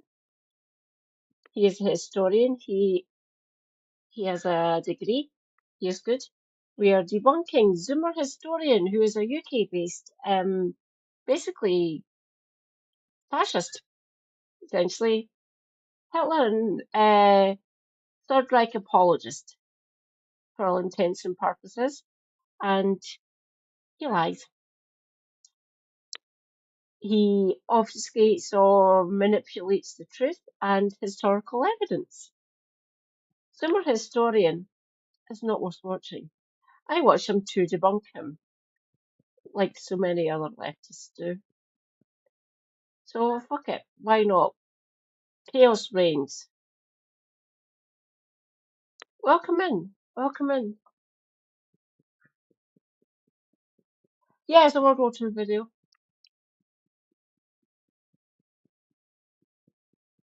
We have basically 20 minutes left.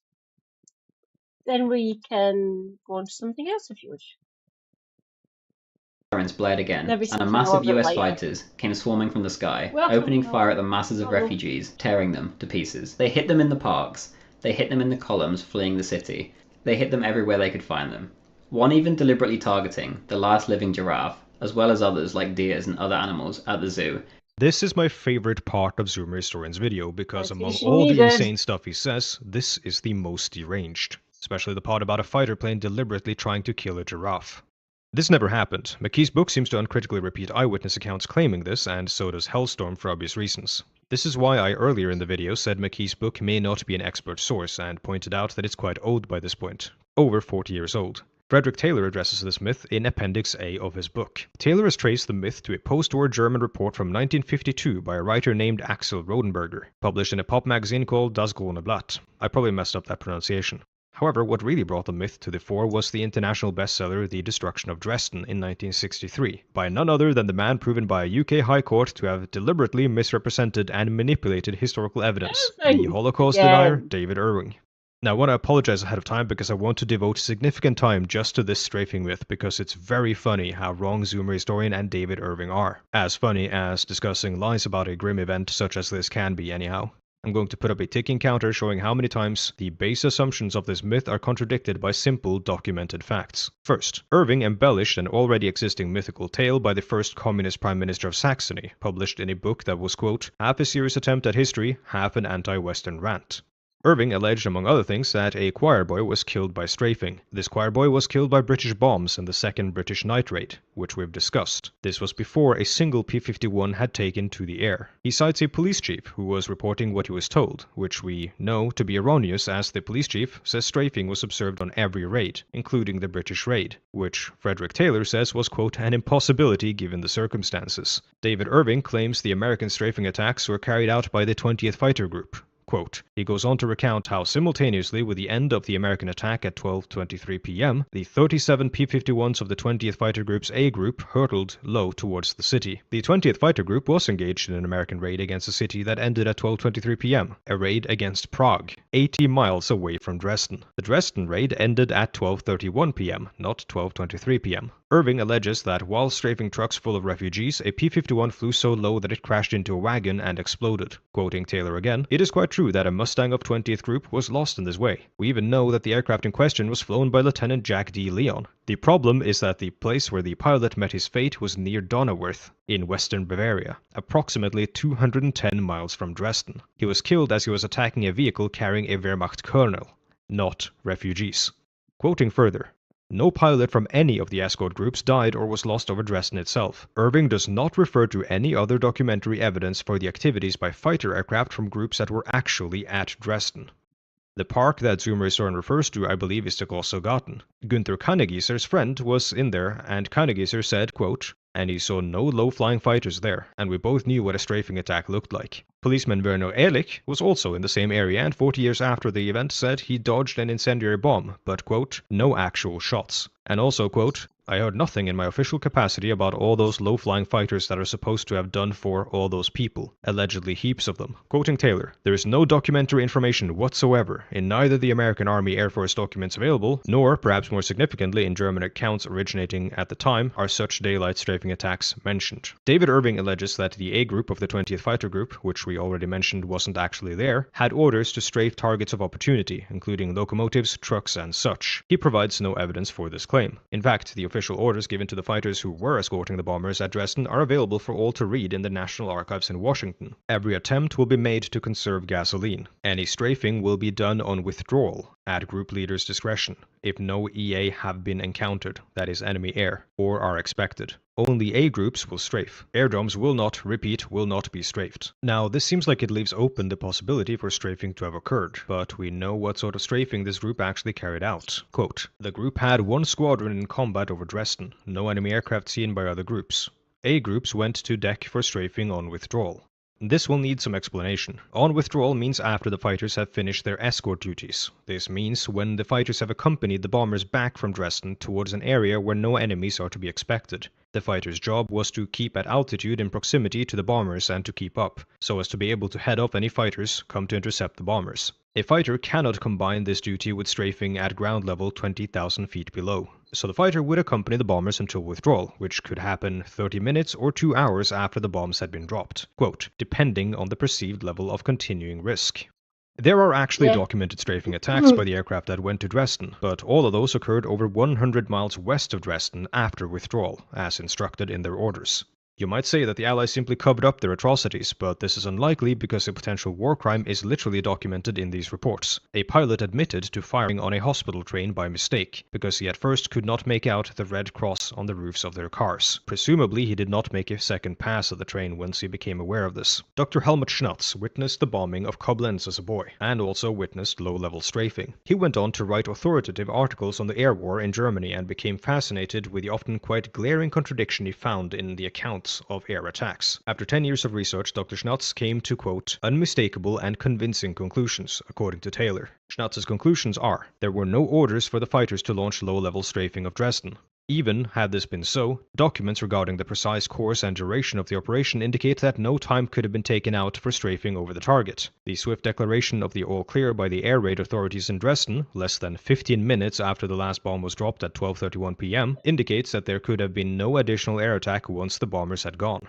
The P-51s at Dresden were operating close to the limit of their fuel capacity and could not have undertaken extensive low-level strafing so far from base without endangering their own safety. They did strafe, but only far to the west of Dresden, mainly against railway targets, when their escort duties were over and running out of fuel was no longer a problem. Given the agreement between German as well as American accounts of the raid on Dresden, there can be no question of American records being falsified or sanitized after the event. To clarify the latter, he's saying it's impossible that the Americans covered it up, because German records agree with the American records. So for it to have occurred, the Nazis would have had to cover up a war crime against their own people.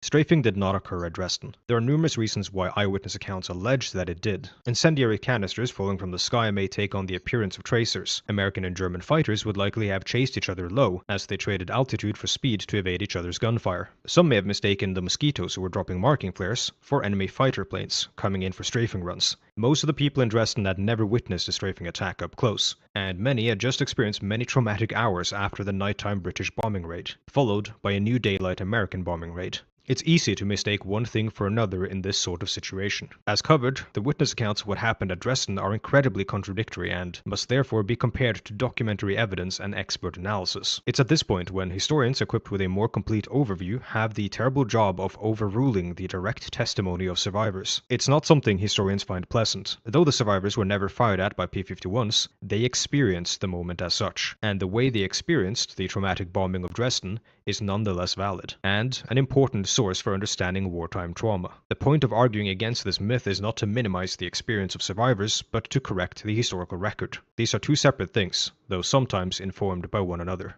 A month after the massacre, the Dresden police chief reported that over 200,000 dead bodies had been recovered from the ruins, not counting those where nothing was left, as they had been boiled into nothingness. The chief later updated his numbers to 250,000. Zoom historian claims he's citing the police chief's numbers. He might think he is, but he isn't. I know this because we know the numbers in the quote final report by the Dresden police and the SS. The report dated March 10th states 18,357 fallen, 2,212 seriously injured, 350,000 homeless and long-term rehoused. The total number of dead, including foreigners, is estimated at approximately 25,000. Beneath the masses of rubble, especially in the inner city, may lie several thousand more fallen, who may for the moment remain totally irrecoverable. Between 1945 and 1966, only 1,858 bodies were recovered from the rubble. That's 20 years. Quote, since 1989, even with the extensive excavation and rebuilding that followed the fall of communism in Dresden, no bodies have been recovered at all, even though careful archaeological investigations have accompanied the redevelopment. Quoting Taylor, the death statistics were not based on rough estimates. The process of registering and counting the dead and their possessions was meticulous in the extreme. The figure that Zoomer historian refers to at 200,000 was initially published not based on any official sources, such as the police chief he mentions,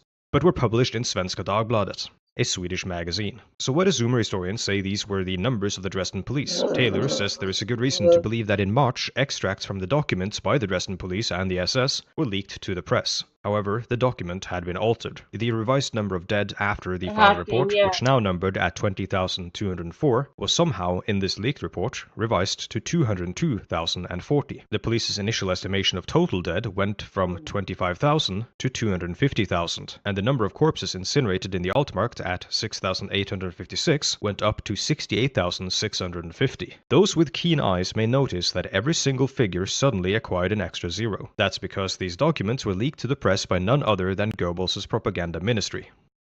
Quote, according to testimony at Nuremberg by the chief of the propaganda ministry's press division, Hans Fritzsche, Goebbels had already made his own private estimate of about 40,000 dead at Dresden. The number is actually close to the currently held estimate of between 25,000 and 40,000 dead. Hate to say it, but Goebbels was dead on the money.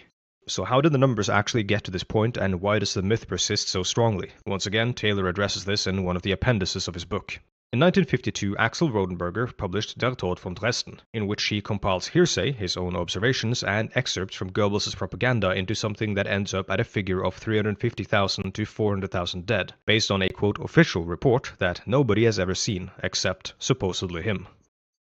Then, predictably once again, David Irving enters the scene. In his 1963 book, Irving produced the number, quote, at least 135,000 dead. This was based on limited evidence at the time and almost pure estimation. Irving didn't have access to the final report, but was given access to the report that had come from Goebbels' propaganda ministry, which then inflated Irving's numbers even higher. Funnily enough, he had said these numbers were fake in the first edition of his book, but changed his mind. In 1965, the final report from the police and the SS finally surfaced, and almost simultaneously, the reports flowing from Dresden to Berlin at the time of the bombing were also discovered. Irving had to later admit that the six-figure numbers he had based himself off, those that had originated in the Nazi Ministry of Propaganda, were, quote, probably a Nazi fake. Alexander McKee, whom Hellstorm also cites and who I've cautioned against relying upon a couple of times in this video, also fiddles with the numbers.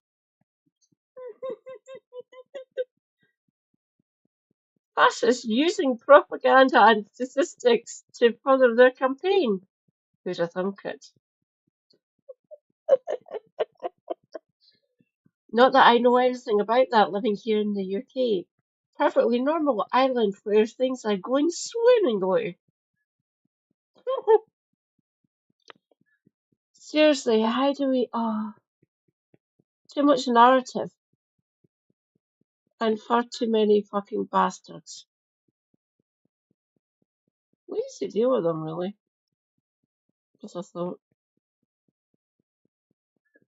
At one point, using overestimations of refugees and the lack of enough air raid shelters, he simply decides that the casualty numbers aren't high enough and decides to double them. Quoting Taylor, six-figure numbers of the dead at Dresden would be encouraged by the Nazi propagandists and are still quoted more than half a century later, though mostly by right-wing extremists attempting to gain converts to their cause by promoting the idea of a German Holocaust worse than Auschwitz. However, the accepted death toll both then and now remains between 25,000 and 40,000. Anyways, let's justify the bombing of Dresden. In what way is American fighters afterwards targeting civilian columns or congregations of them at the parks, destroying the railway junction? That never happened. In what way is incinerating between 200,000 and 400,000 people? Never happened. An acceptable justification for stopping troops which could simply be redirected around the city. Trains run on tracks. These tracks are in specific places, and the stations they go to have a specific capacity. Some are larger, some are smaller. There's a reason the troops are routed through Dresden to begin with. Quote, with the conquest of vast areas of Eastern Europe and Russia after 1941, Dresden became a part of a huge, overstretched rail network. The importance of Dresden as a transit point for military traffic can be seen from the figures of October 1944. A total of 28 military trains, altogether carrying almost 20,000 officers and men, were in transit through Dresden-Neustadt each day. Taylor argues that 3 months later, conditions were right for this number to have been higher, though I don't believe concrete numbers for this exist. Quoting Taylor, that was part of the Allies' calculation when they started to place Dresden in their sights. He quotes an American prisoner of war who was there. The night before the raids on February 13th, we were shunted into the Dresden marshalling yard, where for nearly 12 hours German troops and equipment rolled into and out of Dresden. I saw with my own eyes that Dresden was an armed camp. Thousands of German troops, tanks and artillery, and miles of freight cars loaded with supplies supporting and transporting German logistics towards the east to meet the Russians. In what way is deliberately creating a firestorm going to stop a railway any better than other means at the disposal of the Allies that would cause far fewer or no civilian casualties? I don't personally believe the firestorm was in any way justifiable, but the rationale for utilizing incendiary bombs should be explained. Strategic bombing is not very accurate, and strategic bombing at night even less so. Utilizing incendiary bombs means you can be sure to devastate a much larger area, and it can complicate works to put out fires or mitigate destruction. The goal of strategic bombing is to maximize destruction of your targets, in this case not just the rail yard, but also the outlying industry and infrastructure. The chaos serves a purpose, even if it is horrific. Quoting Taylor again, Dresden remained known to the outside world almost exclusively for its leisure-related and luxury industries. This was an important factor in the pervasive post-war myth that, at the time of the bombing raids, it was a, quote, city without industry, and, quote, of no military or industrial importance. Even many prosperous Dresdeners seemed to have been only half aware of what went on in their city, away from the pleasant suburbs where they lived. Most of the factories formerly making consumer goods or luxury items had by 1944 been turned over almost entirely to war work. Sewing machine factories were converted into armaments factories. The company Richard Gable & Co. went from producing machines for making marzipan and waffles to 96% of its production going to the military, including torpedo parts for the Navy. A concentration camp laborer transported to Dresden for slave labor in the Dresden factories. Funny thing about the torpedo that was made on all the different sides during the campaign, the Third Reich, us here in Britain, the Americans, the Canadians, the Chinese, blah blah blah. We all had sort of different flaws in the torpedoes. Our ones is in the switching mechanisms. They kind of went off before they got activated by either the pilot or the ship actually firing the torpedoes or the missiles. Quite funny. Engineering is fun. We did actually fix it, don't worry that one, obviously. Yeah. But the way the torpedoes or the bombs got manufactured, certain parts of the switching mechanism, manufacturing was kind of getting perfected during the Second World War. So a lot of the way they made the gears or the switching mechanisms for, say, torpedoes or bombs and things of that nature were kind of janky, to say the least. Huh. It happened on all sides.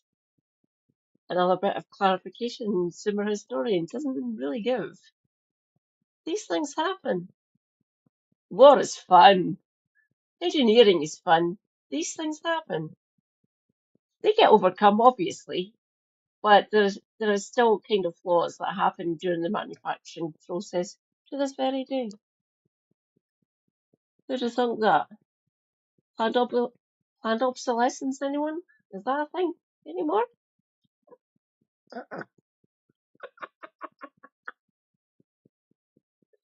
Sorry, I will take off my cynicism head and put it to one side. Yeah, that's not going to happen. Described filling bullets in a factory originally intended for cigarette production.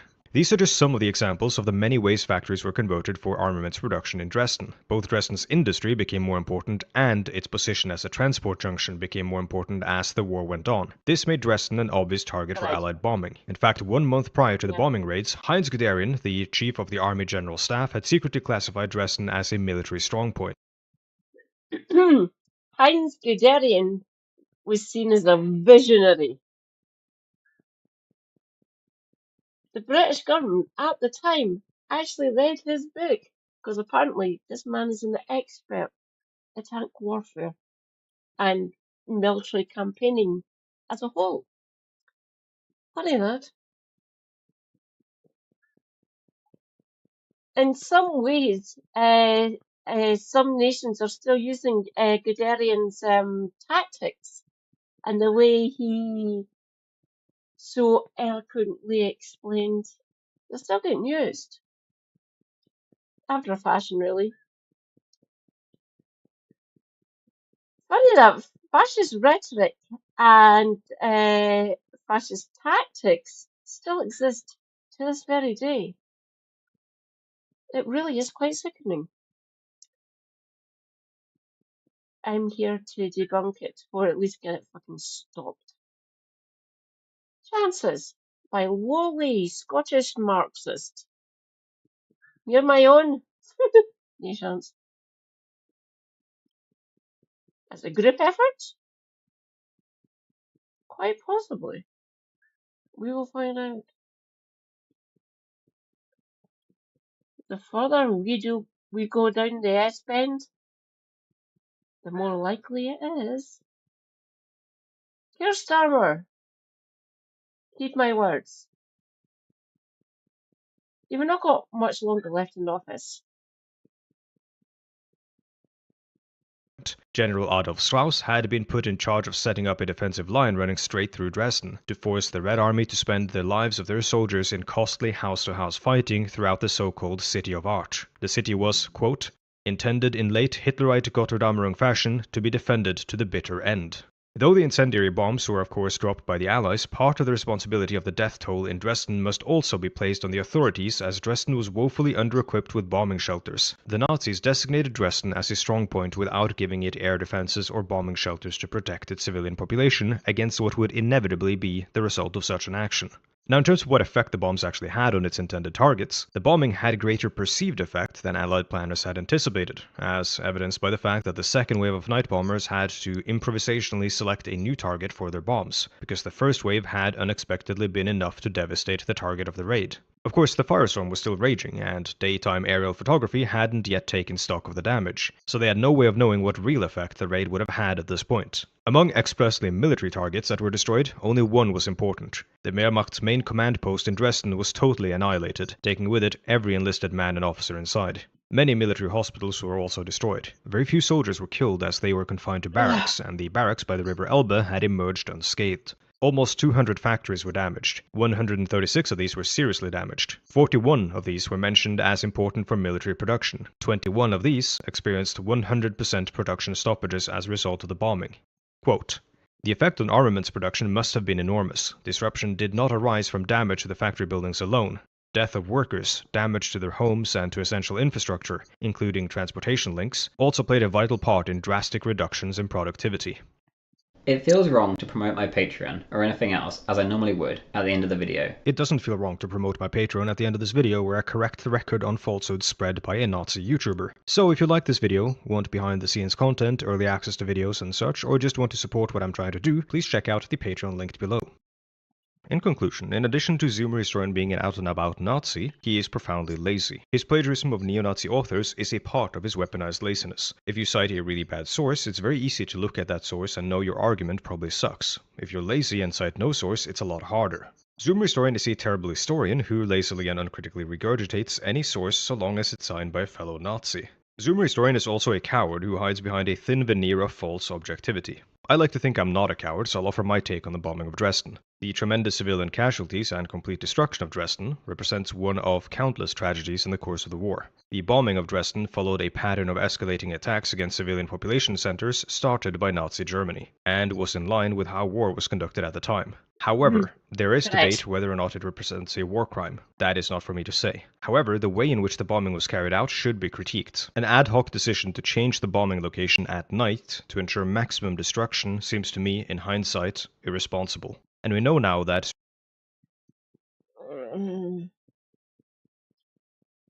I take a different historical point on this. I'm being possibly quite propagandist in this take, but give them no ground.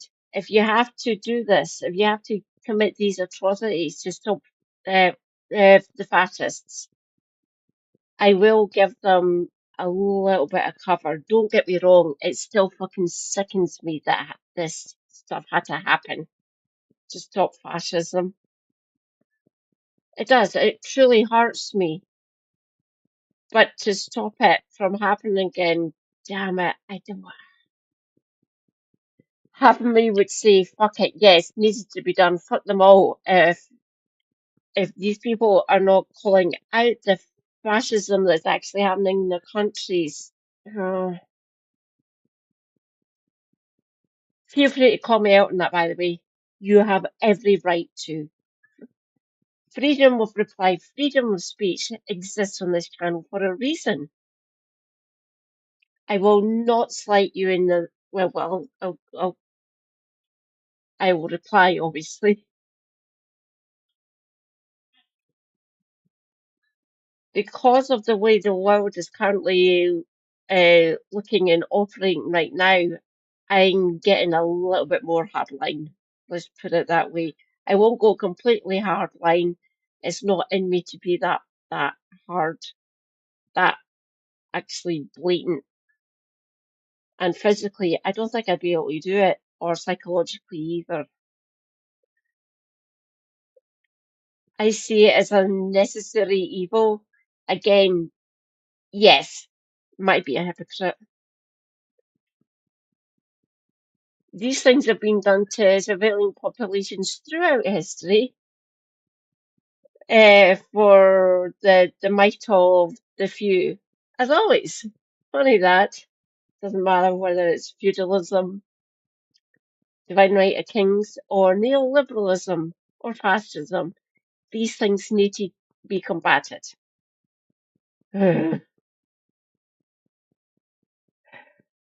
Being real actually hurts me for a minute there.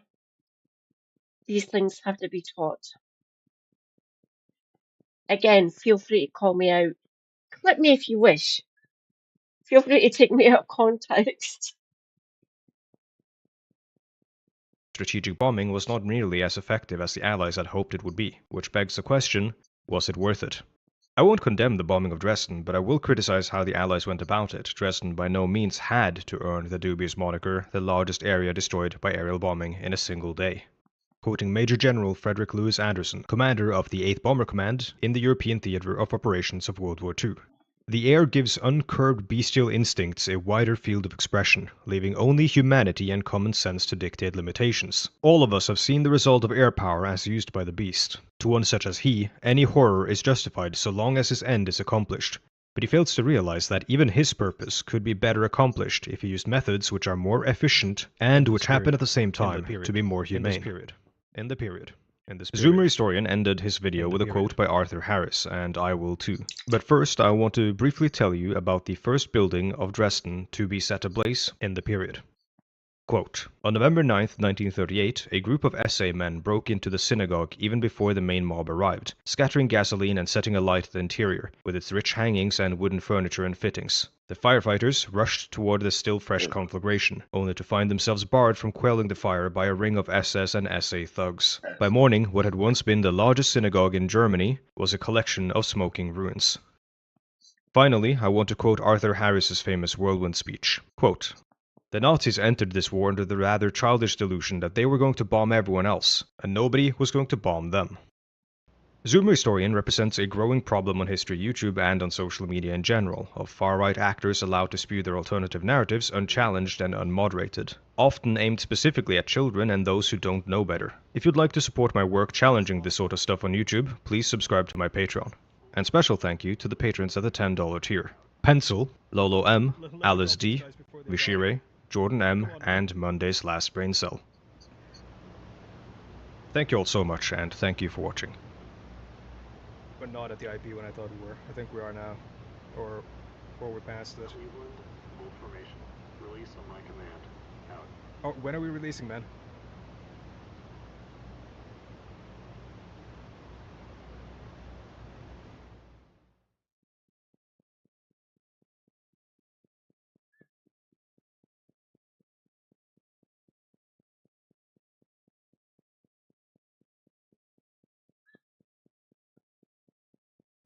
Okay.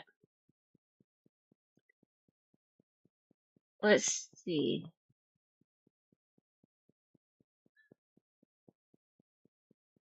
Go back. Go back. Go back. Here is a view. Back.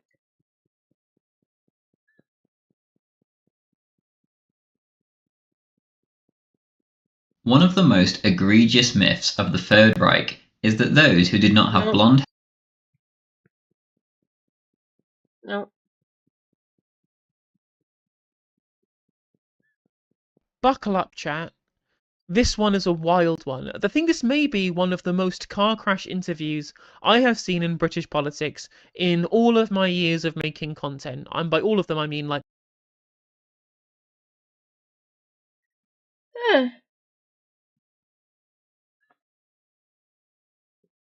What am I doing? My God, there's 3 of you.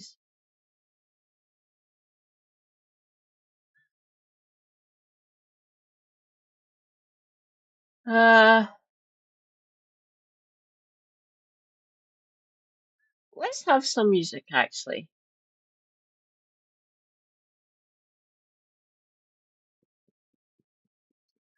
I'm going to fucking regret this, losing my YouTube, but fuck it.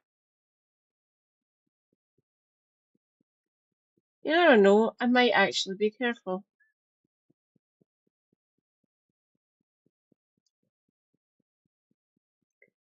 Put your requests in chat.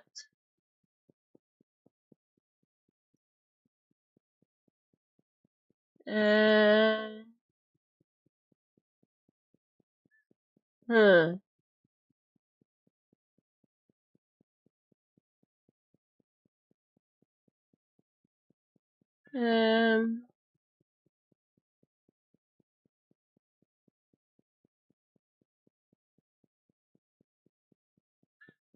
Okay.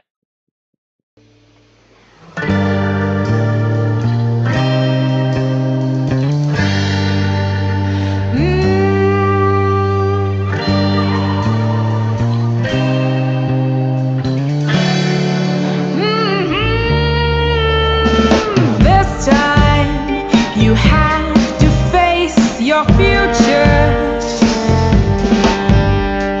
Although it's just a dusty road, it's clear that backing down don't suit you. I hate to break your sacred code. People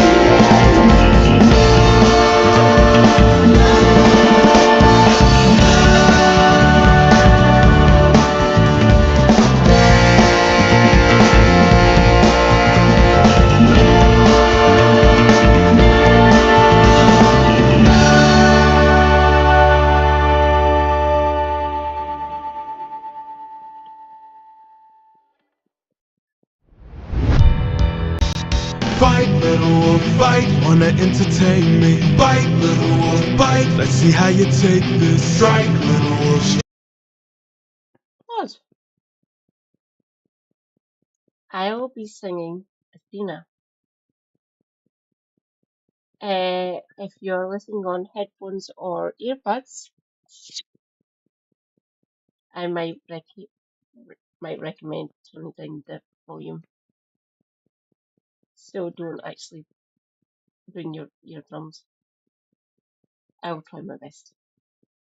Wanna be a man then? Fight, little wolf, fight, little wolf, fight. You've made your worst mistake here. Might be your last one too. You'll have run out of bones to break when you and I are through. I'll teach you all the lessons your daddy never could. This cruel world doesn't give out presents just for being good. So fight, little wolf, fight. Wanna entertain me? Fight, little wolf, bite. Let's see how you take this. Strike, little wolf, strike. Wanna be a man then fight, little wolf, fight, little wolf, fight. Or die, little wolf, die. Don't you know it's fight or fly, little wolf, fly. Or because you had to try, little wolf, try. Run away before you die, little wolf, die, little wolf, die. Need some help? Need some help?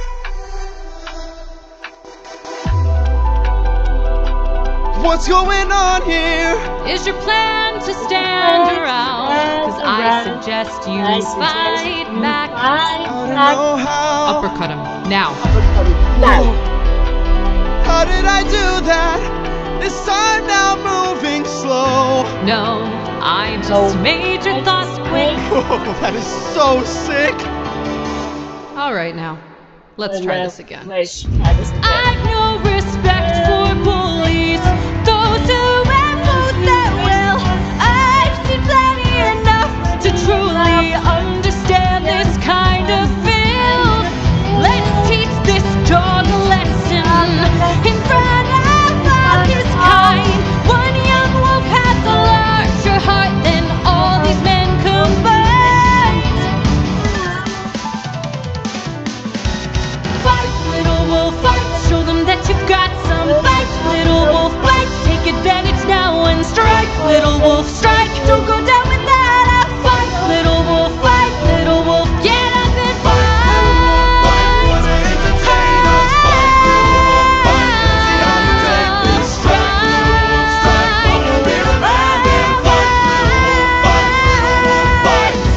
Oh, maybe I pushed you a bit too hard. Ow. Go back and cry in your corner. Make sure your mother hears. If she won't choose a man to adorn her, we'll bring blood and tears.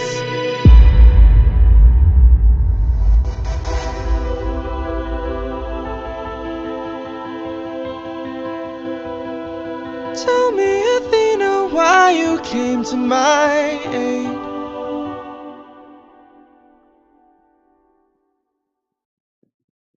Guilt. I'm supposed to choose a suitor to wear the crown. I said I would choose as soon as I weave the shroud.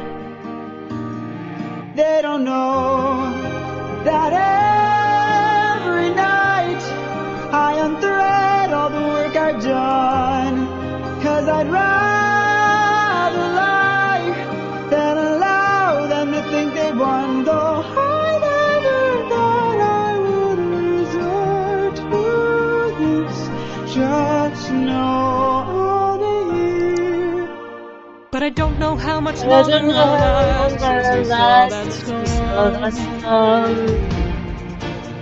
And though it was so close to our kingdom, it was far from the norm. Unless, oh, could it be some kind of sign that the world is all about to change? Is it finally time for the chapter I arranged? Though I never thought that it would come to this, just know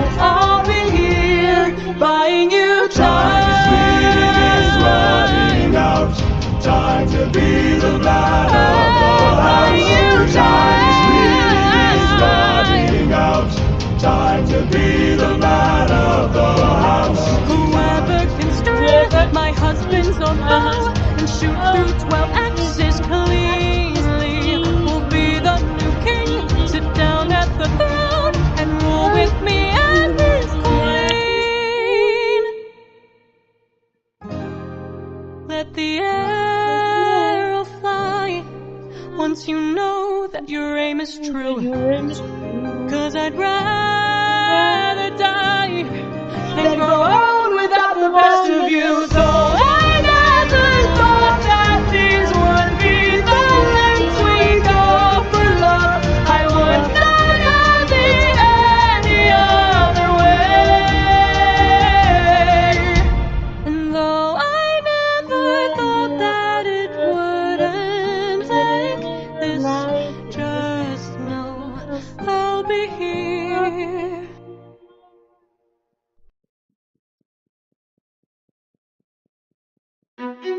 There are other ways of persuasion. There are other modes of control. What the fuck? 1.5 hours. I seem to be doing quite well tonight. Funny that. Ah, who is here?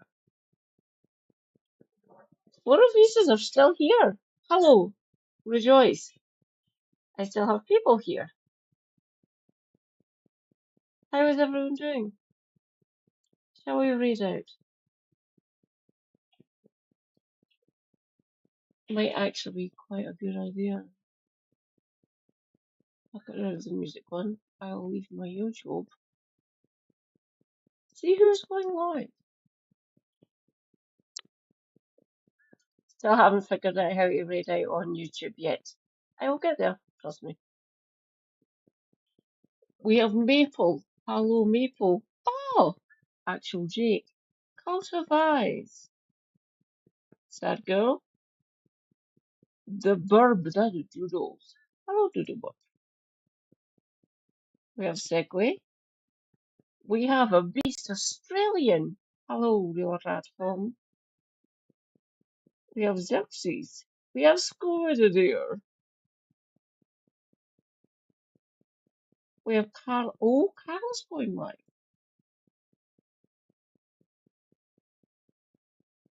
We have Yala. We have Backpack Debbie.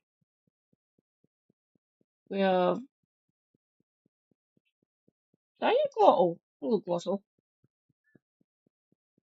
We have USA Hope. I'm not sure who you are. Trans Girl. Duncan Dennett. What else here?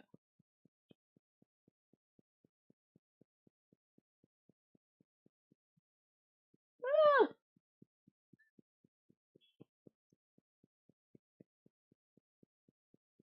We have someone we haven't rated before who I've actually talked to.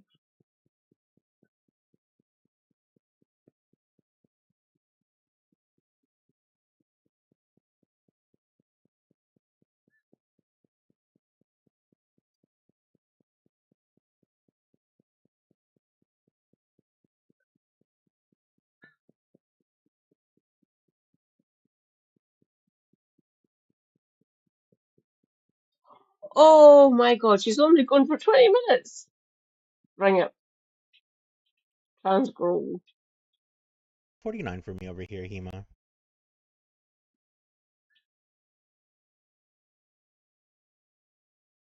The shark can't live in a bowl.